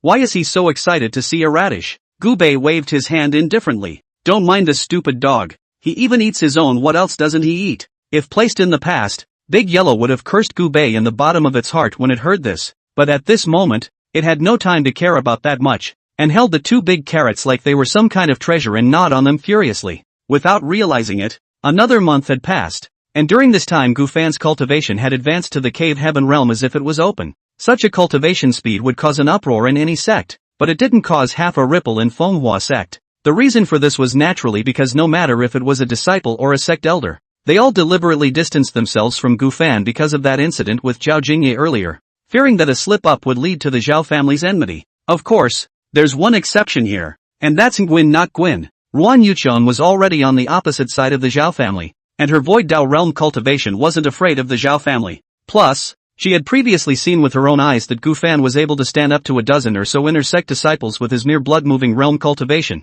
so she had always remembered this disciple who usually kept a very low profile. By the way, I don't know what realm that inner disciple named Gu Fan has cultivated to now. I remember that he was merely at the early stage of the blood-moving realm when he was first initiated, and now he should be about to advance to the middle stage, right? Thinking of this, Ruan Yuchon couldn't help but let go of her divine sense to look for Gu Fan's figure. Soon he found Gu Fan sitting in an extremely remote corner of the square, listening to an elder explaining the techniques with other inner disciples. Ruan Yuchon once again swept her divine sense, instantly probing Gu Fan's cultivation clearly. How can that be? In the next moment, Ruan Yuchong stood up abruptly, her cherry mouth slightly open, shock written all over her stunningly beautiful face. Cave Heaven Realm? How could it be Cave Heaven Realm? Unable to believe it, she once again used her divine sense to probe Gu Fan's entire body in detail, and finally sat her butt back on the stool. It really is the Cave Heaven Realm. In a mere 3 months' time, he was promoted from the early stage of the blood-moving realm to the Cave Heaven Realm.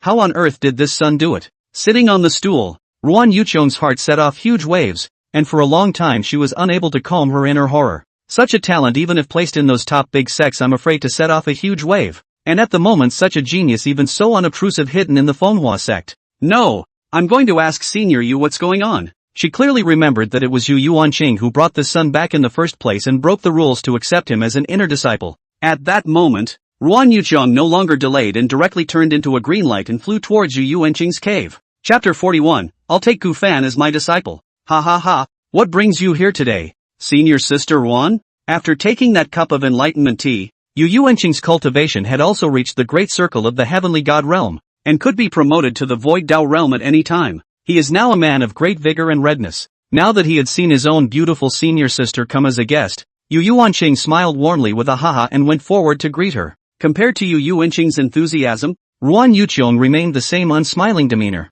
just nodded in response and then opened the door. Senior brother Yu, I came here today for this son Gu Fan. Yu Yuanqing's smile faltered before he asked, pretending not to care. Gu Fan ah. I remember him. When I saw that he was destined to be with me, I brought him back to the door. Why do you suddenly remember him? Senior sister? Earlier, the sect leader had specifically instructed him not to divulge the matter of Gu Fan's father and son. So even if it was his own senior sister, Yu Yuanqing didn't dare to say more. Just karmic? I don't think it's that simple. Is it? Ruan Yuqiang's eyes narrowed as she said with a smile. I don't understand what you mean by that. Senior sister. Yu Yuanqing squeezed out a smile that was even worse than crying and stiffly returned. Since senior brother doesn't understand, then I'll remind you. Senior sister. I'm afraid that senior brother still doesn't know that Gu Fan's cultivation has been promoted from the early stage of the blood-moving realm to the cave heaven realm, right? Such a heaven-defying disciple, and yet you didn't tell anyone. Could it be that Senior Yu is trying to keep this genius for himself privately? Or perhaps there are other secrets that cannot be seen? What? Gu Fan has already cultivated to the cave realm? During this period of time, Yu Yuanqing had been in seclusion to consolidate his cultivation, forgetting to pay attention to Gu Fan for a while. And now after hearing Ru Yuqiang's words he was instantly stunned. Although Yu Yuanqing knew that Gu Fan's qualifications would be hard to come by in 10,000 years, he still didn't expect it to be so counterintuitive that he would directly break through an entire major realm in just 3 months. He then looked at senior sister Ruan, who was gazing at him, and let out a bitter smile, knowing that it wasn't going to be that easy to get rid of her today. Alas. Senior sister Ruan, stop pushing me. If there's anything you'd better go and ask senior sect leader. Master sect leader knows that too? Just as well. Since you're not willing to say, I'll go directly to ask sect master. At that Ruan Yuqiang frowned, then thunderously turned around and left. With a flash of green light, the reappearing Ruan Yuqiang had appeared in front of Tianfeng Zi's cave. Ha ha ha, senior sister's body is. Senior brother. Without further ado, I do want to ask Gu Fan what's going on. In front of Tianfeng Zi's cave, Tianfeng Zi, who was just about to open his mouth, was mercilessly interrupted by Ruan Yuqiang. Gu Fan? He's the disciple that Master Yu Yuanqing you brought back. Go ask him. Why did you come and ask me? Tianfeng Zi feigned an innocent face as he returned. Ruan Yuqiang sneered. Senior sect leader, how long are you going to keep this from me? I've already been to senior brother Yu's cave before coming here, and he was the one who told me to come find you. This Yu Yuanqing, his mouth is like the waist of an old woman's cotton pants. Cursing in his heart, Tianfeng Zi knew that he couldn't hide it anymore, and then he let out a long sigh. Alas. I guess you found out about this matter of Gu Fan's son's cultivation progressing like a fly, right? Ruan Yuqiang didn't say anything, just waited for the following with flickering eyes. Tianfeng Zi shook his head helplessly and continued. In fact, when Master Yu met this child, he once gave him a talent test, and guess what color the touchstone showed at that time? Ruan Yuqiang's heart stirred, knowing that the sect leader brother wouldn't be aiming at nothing, associating Gu Fan's heaven-defying cultivation speed. She said with some uncertainty, could it be purple? Her heart couldn't help but thump as she said this. After all, people with purple talent were too rare, and the Manhwa sect hadn't seen a genius with this kind of qualification for hundreds of years. Just as she was filled with expectations, she saw Tianfeng Zi gently shake his head. Ruan Yuqiang was instantly frustrated and let out a bitter smile, laughing at herself in her heart. Sure enough, it's still me thinking too much, where a disciple with purple talent is so simple to meet. Just as she thought of this, Tianfeng Zi's next words left her dumbfounded. Gu Fan is not a purple talent, but black. As soon as these words came out, Ruan Yuqiang's body trembled as if she was electrocuted, and then she covered her mouth with her long, white jade hand.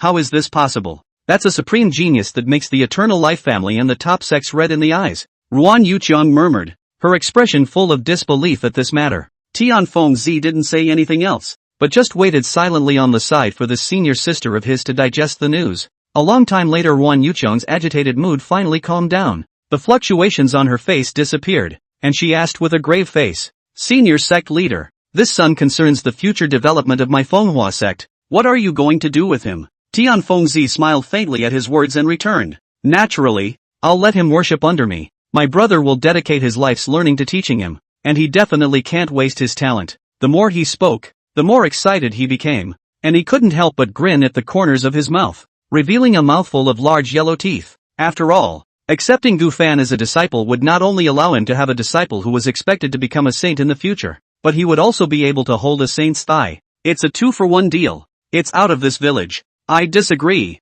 As soon as Crazy Sky finished his words, Ruan Wen raised an objection. Tianfeng Zi's smile froze as a bad feeling arose in his heart. Senior sister Ruan, what do you mean by that? Looking at the entire Manhwa sect, Who else is more suitable to be Gu Fan's master than me? The corner of Ruan Yuqiong's mouth hooked up with a smile if any, and returned. Elder brother is wrong. This son is destined to be with me, and I feel that I am more than capable of being his master. After all, I've already crossed one foot into the middle stage of the Void Dao realm, and I'm no better than you, senior brother. What? It was not easy to put down blood money to send you Yuanqing away, and now another Ruan Yuqiong came out to snatch a disciple from himself. Tianfeng Zi's eyes glared and his beard almost stood up from anger. Senior sister, we have to observe a first-come first-served basis, right? Gu Fan was discovered by me first, so of course he recognized me as his master. In that case, if there are any more disciples with outstanding talent in the future, I'll be the first to let you have them, okay? Although Tianfeng Zi's tone had been pleading,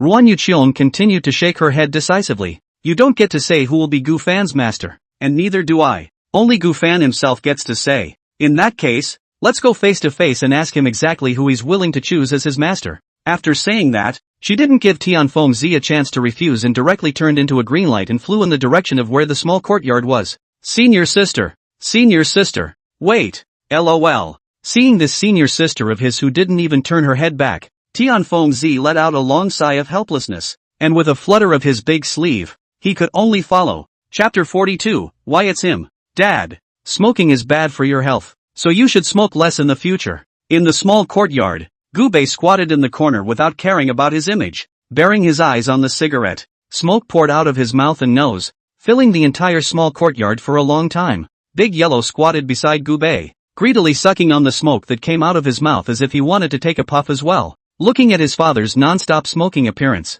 Gu Fan said with some heartache. Gubei smiled nervously at his words and took another drag before returning. Your father and I are half buried in the ground, and I still care about that. Besides, that's the only hobby I have. Your father, so I might as well kill me if I really want to quit. Gu Fan shook his head helplessly without saying anything else after hearing this. He also knew that getting his father to quit smoking was simply a pipe dream. As he spoke, two flashes of light in the sky were followed by two figures landing in the middle of the small courtyard one after the other. Seeing the visitor, Gu Fan was first stunned, then startled, and hurriedly stepped forward to arch his hand in greeting. Disciple Gu Fan, greetings to the sect leader and Uncle Ruan. As he spoke, Gu Fan intentionally or unintentionally landed his gaze on Ruan Yuqiong's stunningly beautiful and high-strung face. His face flushed slightly and his heart couldn't help but thump. Ruan Yuqiong's looks were exquisite, and coupled with that dusty, high and cool temperament, she was the dream girl of all the disciples of the Manhwa sect, and Gu Fan was no exception, especially when he was purposely made difficult by Elder Zhao and a group of intersect elders that day,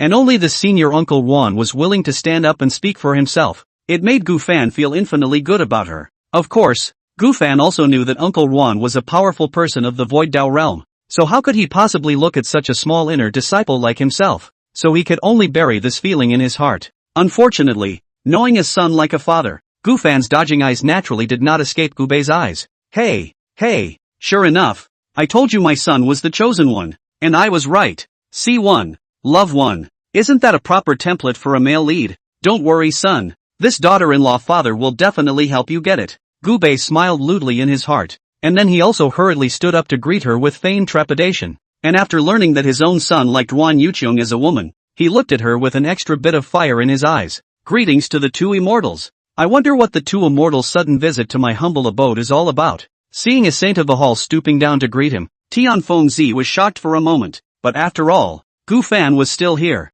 and he didn't dare to show too much. He could only squeeze out a smile that was worse than crying and nodded at Gubei in return. As for Ruan Yuqiong, her brows were slightly furrowed, although she didn't look Gubei squarely in the eye. She was keenly aware of the strange look in Gubei's eyes and couldn't help but snort coldly in her heart. Humph, no matter how cowardly a man really is, he's all equally horny. Ever since the last time she confirmed that this man was not the supreme expert she thought he was, and that he had a weak and timid character, Ruan Yuqiong was unwilling to have any interaction with such a man. Now that she noticed this strange gaze of his, the feelings of contempt and disgust for him in Ruan Yuqiong's heart became even stronger. If it wasn't for Gu Fan this time, she wouldn't even be willing to step into this courtyard again. Ruan Yuqiong couldn't help but recall the scene when Gu Fan had rushed to protect his father in a fit of rage, and had even dared to stand up to Elder Zhao of the Zhao clan of the Heavenly God realm with a cultivation of a mere blood-moving realm. Even she couldn't help but look sideways at that time. It was just that Ruan Yuqiong didn't understand how a wimpy character like Gubei had given birth to a child like Gu Fan, who was so gifted and bold. Not even bothering to pay attention to Gubei, Ruan Yuqiong said with her eyes gleaming as she stared at Gu Fan. Gu Fan, I came. This time. Speaking of this, her voice suddenly paused, and her good-looking eyebrows were slightly wrinkled, her agitated nose gently swooshing, as if she had smelled something. In the next second, as if she thought of something, her pupils suddenly contracted, revealing a shocked and delighted expression, and she shouted excitedly in spite of her status. It's that smell. Yes, it's that smell. The fact that a high and cold person like Ruan Yuqiong would even show such an excited expression was something Tian Fengzi had never encountered before. Even when she had previously learned that Gu Fan was a genius that would be hard to come by in 10,000 years, she hadn't lost her temper so much. At that moment, Tian Fengzi asked in consternation, "Senior Sister Ruan, what's wrong with you? Don't be ridiculous, there's no smell in here." Afraid of leaving a bad impression on the big brother, he said and made to sniff in the air. Then without leaving any traces,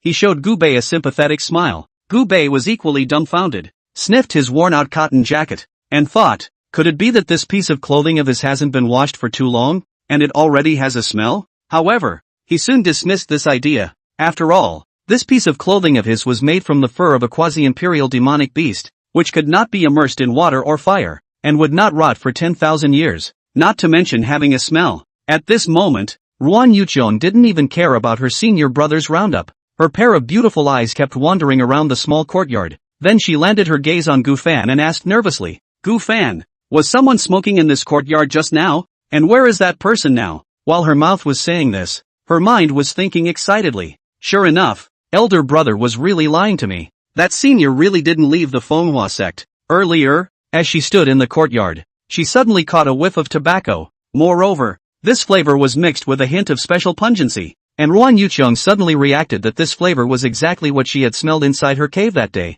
So she was sure that the mysterious senior who had saved her life that day must have come to this small courtyard and had just left not long ago. It was just that the overly excited her didn't notice that when she mentioned the word smoking, a hint of a heartfelt expression appeared on the face of Gu Bei on the side. Seeing Uncle Ruan's fiery eyes looking at him, Gu Fan's heart panicked for no reason and subconsciously pointed to his father. Stumbling back, "Kai, greetings, Uncle Ruan. Just now in the courtyard only my father was smoking." As soon as these words came out, the excited look on Ruan Yuqiong's face suddenly froze, and her body shook uncontrollably. Enough time was spent staring at Gu Bei's pale face for several minutes, as if trying to find something from his slightly Eno face, and in the end, nothing was found. It can't be. How is this possible? As if receiving a great blow, Ruan Yuqiong mumbled something out of her mouth while walking towards the outside of the small courtyard in a state of disorientation. This sudden abnormality of hers caused the other three people in the small courtyard to look at each other in disbelief, not understanding what was going on.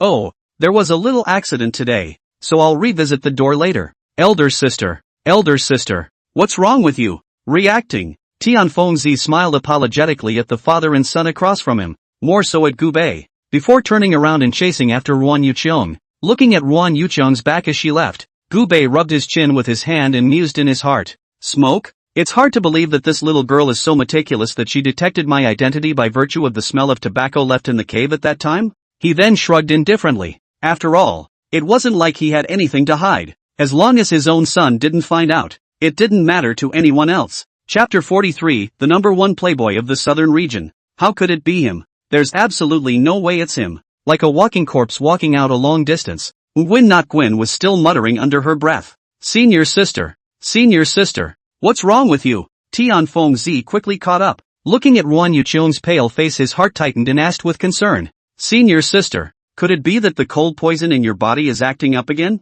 Ruan Yuqiong stood still and turned around, a pair of eyes as deep pools staring deathly at Tian Fengzi, his voice trembling slightly as he said, "Elder brother, tell me, is Gu Fan's father the same senior who helped dissolve the cold poison in my body?" Ruan Yuqiong had a goal that she never told anyone about after stepping into the immortal sect, and that was to cultivate to the half-saint realm. But she also knows that even with her extreme body physique, to cultivate to the divine king realm is the apex. If there is no great chance, I'm afraid that her life will stop here. That's why she was filled with longing for the half-saint. And after learning that the one who had come to her aid was actually a half-saint, she became filled with longing and admiration for that half-saint. Sometimes she even fantasized about the looks of that strong man, whether he would be a suave, dashing and elegant youth. At that moment, her heart, which had been silent for centuries, suddenly rippled. She wanted to find that senior and wanted to thank him in person for his help. It was just that when she realized that the senior she aspired to was actually the one she despised and looked down upon the most, all of her illusions were shattered in an instant,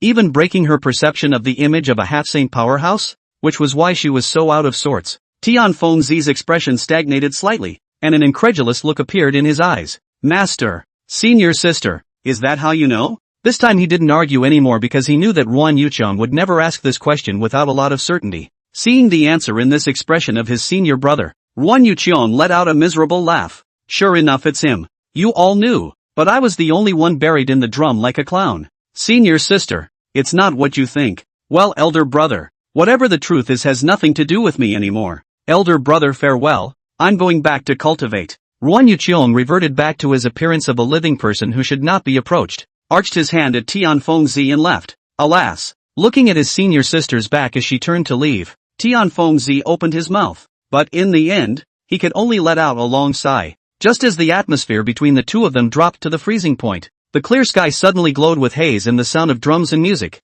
and then the people of the Manhwa Sect saw a huge procession marching vastly from the sky. Looking at a line of teams, there are dozens of people, and a clear color of white clothes, beautiful women of national colors. The women walking at the front held flower baskets in their hands and kept scattering strange flowers emitting a faint glow outwards, and as soon as these flowers appeared, the aura around them seemed to have become much denser, and at the end of the procession, 4 young girls came carrying a bronze sedan carriage. The 4 young girls were around 20 years old, their faces were veiled, but they were still vaguely visible as stunning women. And what made people's scalp numb was that these 4 young girls were emitting a pressure that was no less than that of the Zunsha realm. Such an age, such a realm, placed in any first-class sects are the existence of core disciples, and at this moment they are even just the existence of giving people a sedan chair on the bronze sedan carriage. On the other hand, there was a young man who looked to be around 25 or 26 years old, with fair skin, handsome looks, a pair of Danfeng eyes that seduced people, and an unruly smile at the corner of his mouth. Such a person is a presence in the limelight wherever he goes. The crowd of the Manhwa Sect below had never seen such a grand scene before, and they were all dumbfounded. The young male disciples looked at the youth and the pride all revealed a color of yearning, while the young female disciples looked at the evil youth with a flowery face and stomped their feet in excitement. Only the duo of Ruan Yucheng and Tianfeng Zi's faces changed wildly at the sight of this youth. How did he get here so fast? Tianfeng Zi said in shock, while Ruan Yucheng's fists were clenched tightly, her shell teeth biting her lower lip as a drop of blood flowed down the corner of her mouth. Soon the crowd stopped at the top of the Manhwa Sect. First a white girl took out a gilt bench and placed it in mid-air. Then the young man on the proud carriage sat on the chair with a flash of his figure, looking down on the crowd as if he were an emperor. Although Tianfeng Zi and Ruan Yucheng's faces were unsightly, they also knew that this youth's identity was terrifying and not something they could afford to offend. The two didn't dare to be the slightest bit slow, coming before the youth with incomparable respect and giving a salute. Greetings to the young lord. Your great presence, young lord, has made my little windflower sect flamboyant. Hiss. Seeing that the sect leader and Uncle Ruan were so respectful to a junior, the people present simultaneously sucked in a breath of cold air and speculated in their minds about the youth's identity. And the moment they heard the sect leader actually address this youth as young lord, without exception, everyone present's face changed drastically, and their eyes became incomparably awe-inspiring as they looked at the youth, because when looking at the entire southern region, the only one who could be called a young lord was only one, and that was the son of the number 1 sect in the southern region, the head of the Heavenly Tao sect, Su Hongzhen, Su Zimo. Su Hongzhen was not only the Heavenly Tao sect's patriarch, but he was also the only sage in the southern region, so his status could be imagined. Su Zimo was his only bloodline, but also the oldest son, set thousands of favorites, coupled with Su Hongzhen extremely protective of the calf, which led to no matter what Su Zimo did no one dared to provoke him. Over time Su Zimo had developed an arrogant and domineering character, and could be considered the number 1 dude in the southern region. Hiss. Why did this little ancestor come all the way to our Manhwa sect? Someone sucked in a breath of disbelief. The duo of Gu Bei and Gu Fan in the small courtyard naturally saw this extremely pretentious youth, and both of them had different expressions. Gu Bei looked at the figure in the sky, a meaningful smile hanging at the corner of his mouth. This little guy rings a bell with him. About a dozen years ago, at that time has not received frustration education as lawless Gu Fan took advantage of the Gu Bei cultivation, secretly ran to the southern region for mischief, said coincidentally met Su Zimo, known as the first big playboy in the southern region. At that time, Su Zimo did not know the identity of Gu Fan, but as the same as a bad dude, the two look at each other extremely bad eye. Natural conflict. The end result was predictable. Su Zimo was almost killed alive by Gu Bei. Gubei remembered that later that old undead who protected his calf even defied his status to bully the young with the big and even tried to kill his own son, and was finally slapped by himself across tens of thousands of miles before he slipped away and left with his son. Later, Gubei personally went to the door and that old undead knee to knee, scared him kneeling on the ground and crying, kowtowing and admitting faults. Gubei then let go of their father and son. Just Gubei did not expect. So many years have passed, with the last lesson this zimo instead of convergence, but more high profile. Chapter 44 Who's for it and who's against it? Zimo lethargically leaned back on the guilt bench, his eyes slightly narrowed, recklessly looking up and down at Ruan Yucheng's slender and delicate figure, his eyes filled with undisguised greed and possessiveness. Ever since he met Ruan Yucheng once by chance, he was attracted by her stunning beauty as well as her high and cool temperament, especially after learning about his identity and Ruan Yucheng's indifference. It aroused Zimo's desire to conquer. All the other women had rushed to their bodies when they learned of his identity, and this woman was the only one who looked like she was in awe of him. There have been women who have tried to arouse Zimo's interest with this kind of attitude before, but Zimo, who has read countless women, can tell at a glance whether it is a real high and cold or a fake noble. And Gwyn not Gwyn, naturally, is the former. The thought of this high and mighty woman in the future begging for mercy under his body made Zimo feel a rush of heat throughout his body. Noticing Zimo's aggressive eyes, Ruan Yucheng's expression remained unchanged, but her complexion grew colder and colder, and she said in an unassuming manner, I also ask the young lord to respect himself. How dare you? A mere Manhwa sect elder dares to talk to the young lord like that. Before Zimo could say anything, a young girl beside him who was fanning him took the lead with a stern cry. The sons and daughters looked at each other, as if there was electricity where their eyes collided. Zimo waved his hand to signal his men that it didn't matter before he fondly took his eyes back and smiled faintly. Forgive me, Fairy Ruan, it was my lord who was rude. He then turned his words around and continued. I'm sure Fairy Ruan has already received my husband's earlier letter. I wonder if you have any more thoughts on the above proposal? Hearing Zimo's words, Ruan Yucheng's face was slightly ugly, but she still respectfully returned. I'm grateful for the young lord's love, but I'm dedicated to seeking the great Tao, and I've never thought about dual cultivation. There are tons of women out there who want to double cultivate with you, young lord, so it's better if you don't waste your time on me. The two conversed without the intention of trying to hide it, so those with a little higher cultivation below could clearly hear them, and one by one, they revealed stunned expressions. Young Master Su actually wants to form a dual cultivation couple with Uncle Ruan? Soon, noisy chatter erupted from below. Young Master Su is the son of a saint. How did he fancy Uncle Ruan? This wave is truly a high climb for Uncle Ruan, a female disciple said jealously. These words immediately caused the crowd of male disciples present to glare at each other. Ruan Yucheng was the recognized goddess in the hearts of all the male disciples of the Manhwa sect. Where could she tolerate being desecrated like this? Bull asterisk asterisk asterisk asterisk. Who doesn't know that this Zimo is a prodigal son? The women he's double cultivated with can't be counted on two hands, and Uncle Ruan marrying him would be a wolf in a tiger's mouth. That's right. Besides, Uncle Ruan already has outstanding talent. He is an expert of the Void Dao realm at a young age. Even if he doesn't depend on this dude, he still has a bright future. Shut up, all of you. The chatter grew louder and louder, and an unsmiling old man interrupted the crowd's chatter with a low gulp. The old man said as he coldly looked around the circle, what is the young lord's status? And you are worthy of discussing him? I won't stop you guys from dying if you want to, but if the whole clan is dragged down because of you, I'll be the first to set him back to his bones. Being rebuked by the old man like this, the crowd of disciples then lowered their heads and didn't dare to speak again. Gu Fan in the small courtyard clenched his fists, his teeth gnashing. After joining the Manhwa sect for such a long time, he wasn't the same person who was under the Wu, and he had heard about the name Zimo. No, Uncle Ruan absolutely cannot marry this dude. Ruan Yucheng was the goddess of his heart. He couldn't just watch Uncle Ruan go into the tiger's mouth. Father, stay in the yard and don't go out. I'll be right back. With that he strides out of the room without looking back. Looking at his son's back, Gubei's eyes narrowed slightly and he said, you still have the nerve to call someone a dude,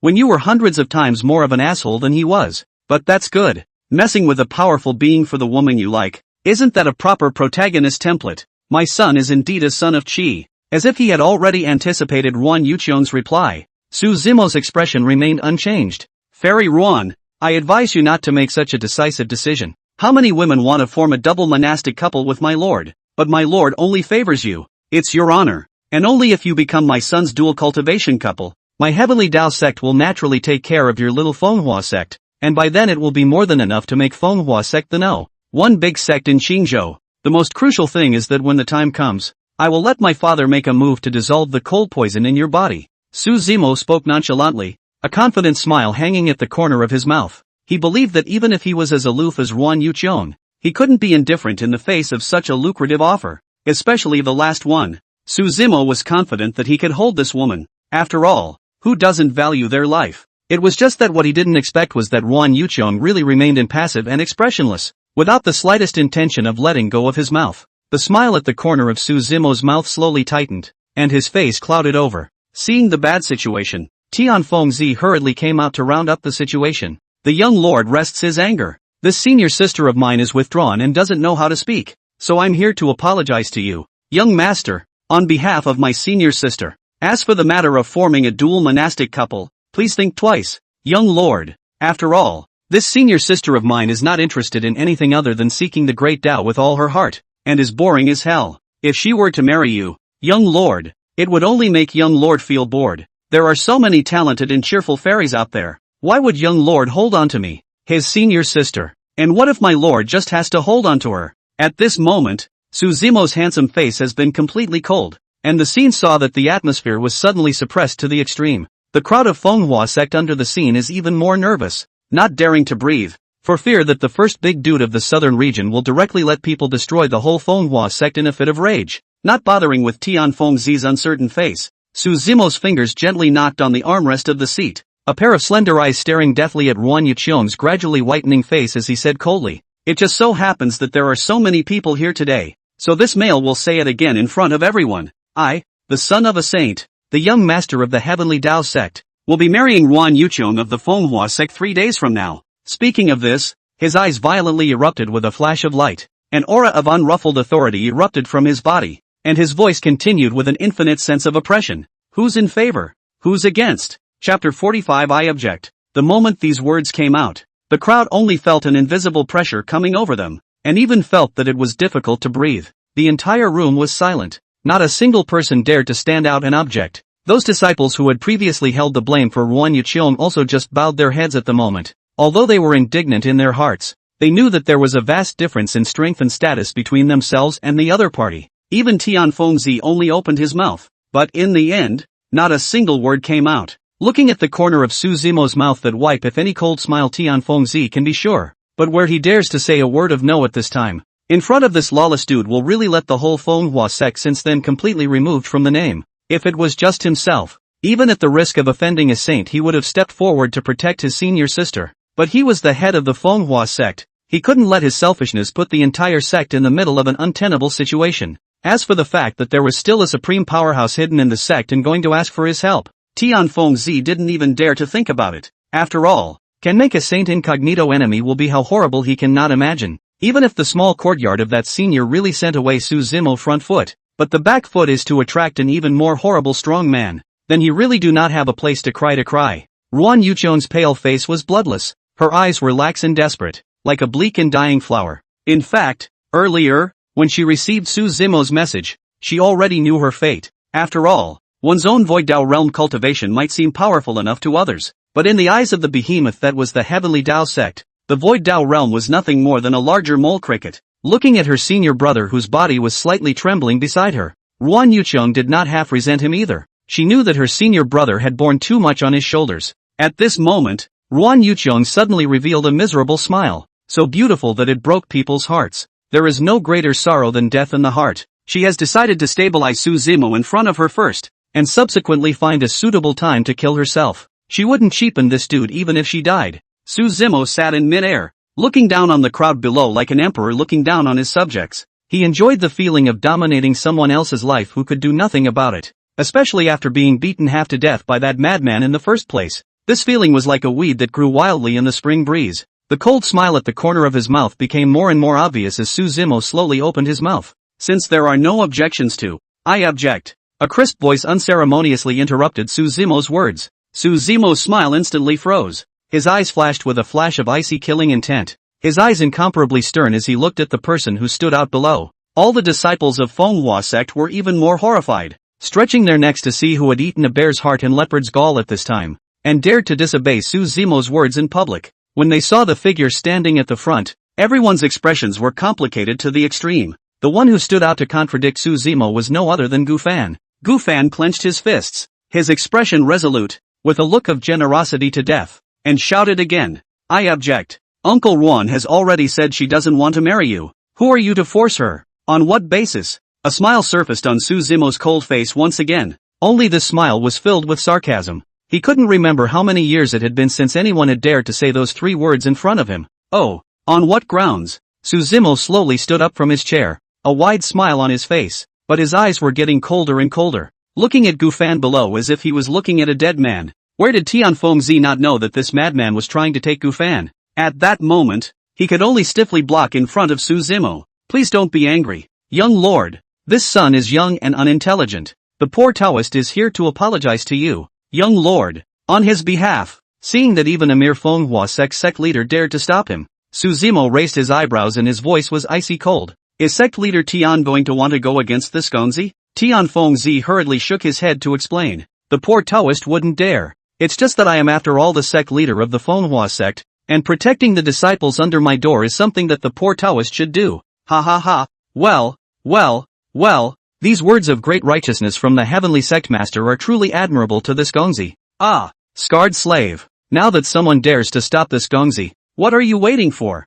Su Zimo, who was laughing happily 1 second, had an expression as cold as ice the next, and with a loud shout, an old man with a scar on his face silently appeared in front of Tianfengzi. "Heavenly sect leader, I advise you to get out of the way. If we really piss off the young lord, then the one who will be in bad luck then won't be as simple as a disciple." The old man was plain looking, not half as distinctive except for the scar on his face which was quite conspicuous, but Tianfengzi's eyes snapped round the moment he saw him. His face filled with panic, looking at the hideous centipede-like scar on the old man's face. A name suddenly surfaced in his mind and he couldn't help but exclaim in shock. You're the Han Lord who caused a bloody storm in the southern region back then. Weren't you killed by the heavenly Tao sect master? Why are you here?" The old man's expression remained calm, as if Tianfengzi was not talking about himself. "The past is with the wind, so don't mention it again if it's already in the past. Right now, I'm just an old slave by the young lord's side. Sect leader Tian can call me Scar Slave." Although the old man said so,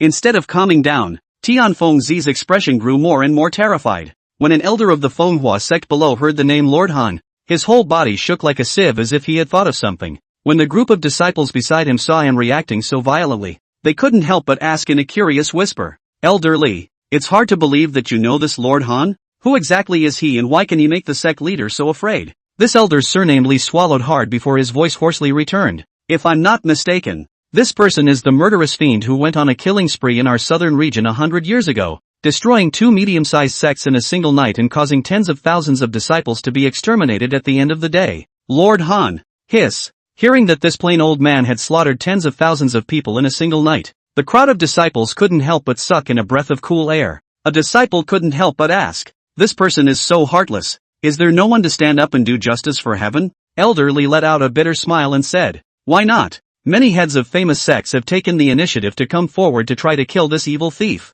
only to end up under someone else's sword." Only in the end did the crowd realize that this person was actually a mid-divine king realm expert. Chapter 46, Son of the Great Emperor, God King Realm. A cry of alarm came out from around Elder Li, and the nearby disciples looked at the scarred slave in the sky with astonishment and disbelief. The Divine King Realm was the most powerful cultivator on the surface of the continent, and a sect could instantly be promoted to a first-class sect on the continent whenever a Divine King Realm cultivator appeared. Moreover, as long as this God King Realm powerhouse didn't fall, he could guarantee that his sect would prosper for 1,000 years and would not decline, thus showing the terror of a God King Realm powerhouse. And this scarred-faced old man was a middle Divine King Realm powerhouse 100 years ago, so how terrifying should he be now? Everyone's scalp felt a tingle at the thought. Is this the heritage of a saint's son, where any random lackey around him is a powerhouse of the Divine King Realm? Everyone turned their gazes to Su Zimo again, their eyes filled with awe. Heavenly sect leader, this Gongzi is not a patient person, but after all,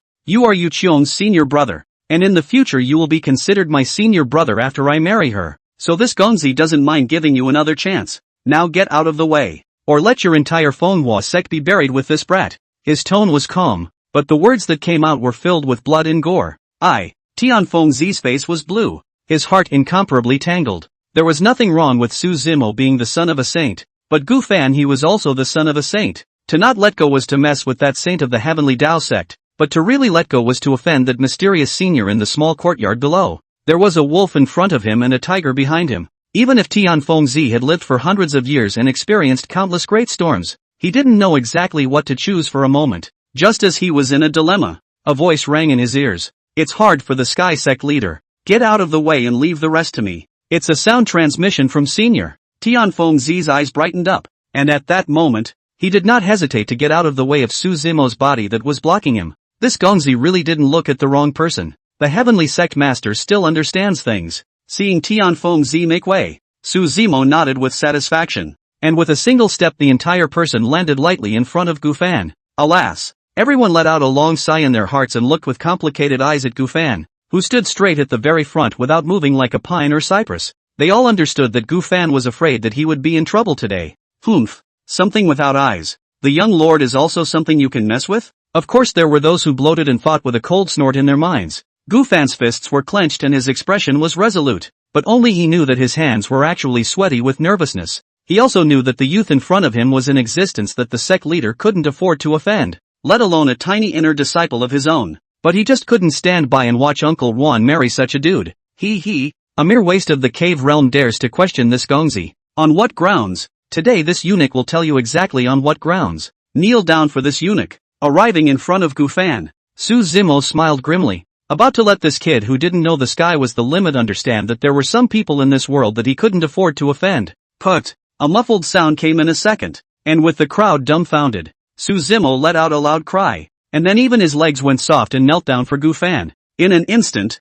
the entire Manhwa sect was silent. A pin could be heard, including Tianfengzi. Everyone's eyes nearly glazed over, their minds simply unable to turn a corner, not understanding what was going on. The son of a saint, the biggest dude in the southern region, is actually kneeling down to an insignificant waste? That's not right. Shouldn't it be Gufan kneeling down to the young lord? How did it turn into the young lord kneeling down to him? Everyone looked at each other in disbelief, obviously not expecting the plot to go this way either. Even Gufan himself was dumbfounded. Originally he had been prepared for a raging storm. Where would he have thought that he would be greeted with such a big gift, not caring about the stunned gazes of the people around him? At this moment, Su Zimo's whole body was shaking like a sieve, and his handsome face was even twisted into a ball due to fear. Seeing this expression on his face, the crowd once again looked at each other in disbelief, not understanding what could have happened to make this son of a hallowed saint act so terrified. And at this moment, only Su Zimo knew how terrified he was in his heart. When Gufan stood out just now,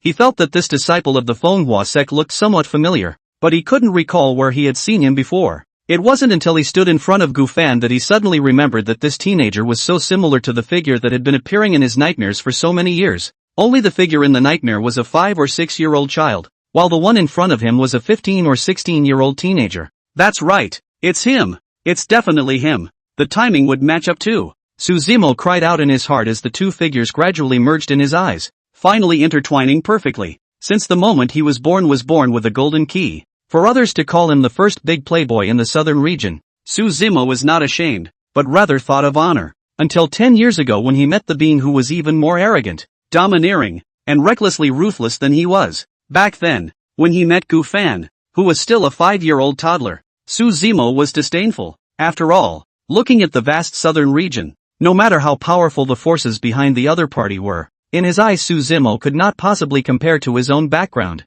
A Saint Realm Papa was no joke. Moreover, at that time, Gufan was sneaking out at that time, alone, so Su Zimo was even more unafraid. At first, Su Zimo hadn't been in the habit of bringing guards. After all, no one in the entire southern region dared to provoke him, so bringing them would be for nothing. It wasn't until later that he was almost beaten half to death by Gufan, who was fully 10 years younger than him, that he finally felt the fear of death. At that time, when Su Zimo looked at Gufan's hideous expression, he understood that Gufan really wanted to beat him to death, because the same unstoppable dude had that same look on his face when he beat someone to death. It was only at this time that he finally got scared, and finally managed to save his life by unleashing the life-preserving jade pendant given to him by his father. Su Zimo, after the great disaster, was not dead, completely fumed. Since childhood he had not suffered such a great insult. Immediately vowed to dismantle that kid and break his body into pieces. Only soon did he despairingly understand that that child's background was so big that he couldn't imagine it. And even his biggest dependents,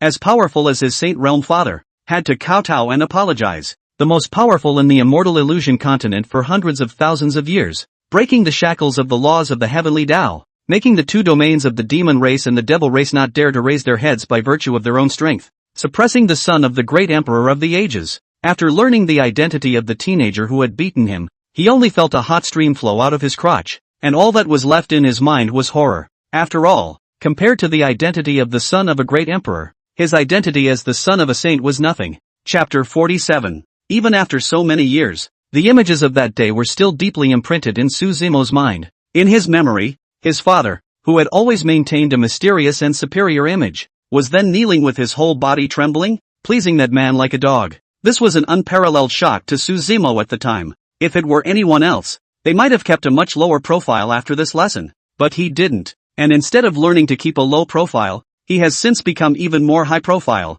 as if he's using this performance to cover up the fear inside him that he can never get rid of. Originally, Su Zimo thought that he would never have any interactions with that father and son pair ever again, until this moment, until he saw Gu Fan standing in front of him. In an instant, all the fears from that year came madly like a tidal wave, and the endless fear completely destroyed his sanity. Young lord, I was wrong, young lord. I didn't know it was you. Please let me go. The pain of being beaten half to death back then seemed to reappear on his body, and even more painful than the physical was the mental devastation. So Su Zimo started to kowtow to Gu Fan like no one else. His expression was humble to the extreme, just like his father back then, like a lost dog. Even though Gu Fan was already prepared to die, he was still shocked by his sudden move and took 2 steps back. In the small courtyard, Gu Bei was smoking a cigarette with a smiling look on his face. The others didn't know what was wrong with Su Zimo, but he was naturally clear about it, so he couldn't help but mutter to himself. It seems that this kid was beaten to the bone by Fanner back then, and he still has a shadow to this day.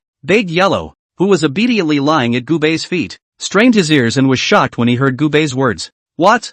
Gu Fan once beat this kid half to death? Gu Kid usually looks like a dull face, but there are still times when he's so ruthless? It then stole a glance at Gu Bei in the rocking chair, calculating in its mind. From those people it also roughly knew the identity of the one called Su Zimo, the son of a saint. The background was indeed quite bullish, and when he was beaten half to death by Gu Fan, and in the end, that notorious calf-protecting Saint Su Hongan of the Heavenly Tao Sect was not the slightest indication. There was only one possibility, and that was that Su Hongan was incredibly jealous of Gu Bei. Thinking of this, Big Yellow's eyes couldn't help but narrow, his mood somewhat stirred by the thought, could it be that this old yinks next to me, who likes to pretend to be a pig and eat tigers in front of his own son, is a quasi-emperor who was hidden from the world? It was well known that because of that great emperor's sudden emergence, he briefly broke the confinement of the laws of the heavens on this world, while allowing the demon realm's female emperor as well as their demon realm's demon emperor to seize the opportunity to be promoted to quasi-emperor. And this is only on the surface. After all,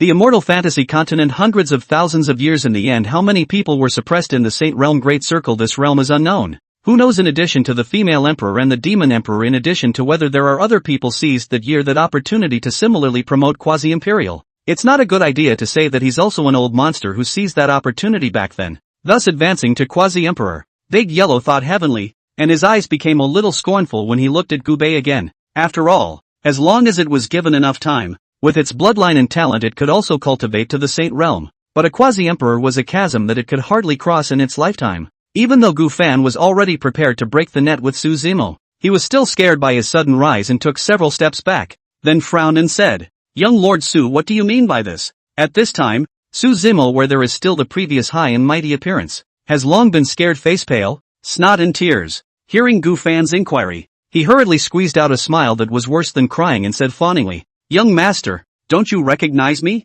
I'm Su Zimo. Have you forgotten? You even beat me up 10 years ago because of some misunderstanding. We're kind of not fighting each other." Gu Fan's frown tightened because in his memory, 10 years ago, he was still living in the poor countryside with his father. Where would he have met this towering young lord of the Heavenly Tao Sect? "Young Master Su, are you recognizing the wrong person? I haven't seen you at all." Gu Bei returned with a straight face, not thinking at all of scaring off Su Zimo with this misunderstanding. Su Zimo was also stunned when he heard this, suspiciously re-examining the kid in front of him who was wearing the dress of an inner disciple of the Manhwa sect up and down, because the Gu Fan of his early childhood had really created an indelible shadow on him. He was scared senseless the moment he saw Gu Fan, and did not think about the irrationality of it in the slightest. Now that he had calmed down a little, he realized the difference. The son of a great emperor. What kind of gongfu, what kind of heavenly treasures could not be obtained? How could he possibly stoop to become an inner disciple of a tiny Manhwa sect? Most importantly, as the number one dude in the southern region, he didn't see a bit of the same dude's temperament from the current Gu fan. The reason why their two big dudes fought back then was that they were keenly aware of the arrogant and domineering dude temperament on the other side. This temperament cannot be faked because it is cultivated by years of doing bad things with impunity and still remaining intact. Thinking of this, Zimo's originally shocked and uncertain face slowly clouded over, especially when he thought that he, the young master of the Heavenly Tao Sect, was actually kneeling down to a waist in front of so many people. It made him feel disgraced. Zimo didn't feel that it was his problem in the slightest and felt that everything was Gu fan's fault. If it wasn't for this punk, how could he have recognized the wrong person? And how could he have been scared less in public? He wanted to use the most vicious means in the world to torture this teenager, make this teenager worse than death, and then kowtow on the ground begging for forgiveness, which can only vent his heart's hatred. Slowly getting up from the ground, Zimo's expression was hideous and frightening, his forehead veins bulging as he shouted angrily, "Chun Yu, break both legs and feet of this punk." "Yes,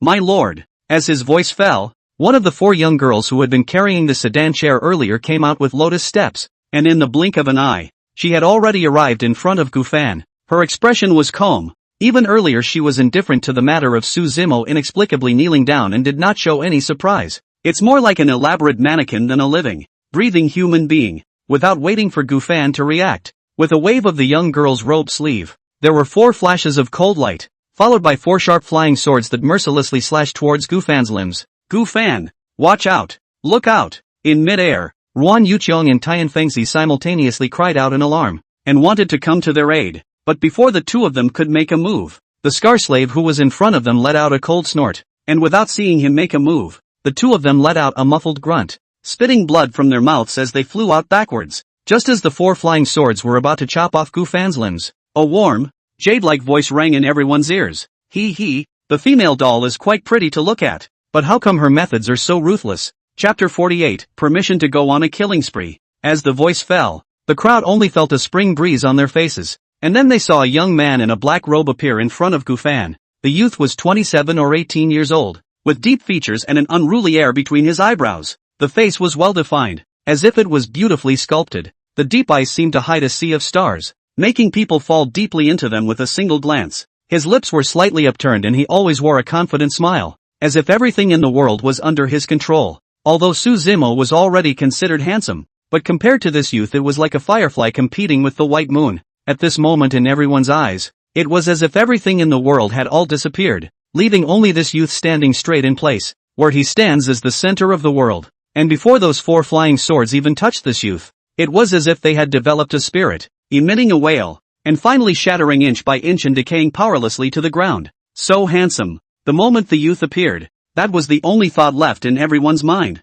"Who are you?" Seeing that her 4 personal flying swords had been destroyed, the young girl called Chunyu's face was like frost, and she scolded in a cold voice. Only the youth did not even look at her, but turned his head with kind eyes to look at the dumbfounded Gu fan behind him and said softly, "Don't be afraid. With me here, no one can touch a hair on your head." His voice was low and magnetic, and it was like a spring breeze. Gu fan stared blankly at the youth in front of him who didn't look much older than him. He had obviously never seen this youth before, but for some reason, the moment he saw this youth at first glance an inexplicable sense of security and closeness was born in his heart. It felt like facing my own father. Gu fan was also taken aback by this thought of his for a moment and subconsciously nodded. Pa. He. Well. How many years has this Gongzi not encountered someone with such an arrogant tone of voice? And today he even encountered 2 of them. Interesting, really interesting. It seems that this Gongzi really didn't come here for nothing today. Not far away. Zimo snorted. His hideous expression suddenly revealed an incomparably happy smile, and he couldn't help but clap his hands. But only those who knew him well knew that the happier he laughed meant the angrier he was at the moment. Zimo turned his head to look at Tian Fengzi, who was also in a daze, and asked, "This brat is also a disciple of your Manhwa sect?" Tian Fengzi's mouth was open and he was just about to say that he didn't recognize this person when he saw the youth suddenly scowling at him. Asterisk. It's hard to believe that this person is that senior? Blessed to the core. Tian Fengzi instantly guessed that this youth was the mysterious expert in the small courtyard. Could this be what Elder was supposed to be? No wonder. I told you, how could a Saint Realm powerhouse always look like a wimp? Tian Fengzi couldn't help but think in his mind, and then stumbled over his words. That. Young master, that's just it. It doesn't matter if it's a disciple of your Manhwa sect. After all, It's all just a corpse in a while. Zimo shook his head, no longer bothering to listen to Tianfengzi's sophistry, but instead returned back to Chunyu by his side and instructed him. Chunyu, go and catch this loudmouthed brat. This young master will not only cut out his tongue, but also scratch that face of his bit by bit. As he said this, a flash of intense jealousy erupted from his eyes. The moment he saw Gubei's face, Zimo had already developed a strong killing intent towards him in his heart. He wouldn't allow someone more handsome than him to exist in this world, especially someone like Gubei who comprehensively crushed him in both appearance and temperament. So even if Gubei hadn't offended him, he wouldn't let Gubei appear in front of his eyes again. Yes, my lord, Chunyu answered with an expressionless voice. Then his entire body suddenly disappeared like a ghost, and when he reappeared, he had already arrived in front of Gubei. The young girl's originally slender fingers suddenly sprouted black-colored, sharp nails that emitted a deep light and dug towards Gubei's heart. The girl's originally slender fingers suddenly sprouted dark-colored sharp nails that emitted a deep light and dug towards Gubei's heart. Ha! A soft laugh escaped from Gubei's mouth as he just stood there without any movement, while the young girl suddenly disappeared in plain sight. That's right, it was gone, as if her body had been completely erased from the world by an eraser. Where are the people? No, I don't know. And I didn't see this youth make a move. So how did that young girl inexplicably disappear? Seeing this scene, everyone present felt a pang of numbness. Even Scar Slave, who was blocking the way of Tianfengzi and Wan Yuqiong, frowned slightly, a look of gravity showing on his features. In fact, the young girl was only a cultivator of the Zunshe realm, and many of the people present would have been able to kill her if they had let go of their guts, but they were unable to erase a large living person directly from this world without a word like Gubei. Zimo was also startled by this bizarre scene, and retreated several steps in panic before he managed to stop himself, before asking in exasperation, "Kid, where did you get my maidservant? Hurry up and give it back to this Gongzi, otherwise this Gongzi will make you suffer today." Gubei's face still had a gentle smile on it as he sniffed and returned lightly. "If young lord wants to know, I can send you there as well. How dare you? Do you know who my father is? And how dare you threaten me as a punk?" He then angrily cursed at the 3 remaining maidservants. "Are you guys plants? What are you waiting for? Kill this punk for my lord. My lord. This person is not simple. It's better for the old slave to make a move." Scar Slave didn't know when he had returned to Zimo's side and arched his hand in invitation. Seeing that Scar Slave was about to strike, Zimo's eyes, which were originally a bit flustered, suddenly lit up and let out an eerie cold laugh. "Oh, good. Since you want to make a move, my lord will lift your ban today and let you let go of your hand and go on a killing spree. Here. Except for this woman Wan Yuqiong, you can kill as many people as you want, and my lord will never stop you. Hey, the old slave thanks you, sir." Scarred Slave, who was expressionless 1 second, suddenly grinned a horrible arc in his mouth the next, the corners of his mouth tugging at the scar on his face squirming to look even more hideous, as if a beast that had been starving for an unknown number of days had come out of its cage. A ferocious and bloody aura centered on him, transforming into a path of bloody ripples spreading in all directions. In an instant, everyone just felt their entire body creeped out, as if they were being targeted by an ancient ferocious beast. Chapter 49, How Dare You Talk to Me? The terrifying pressure mixed with the bloodthirsty breath came over, making everyone present's scalp numb, and some disciples who were not strong-minded even fell to the ground with their legs softened. A Manhwa Sect inner sect elder even shouted with an incomparably frightened face, "God King Realm Grand Circle. He has cultivated to the Divine King Realm Great Circle, half a foot into the half-saint realm." Hearing these words, the already desperate crowd's hearts were completely ashen, and the arena instantly became a mess. Run quickly. A God King Realm Great Perfection powerhouse is going to go on a killing spree. None of us will survive. Although the Gubei who had restored his true appearance had bizarre means, after all, it did not have the same kind of powerful spells that could destroy the sky and the earth at every turn to give people a greater shock. Not to mention the fact that the person in front of him who was going to go on a killing spree was a terrifying powerhouse of the Great Circle of the Divine King Realm, and no one felt that this youth of unknown origin would be able to stop him. Run? It's been a long time since I've gone on a killing spree, and with such a good opportunity today, none of you will be able to escape. Scar Slave's expression was hideous, licking his lips greedily, a far cry from his previous indifferent face. He then saw a palm-sized array disc appear out of thin air in his hand, and along with the array disc being thrown into the air, a huge prohibition instantly appeared and wrapped the entire Manhwa Sect's mountain gate within it, only to hear a click sound. A flying elder who attempted to escape was directly split into a charred corpse by an arc of electricity the moment he touched the forbidden system, and finally fell to the ground helplessly. There are also people who do not believe in evil. Some sacrifice their own defense magic treasure, while some people are holding their own life magic treasure hard to defend the prohibition. But the final end are all turned into a charred corpse. Seeing the miserable state of these people, no one dared to escape anymore, but instead turned their heads and knelt down towards where Zimo was standing, begging bitterly, "Young master, spare your life. Spare your life, young master." Someone else had to point at Gubei and Gufan and cry, "It's all them. It's all because they deserved to die and offended you, young lord, by committing treason. Kill them if you want to. It has nothing to do with us." "That's right, young lord. You give us a chance. We are willing to serve you as oxen and horses." Listening to the pleading sounds rising and falling around him, Zimo sneered, "Just a bunch of useless wastes. They also want to serve the Skonzi?" He then chided Scar Slave.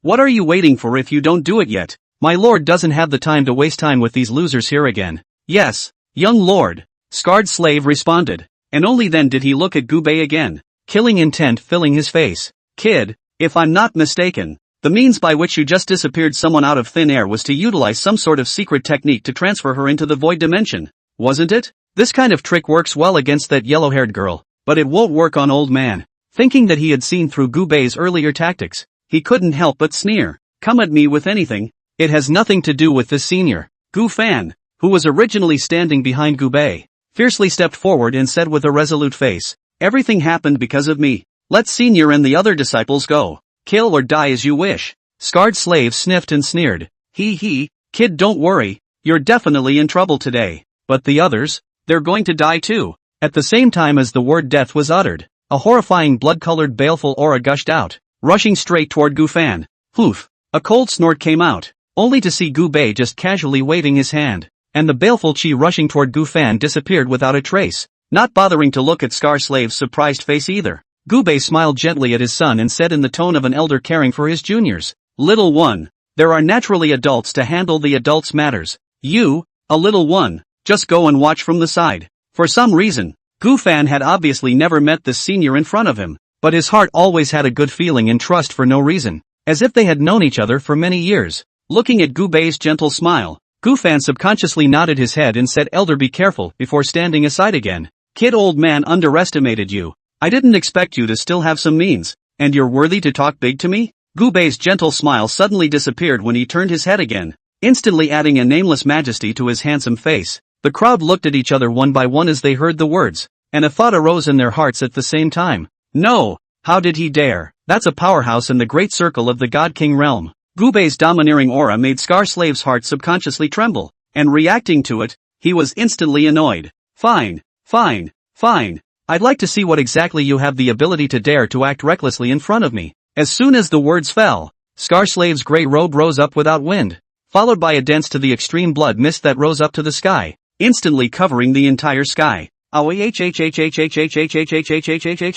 Miserable screams, eerie cries of ghosts rise and fall. The air is mixed with disgusting bloody gas. In an instant the immortal mountain and pavilion of Manhwa Sect seems to have turned into the 9 ghosts of hell. It's the Fiend blood demon technique. He actually practiced such a devilish technique that goes against heavenly harmony. No wonder he killed innocents indiscriminately in the first place. Looking at the blood mist that covered the sky and the dense ghostly shadows in the blood mist, Tianfengzi's forehead instantly deepened into a cold sweat as he said in horror, "Senior brother, what is the Fiend blood demon technique?" Although this blood mist was not directed at herself, Ruan Yuchong still developed a feeling of trepidation, and now that she heard her senior brother say this, she couldn't help but open her mouth and ask. Tianfengzi swallowed hard before saying, "I have only seen this Fury blood demon technique in the ancient books, and legend has it that this technique is extremely evil, and must be sacrificed with the blood and souls of countless living people, and the more living people that are sacrificed, the more horrifying the power of the technique will be. And this Scarred Slave has already exerted such a powerful Fiend blood demon technique.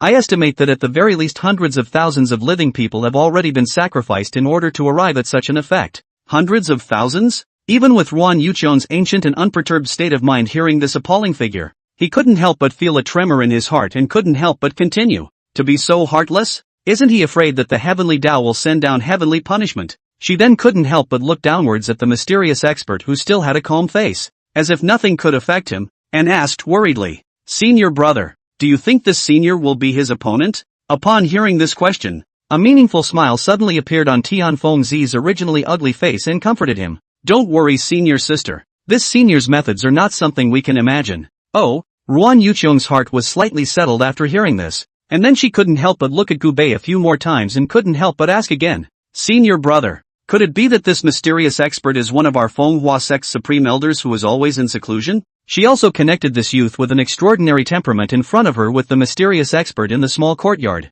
and with just a sweep of her divine sense, she saw that Gu Bei in the small courtyard was still idly staying in the courtyard, turning a deaf ear to what was going on outside. For some reason, after learning that this person in front of her was not the same expert who had saved her, Ruan Yuqiong's heart unexpectedly produced a trace of disappointment. Tianfeng Zi didn't answer positively when he heard his senior sister's question, but shook his head and said indifferently, "Unspeakable, unspeakable." Chapter 50, Killing the God King is like crushing a mole cricket. Die. With Scar Slave's roar, the blood mist in the sky instantly condensed into 100 feet-sized blood silk skeleton, and above the skeleton stretched out countless ghastly white arms, as far as the eye can see densely packed, like countless octopus tentacles wriggling, making people's bones creepy. In an instant, the ghastly wind howled angrily, and the gigantic blood-colored skeleton opened its bloody mouth and rushed towards Gu Bei. Endless fury enveloped the entire field, and at this moment all emotions in everyone's heart were replaced by panic, and all of them fell softly to the ground.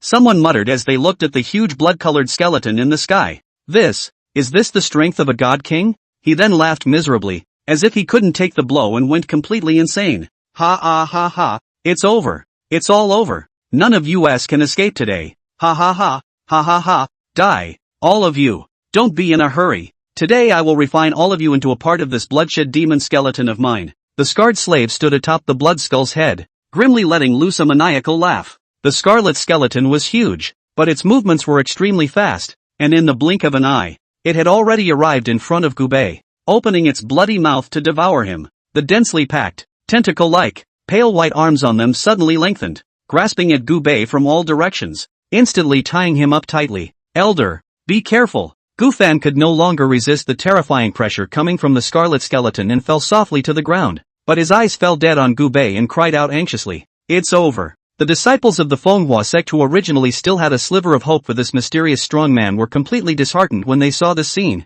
and their last sliver of hope was dashed. Even Tianfeng Zi, who had full confidence in Gu Bei, was turning wildly pale at the moment, beginning to wonder if he had misjudged Gu Bei's strength. Could it be that this senior isn't even an expert of the Saint realm at all, but is simply rich in substance and generous? Thinking of this, he, who was still calm and collected, instantly panicked. If this last reliance of his really died, then the huge Fenghua sect would really be in trouble today. Ha ha ha ha ha, die. Looking at Gu Bei, who was bound motionless by the divine power, Scarslave laughed wildly once again. He had thought that this youth was some kind of expert, but now it seemed to be nothing more than gold fluff on the outside. The fishy wind pounced on his face, and just when everyone thought that Gu Bei was going to perish on the spot, Gu Bei finally moved. Only his lips opened slightly and he uttered a single word, perish. Accompanying the fall of this word, the sky suddenly clouded up without any warning, and a bucket-thick heavenly thunderbolt instantly fell, and the target aimed at was none other than the scarlet skeleton and the scarred slave on top of it.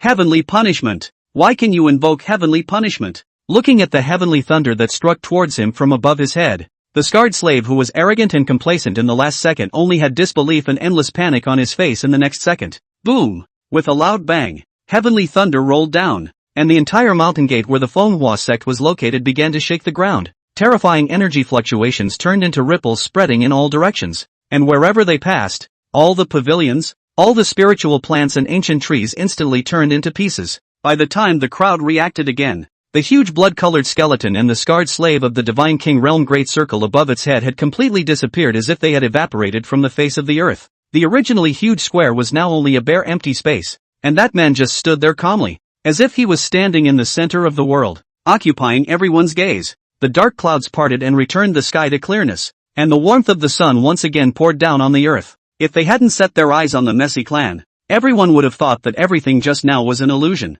The entire room was silent. Everyone was unable to react from that horrifying scene earlier for a long time, and just stared blankly at Gu Bei with their eyes wide open. A Divine King Realm Grand Circle powerhouse, an existence that could exterminate the entire Fenghua sect with the lift of a hand, was killed in seconds just like that? Gu Fan dropped to the ground and looked at the not-so-stout figure, only to feel that the image of this mysterious senior became incomparably great in his eyes little by little. For a moment, he was longing for how good it would be if his own father was also such a domineering and powerful strong man. Tianfeng Zi's eyes were glazed over, and his face was filled with a look of disbelief. Although Tianfengzi knew that this mysterious powerhouse had extraordinary strength, it was also the first time he had seen him strike, and he was deeply shocked by Gu Bei's methods just now. Ruan Yuchon was similarly shocked beyond words, and while shocked, her pair of beautiful eyes took on a touch of the same luster as she thought silently in her heart. This is what a strong man should really look like, isn't it? I don't know how much time had passed, but the Manhwa sect, which was originally a needle in the eye,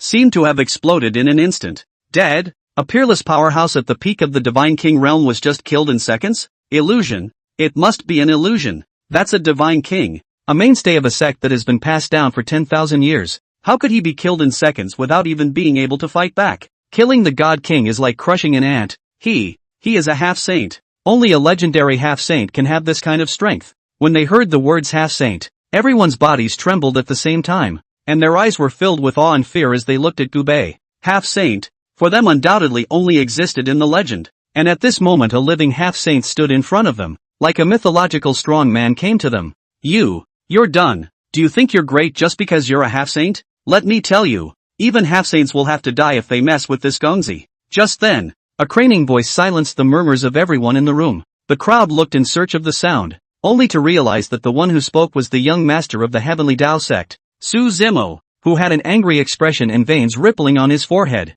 Upon seeing him, the expressions of the crowd that dared to be excited because of the catastrophe simultaneously froze, and it was only then that they remembered that the most terrifying person here wasn't that Divine King realm powerhouse, but the son of a saint in front of them. At this moment, Su Zimo's face was blue, and his heart was even more furious. First, his own maidservant was killed, followed by his own Divine King realm servant. He had never been so stifled in this acreage of the southern domain, not even if the person who made him hold back was a half-saint. Chapter 51, Even a saint must kneel before me. Su Zimo continued angrily. You think half-saints are awesome? To kill my maidservant and servant is to go against my lord, to go against my heavenly Tao sect, and to go against the saints. Even if you are truly a half-saint, you're still in trouble today. Gu Bei narrowed his eyes and asked faintly while walking towards Su Zimo. Oh, I'd like to see how I'll be in the thick of things today. Seeing this powerful man walking towards him, Su Zimo's body violently trembled, and he shouted in a colorful voice. I'm warning you. Stay away. If you're capable, you can let me leave first, and then come back to settle the score with you when I go back and tell my father what happened today. Gu Bei wasn't even willing to talk any more nonsense with this naive to the point of being brain-dead immortal too, and continued to walk towards him without stopping his footsteps. What are you waiting for? All of you. If anything happens to my son, you and your family will not be able to live with yourselves. Seeing that Gu Bei didn't eat him at all, Su Zimo really panicked a bit and angrily shouted towards the remaining maids. Su Zimo had rushed here with a great momentum. The number of people in the team was no less than 30, but they were all maidservants with superior looks but mediocre cultivation. Now that these maidservants heard that the young master had actually asked them to deal with a half-saint, their faces turned pale in unison. However, when they thought of their clans and their families, they still clenched their teeth and rushed towards Gu Bei. Dozens of stunningly beautiful, white-clothed young girls struck out at the same time, just like flying fairies from the sky. It would have been a treat for the eyes if it hadn't been the wrong time and place. Gu Bei's expression was gentle, always giving off an easygoing look, but his strikes were incomparably ruthless, without any hint of pity, only to see his right hand just to the empty air in front of him. Dozens of sinister shadows in mid-air could not even send out a scream before they instantly exploded, turning into a sky full of blood. Rain fell. Looking at the bloody scene, everyone felt a rush of scalp numbness. Previously, Gu Bei's methods were all based on being unpredictable, and apart from making them feel shocked, they didn't have too much fear. Until this moment, they realized that the body of this always smiling youth in front of them was hiding an incomparably ruthless heart. Blood rained down to soak Su Zimo's entire body, turning him into a bloody man. You are a madman. You are a madman. Aren't you afraid my father will kill you? In extreme terror he began to shout hysterically, as if this was the only way to give vent to the fear in his heart. As the words fell, he trembled again and took out a fist-sized, transparent crystal ball from his storage bag, along with Su Zimo's aura surging into the crystal ball. The originally transparent crystal ball suddenly burst out with a dazzling green light,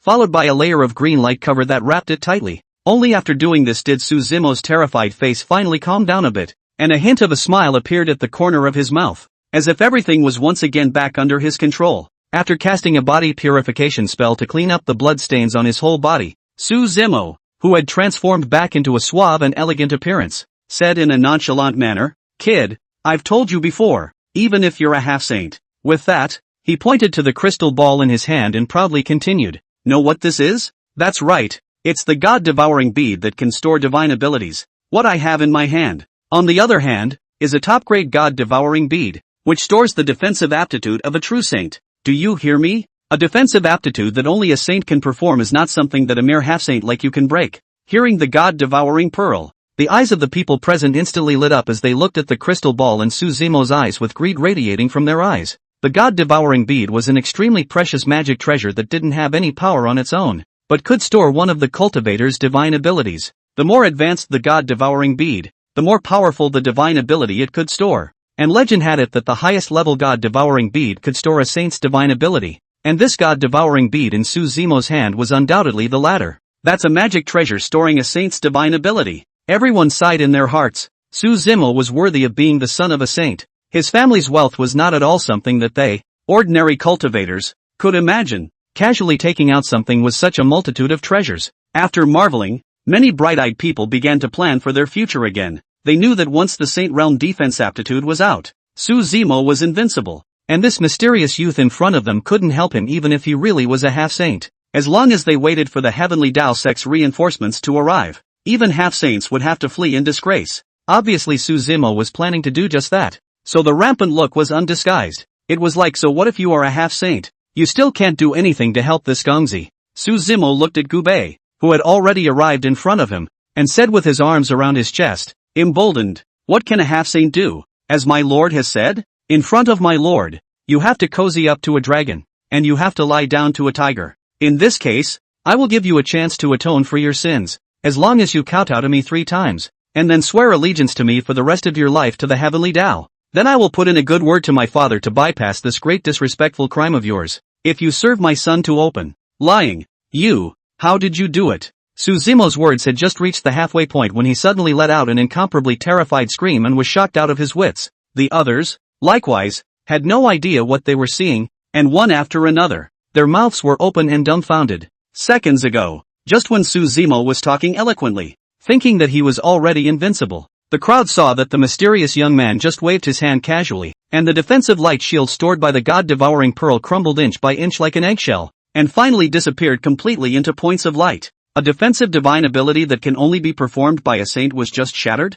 For a moment everyone's expressions were confused. For a moment they wondered if what Zimo had said before was all bragging, and that what was stored inside this God-devouring bead wasn't a saintly divine ability at all. But once they thought of Zimo's identity, the crowd rejected the idea again. A thought that made them even more horrified than appeared. After all, it could only be a saint who could break a defensive aptitude cast by a saint. It's hard. Could it be that this mysterious powerhouse isn't a half-saint at all, but a true saint? Everyone's eyes widened at the thought. Some people thought that they had actually complained about a high and mighty saint earlier, and they were directly stunned to the point that their eyes rolled over and they directly fainted. No, it's impossible. That's a divine power that my father personally poured into it. What makes you able to break it? Not bothering to answer his words, Gubei still had a faint smile hanging at the corner of his mouth, but the words he uttered were overbearing. Not to mention that you're just the son of a saint. Even a true saint would have to kneel honestly when they see me. And you, a punk, dare to make me kneel? Chapter 52, Kid, you want to know who I am? Gubei's words were so arrogant that they even caused the people present to have a belly laugh. Even if you really are a powerful saint, saying that other saints have to kowtow when they see you is a bit much, isn't it? Tianfeng Zi shook his head somewhat helplessly and muttered to himself, "Alas, this senior is good at everything, but he's just a bit willing to talk big." Although Zimo, who had been pampered since childhood, was terrified in his heart, his mouth was still unwilling to give in. "Humph, you really aren't afraid of the wind flashing your tongue. Who do you think you are? And are you worthy of making my father kneel down for you? Don't forget, even though the same saints are divided into 3, 6, 9 classes, and my father is a veteran saint who has been a saint for thousands of years, are you sure you dare to offend him?" Zimo was right about this, although the same saint's strength was not the same. Moreover, the difference in strength between saints was much greater than the difference between the other realms, and it was feared that the strength of early saints and mid-saints was greater than all the previous realms combined. After all, at this level, pure cultivation was no longer able to advance to a higher level, but rather to perceive the power of the laws. As for Su Hongjian of the Heavenly Tao Sect, although he was only at the early stage of the Sage realm, he had been stuck in this realm for 1,000 years, and there was no telling how many laws of heaven and earth he had comprehended. so even an ordinary mid-stage Sage Realm cultivator wouldn't dare to mess with him easily. Gubei snorted at her words. It's just an old bastard that's been alive for a longer time. When did it become a bragging capital? If the longer you live, the more powerful you are, then the demon emperor of the demon domain is not Baisei, but should be that old turtle that has lived for an unknown number of thousands of years. Gubei's words were filled with disdain for Su Hongjin, and what he said made the people present tremble with fear, wishing to plug their ears and not listen. How on earth did he dare to insult a saint in an honorable manner? Someone's mind was horrified at the thought. After all, to this level of saints, really want to take action at every turn is within a radius of 10,000 miles of the earth crumbled, not an inch of grass. So two saints meet generally polite, not life and death hatred will never fight. Where was the one like Gubei, who called a saint an old bastard at the drop of a hat, completely failing to place a saint, the most powerful existence in the southern region, in his eyes? For a while, everyone was speculating about the identity of the youth in front of them. You. Su Zimo's eyes glared round, his face was red with anger, and for a moment he could not speak. If you have the ability, don't hide, tell me who you are. I'll call my father here. I'll see if you can still be as arrogant as you are now at that time. Wondering who I am. Gubei's eyes suddenly narrowed into slits as he came to Su Zimo's ear and said, Little one, didn't you already greet my son just now? How come you didn't hear my voice? Hearing Gubei's words, Su Zimo first froze for a moment. Then, as if he finally remembered something, his pupils suddenly contracted. His mouth opened a little bit wide, plummeting pupils only thick fear. His whole body is instantly wet with cold sweat. Stunned said, You're the one. One must not look directly at a great emperor under a saint, or they would be devoured by the laws in an instant. So at that time, even if Gubei stood in front of him, Su Zimo only saw a blurry silhouette and had never seen Gubei's real appearance. It wasn't until he heard Gubei's words now that he realized who this person in front of him really was. Yes, it's him. It must be him. Only he dared to claim to bring my father to his knees. And the teenager behind him, the one who beat me up back in the day. With a thud, Su Zimo fell to his knees without warning, frantically grabbing the ground with his head, crimson blood flowing down his forehead, but he didn't care about it at all. His eyes just landed on Gubei and didn't dare to move a bit. He grabbed Gubei's pants leg in a death grip and cried out in tears. I was wrong. I'm really wrong. Will you spare me one more time? I deserve to die. I'm trash. I am trash. I have the eyes to recognize that I bumped into you. I deserve to die. With that, he began to slap himself again, with the intention of slapping himself to death if Gubei didn't say stop. Hiss. Seeing this scene, everyone was dumbstruck and simultaneously sucked in a breath of cool air. They were curious as to what this mysterious sage had said to Su Zimo to scare him like this. One must know that earlier, even if Su Zimo had learned that this youth was a saint, he had not shown such fear. Tian Fengzi's expression was both shocked and happy. Shocked because this mysterious senior was afraid to be even more powerful than he had imagined, and happy because with this senior in place, this calamity of the Manhwa sect today was considered to be over. Ruan Yuchion's beautiful eyes froze as she looked at Gubei's knife-carved and axe-chiseled face that could be described as flawless, and there was admiration and gratitude in her eyes. Regardless of whether or not this senior had come forward because of her, Ruan Yuchion knew that she could finally be free from being forced to marry Su Zimo, a dude who had accomplished nothing. Gu Fan, who was not far away, was thrilled beyond words, his fists clenched tightly, looking at Gubei's back with all admiration. This is the demeanor of a truly strong man. One day, I will be as domineering as this senior. The crowd was shocked and then simultaneously took a long breath, lamenting that this matter was finally going to be understood. In everyone's opinion, Su Zimo, the dude who was usually arrogant and domineering and put no one in his eyes, since he had already kowtowed and apologized. The mysterious sage would not continue to pursue the matter for Su Zimo's his sage father's face. It's better for everyone if things work out peacefully. The crowd thought so, but then they realized that this mysterious powerhouse seemed to think otherwise. Only Gubei could be heard speaking slowly.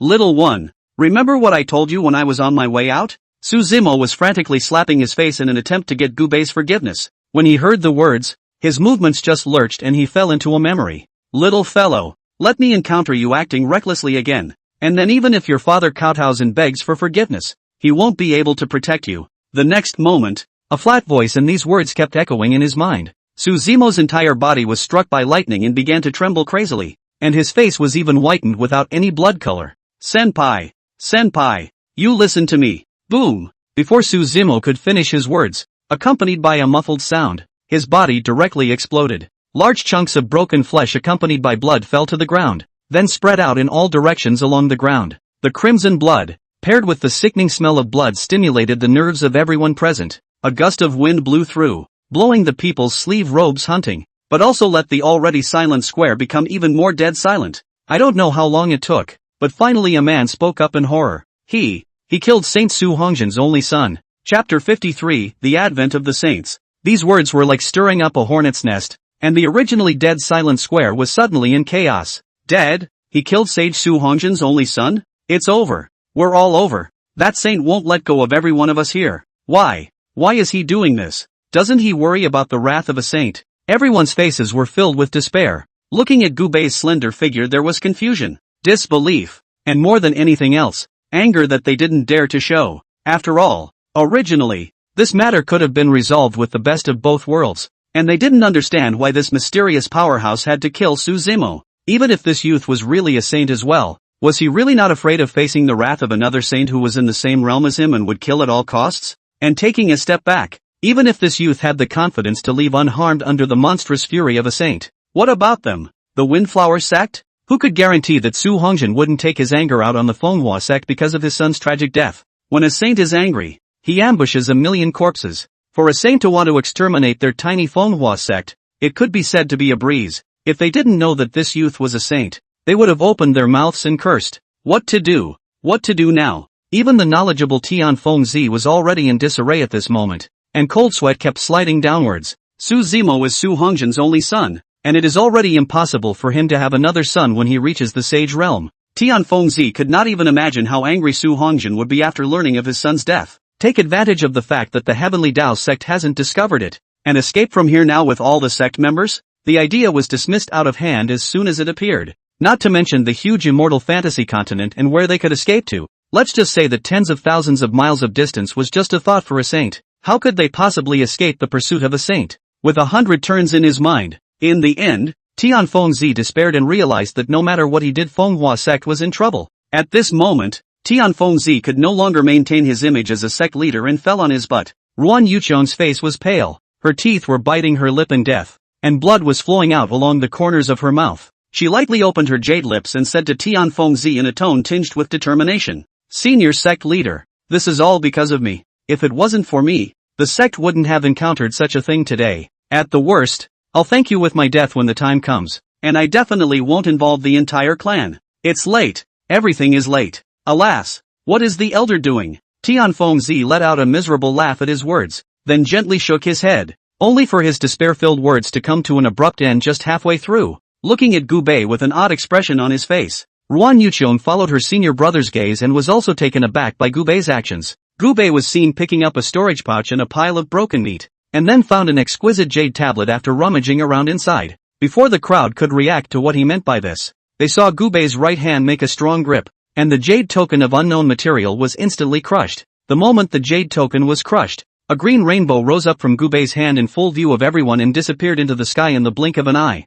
Only after all this was done did Gu Bei clap his hands in satisfaction, and then with a wave of his big hand, Su Zimo's gilt bench that was suspended in midair came to him lightly. Gu Bei, on the other hand, was sitting on a chair with a big swing, his eyes slightly squinting as if he was waiting for something. It wasn't until then that someone finally reacted to what Gu Bei had crushed earlier, and a pair of eyes instantly rounded in horror as they shouted, That's Su Zimo's transmission jade talisman. As for who this transmission jade talisman was transmitted to, there was no need to guess. Upon hearing this, the entire room was in an uproar. Asterisk asterisk asterisk asterisk. Why is he doing this? It's over. This is completely over. Originally, it would have taken some time for the Heavenly Dao sect to discover that Su Zimo was dead, but the transmission jade talisman was crushed, and that sage would have been able to arrive here in an instant with the location provided by the transmission jade talisman. Someone looked at Gu Bei with a face full of disbelief and said with trembling lips, Why on earth would he do that? Could it be that he's trying to use that sage's hand to exterminate our Manhwa sect?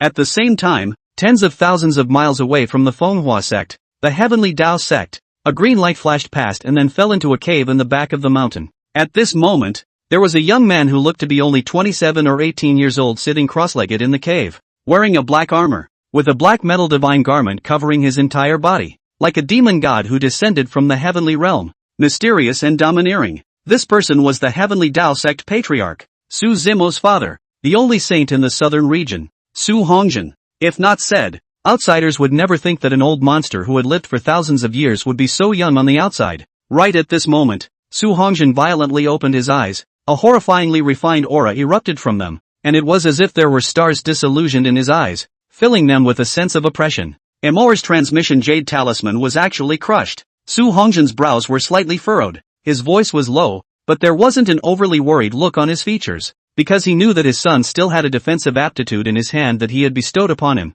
and as long as that defensive aptitude was there was no way that his son would be alright. I'd like to see who else in this acre of the southern domain dares my son to crush the jade talisman to call for help. The corner of his mouth hooked into a cold smile as Su Hongjin's figure instantly disappeared into the cave. The people of the Manhwa sect still hadn't regained their senses from Gubei's actions earlier, and didn't understand why he had taken the initiative to provoke a saint. It's over. This time it's completely over. This time we don't even have a chance to escape. The crowd looked unsightly. This feeling of waiting for death with their eyes open was not a good feeling. Right at this moment, the originally cloudless sky suddenly glowed with haze, and countless rays of light transformed by the laws shot up into the sky, and then sprinkled down like starbursts. A silhouette stepped out from the void, his armor emanating ebony light, the light spilling out in 1,000 rays, setting him off like a supreme being who had crossed the border. The silhouette stood like that, 3,000 strands of hair fluttering, the power of the laws accompanying his left and right, and his icy black battle armor giving off an infinite sense of oppression.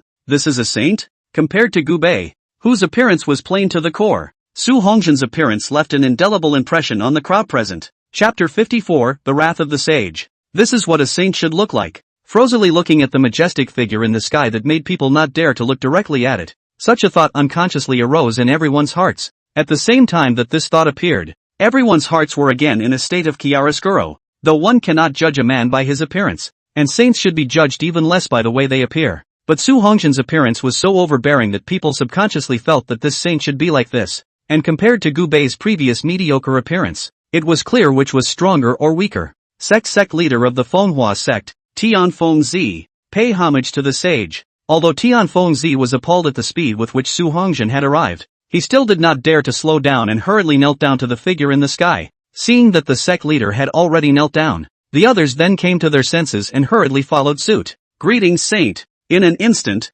tens of thousands of people simultaneously knelt down in unison to the sky, their voices resounding through the heavens and earth. Su Hongjin's eyes were icy cold. In his eyes, these densely packed figures below were no different from mole crickets. He didn't have time to waste time on these mole crickets. He just searched for his son's figure between eye rolls. In the next moment, his gaze landed on top of a pool of blood on the ground and a few tattered pieces of cloth, and his magnificent body trembled violently. In an instant, the saint's breath that was as endless as an abyss suddenly erupted, as if a sleeping volcano had completely awakened. All the people below felt a never-before-seen sense of oppression. Their faces turned pale, and they bowed in worship, not daring to raise their heads. The clouds in the sky were torn apart by an invisible force, revealing deep darkness. In the void, a crack spread out like a spider's web, as if the entire world was trembling at this moment. Sensing this heaven-destroying power, the Manhwa sect's mountain protection formation automatically opened, isolating Su Hongjin, who was caught in an endless rage.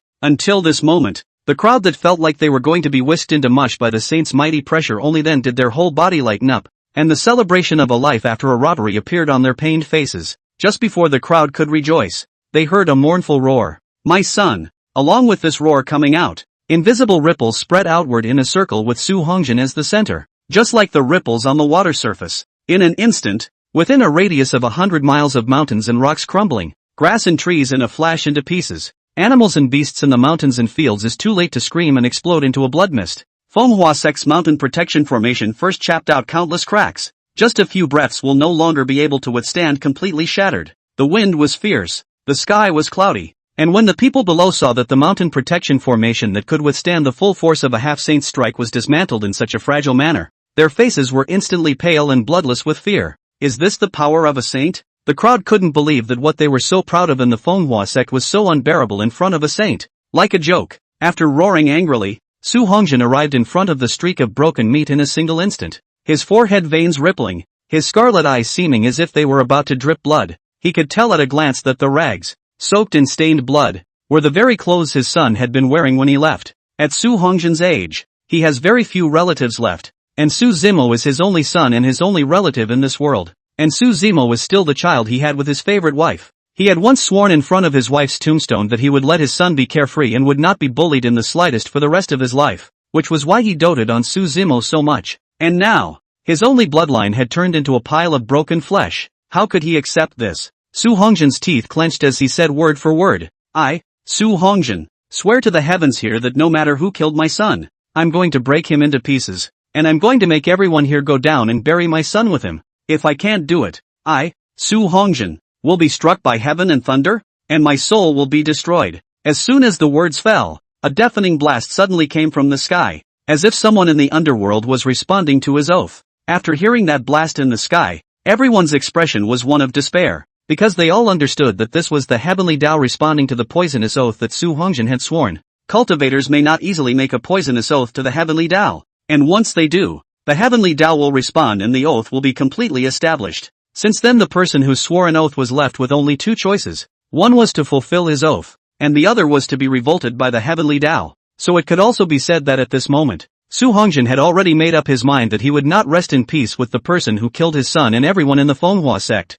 Su Hongjin would never stop until he killed everyone here. Sage above. I really have nothing to do with the young lord's death. You just let me go. Someone could no longer bear this torment of waiting for death and opened his mouth to cry to Su Hongjin. Just as his words fell, the man's eyes suddenly opened roundly and his body directly exploded. The other people who originally wanted to open their mouths to beg for mercy saw this scene and were scared into silence, no longer daring to make half a sound. Su Hongjin didn't even look up. A pair of blood-red eyes kept staring at the bloodstain on the ground, muttering as if he was crazy. Don't worry. Father knows you don't like the cold. Father will send these people to accompany you on the Yellow Springs Road. Saying that, his right hand slowly raised, and a chilling sound of gold and iron was emitted between the collision of the battle armor. At this instant, everyone felt as if their bodies were being held by a large, invisible hand, as if this large hand only needed to exert a slight force, and they would be pinched into mush. Everyone was trembling, and some people were so frightened that yellow liquid came out between their legs. They all know clearly that their lives are now in Su Hongjin's hands, and as long as he has a thought, he can decide whether he lives or dies. One man for all. Your son's death is because of me. I'm willing to bury him with him, but only on the condition that the others are spared. Suddenly, a cool voice broke the almost stagnant atmosphere. Ruan Yuchong fought with all her strength to stand up. Although her face was pale without a trace of blood, her expression was incomparably resolute and she could not see the slightest bit of fear. Hearing this voice, Su Hongjin, who had been keeping his head down, finally moved and slowly turned his head, staring at Ruan Yuchong with a pair of cold and emotionless eyes, his voice hoarse as he slowly opened his mouth. I know you, Nguyen not Gwyn, and it's for you that my son came to this hole. Ruan Yuchong nodded her head and said at the same time as she locked eyes with Su Hongjin. That's right, Su Zimo did come here because of me, so I'm willing to use my life to quell your anger. As if he had heard a heavenly joke, Su Hongjin suddenly laughed up to the sky. Ha ha ha ha ha ha ha ha ha ha. After the laughter, his face instantly became twisted and hideous. Use your life to appease the wrath of this seat? What kind of a thing do you think you are? It is a blessing of several lifetimes for you that my son can look at you, but in the eyes of this seat, you are just a thing that can be discarded at any time, and you deserve to put my anger to rest? As he spoke, Su Hongjin's other large hand had already pinched Ruan Yuchong's head, while at the same time countless threads of laws condensed into strands stretched out from the void and trapped him firmly. Since you're the woman my son has his eye on, this seat will be the first to send you down to accompany him. Chapter 55, You're getting bold. Why don't you kneel down when you see me? After saying that, Su Hongjin's hand that was pinching Ruan Yuchong's head was violently about to exert force. Ruan Yuchong couldn't even get a chance to fight back and had to close her eyes and wait for death. The others subconsciously turned their heads away, unable to bear to see the heavenly beautiful Uncle Ruan perish like this. Just when everyone thought that Ruan Yuchong would surely die today, a soft laugh suddenly came from the air. Ha! This voice was originally not loud, but it was transmitted into the ears of everyone present,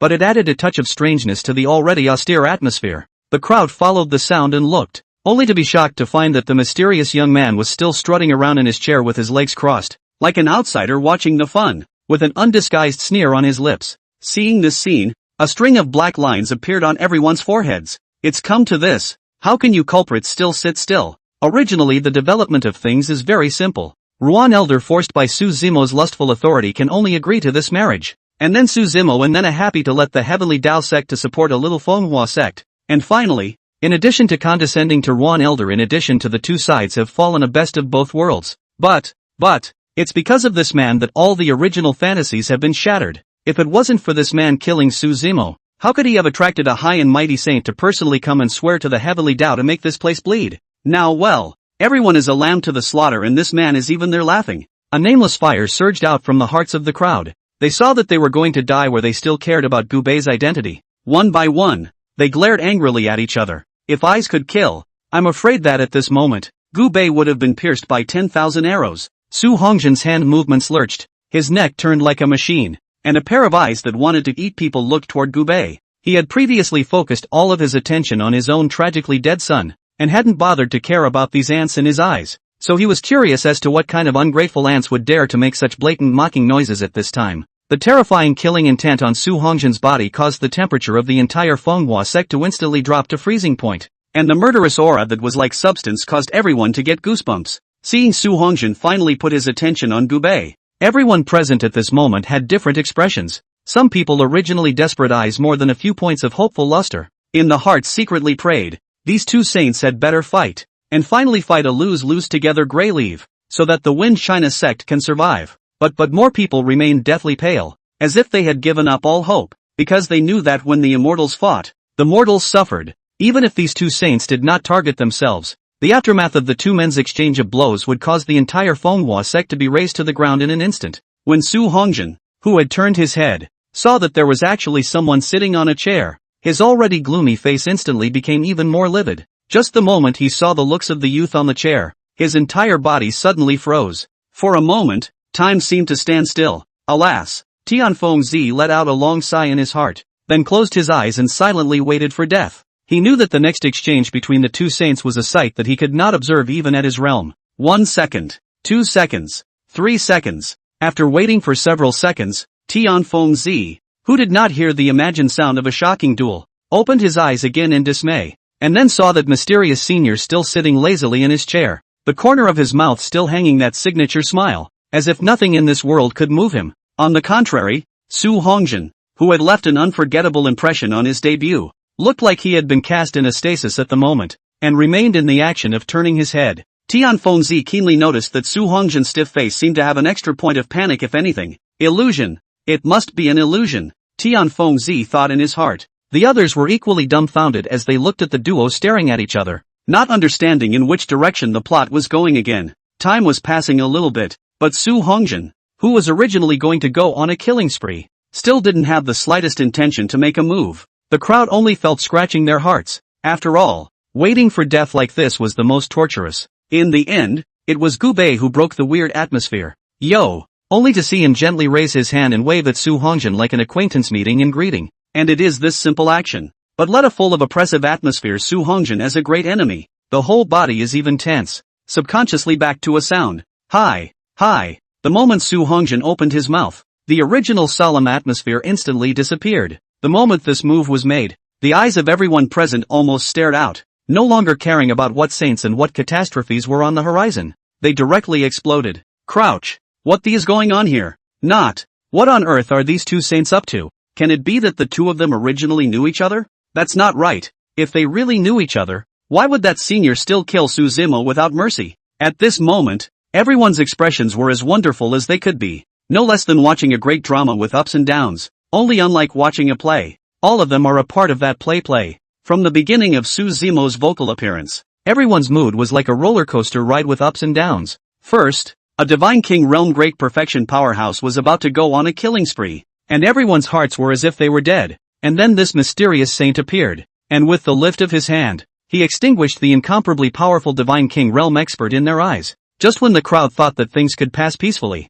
where did they think that this saint was gentle on the surface? But in reality, he was ruthless and merciless, and even sent Su Zimo directly to meet the king of hell without saying a word. The murder of the saint's son directly attracts the saints and vows to kill them all, leaving no one behind. A saint's poisonous oath. Now all of them no longer have any hope and are ready to die frankly. And now they are shown this? After a moment of dumbfoundedness, Tianfengzi first wiped the cold sweat off his forehead and then touched his heart. He only felt that what he had experienced in this short hour was even more wonderful than what he had experienced in these hundreds of years. And he even felt that even if the sky collapsed after experiencing today's events he could face it without changing his color. This thought had just appeared when what Gu Bei said next caused Tianfengzi's heart to tighten and he almost didn't draw past. Su Hongjian, You old bastard has really grown bolder the longer you've lived. And now you even dare not to kneel down when you see me. Chapter 56, Is he the Heavenly Emperor? Scared.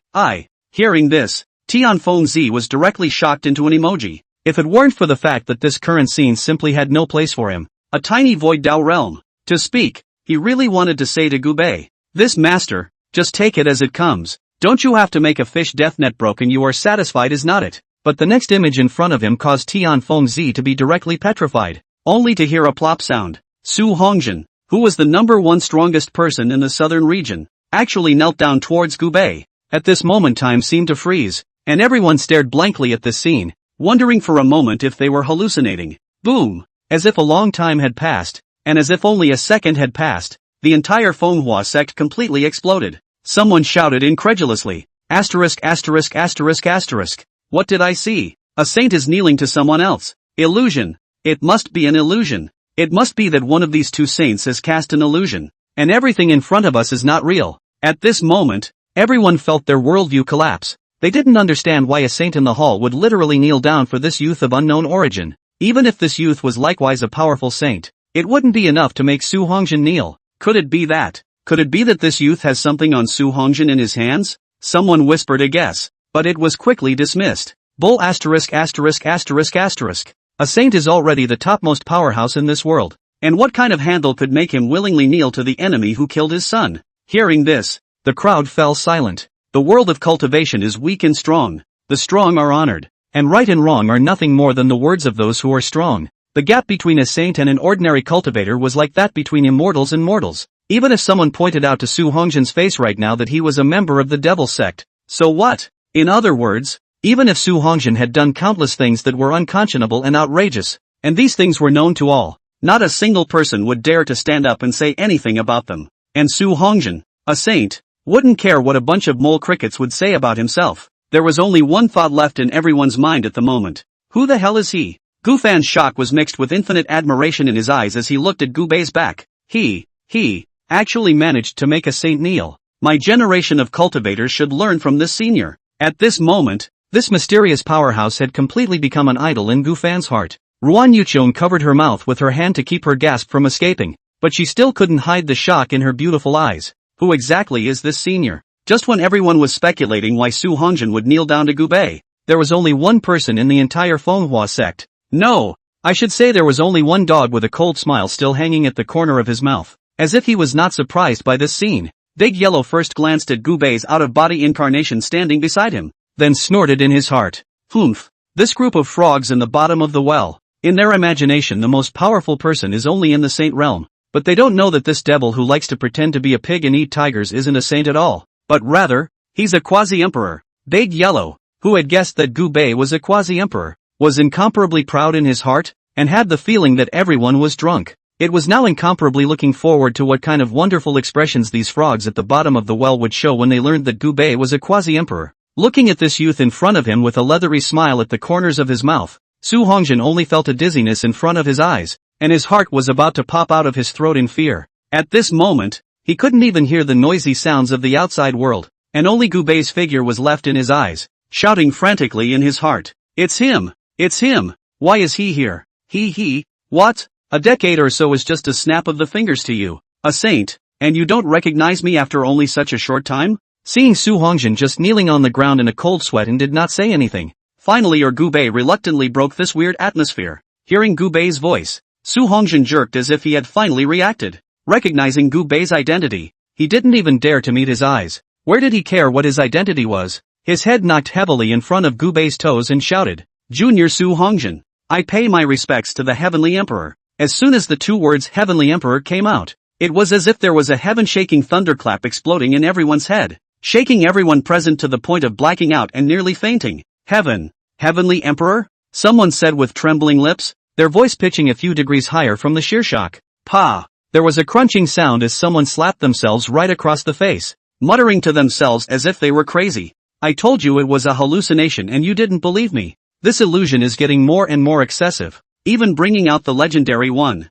The immortal fantasy continent had seen several great emperors that had been unprecedented and broken through the ages in the millions of years since ancient times, and they also had their own names. For example, the renowned Void Emperor of the human race, the Golden Crow Emperor of the demon race, and the chaotic ancient emperor of the demon race. But there was only one who could be honored by the world as a heavenly emperor, and that was the only great emperor of the immortal illusion continent today, Gu Bei. The title Heavenly Emperor was not only the name the human race called him, but it was also the honorific title that the human race, demon race, and devil race shared for Gu Bei. One reason was because Gu Bei was the first great emperor of the immortal illusion continent in hundreds of thousands of years. And a more important reason was that Gu Bei had forced a path to the upper realm for all the cultivators of the immortal illusion continent. Before Gu Bei had risen to prominence, cultivating to the peak of the sage realm would already be the limit. Looking at the immortal illusion continent over the past hundreds of thousands of years, it was unknown how many amazingly talented supreme geniuses had been stuck in the realm of the peak of the sage realm,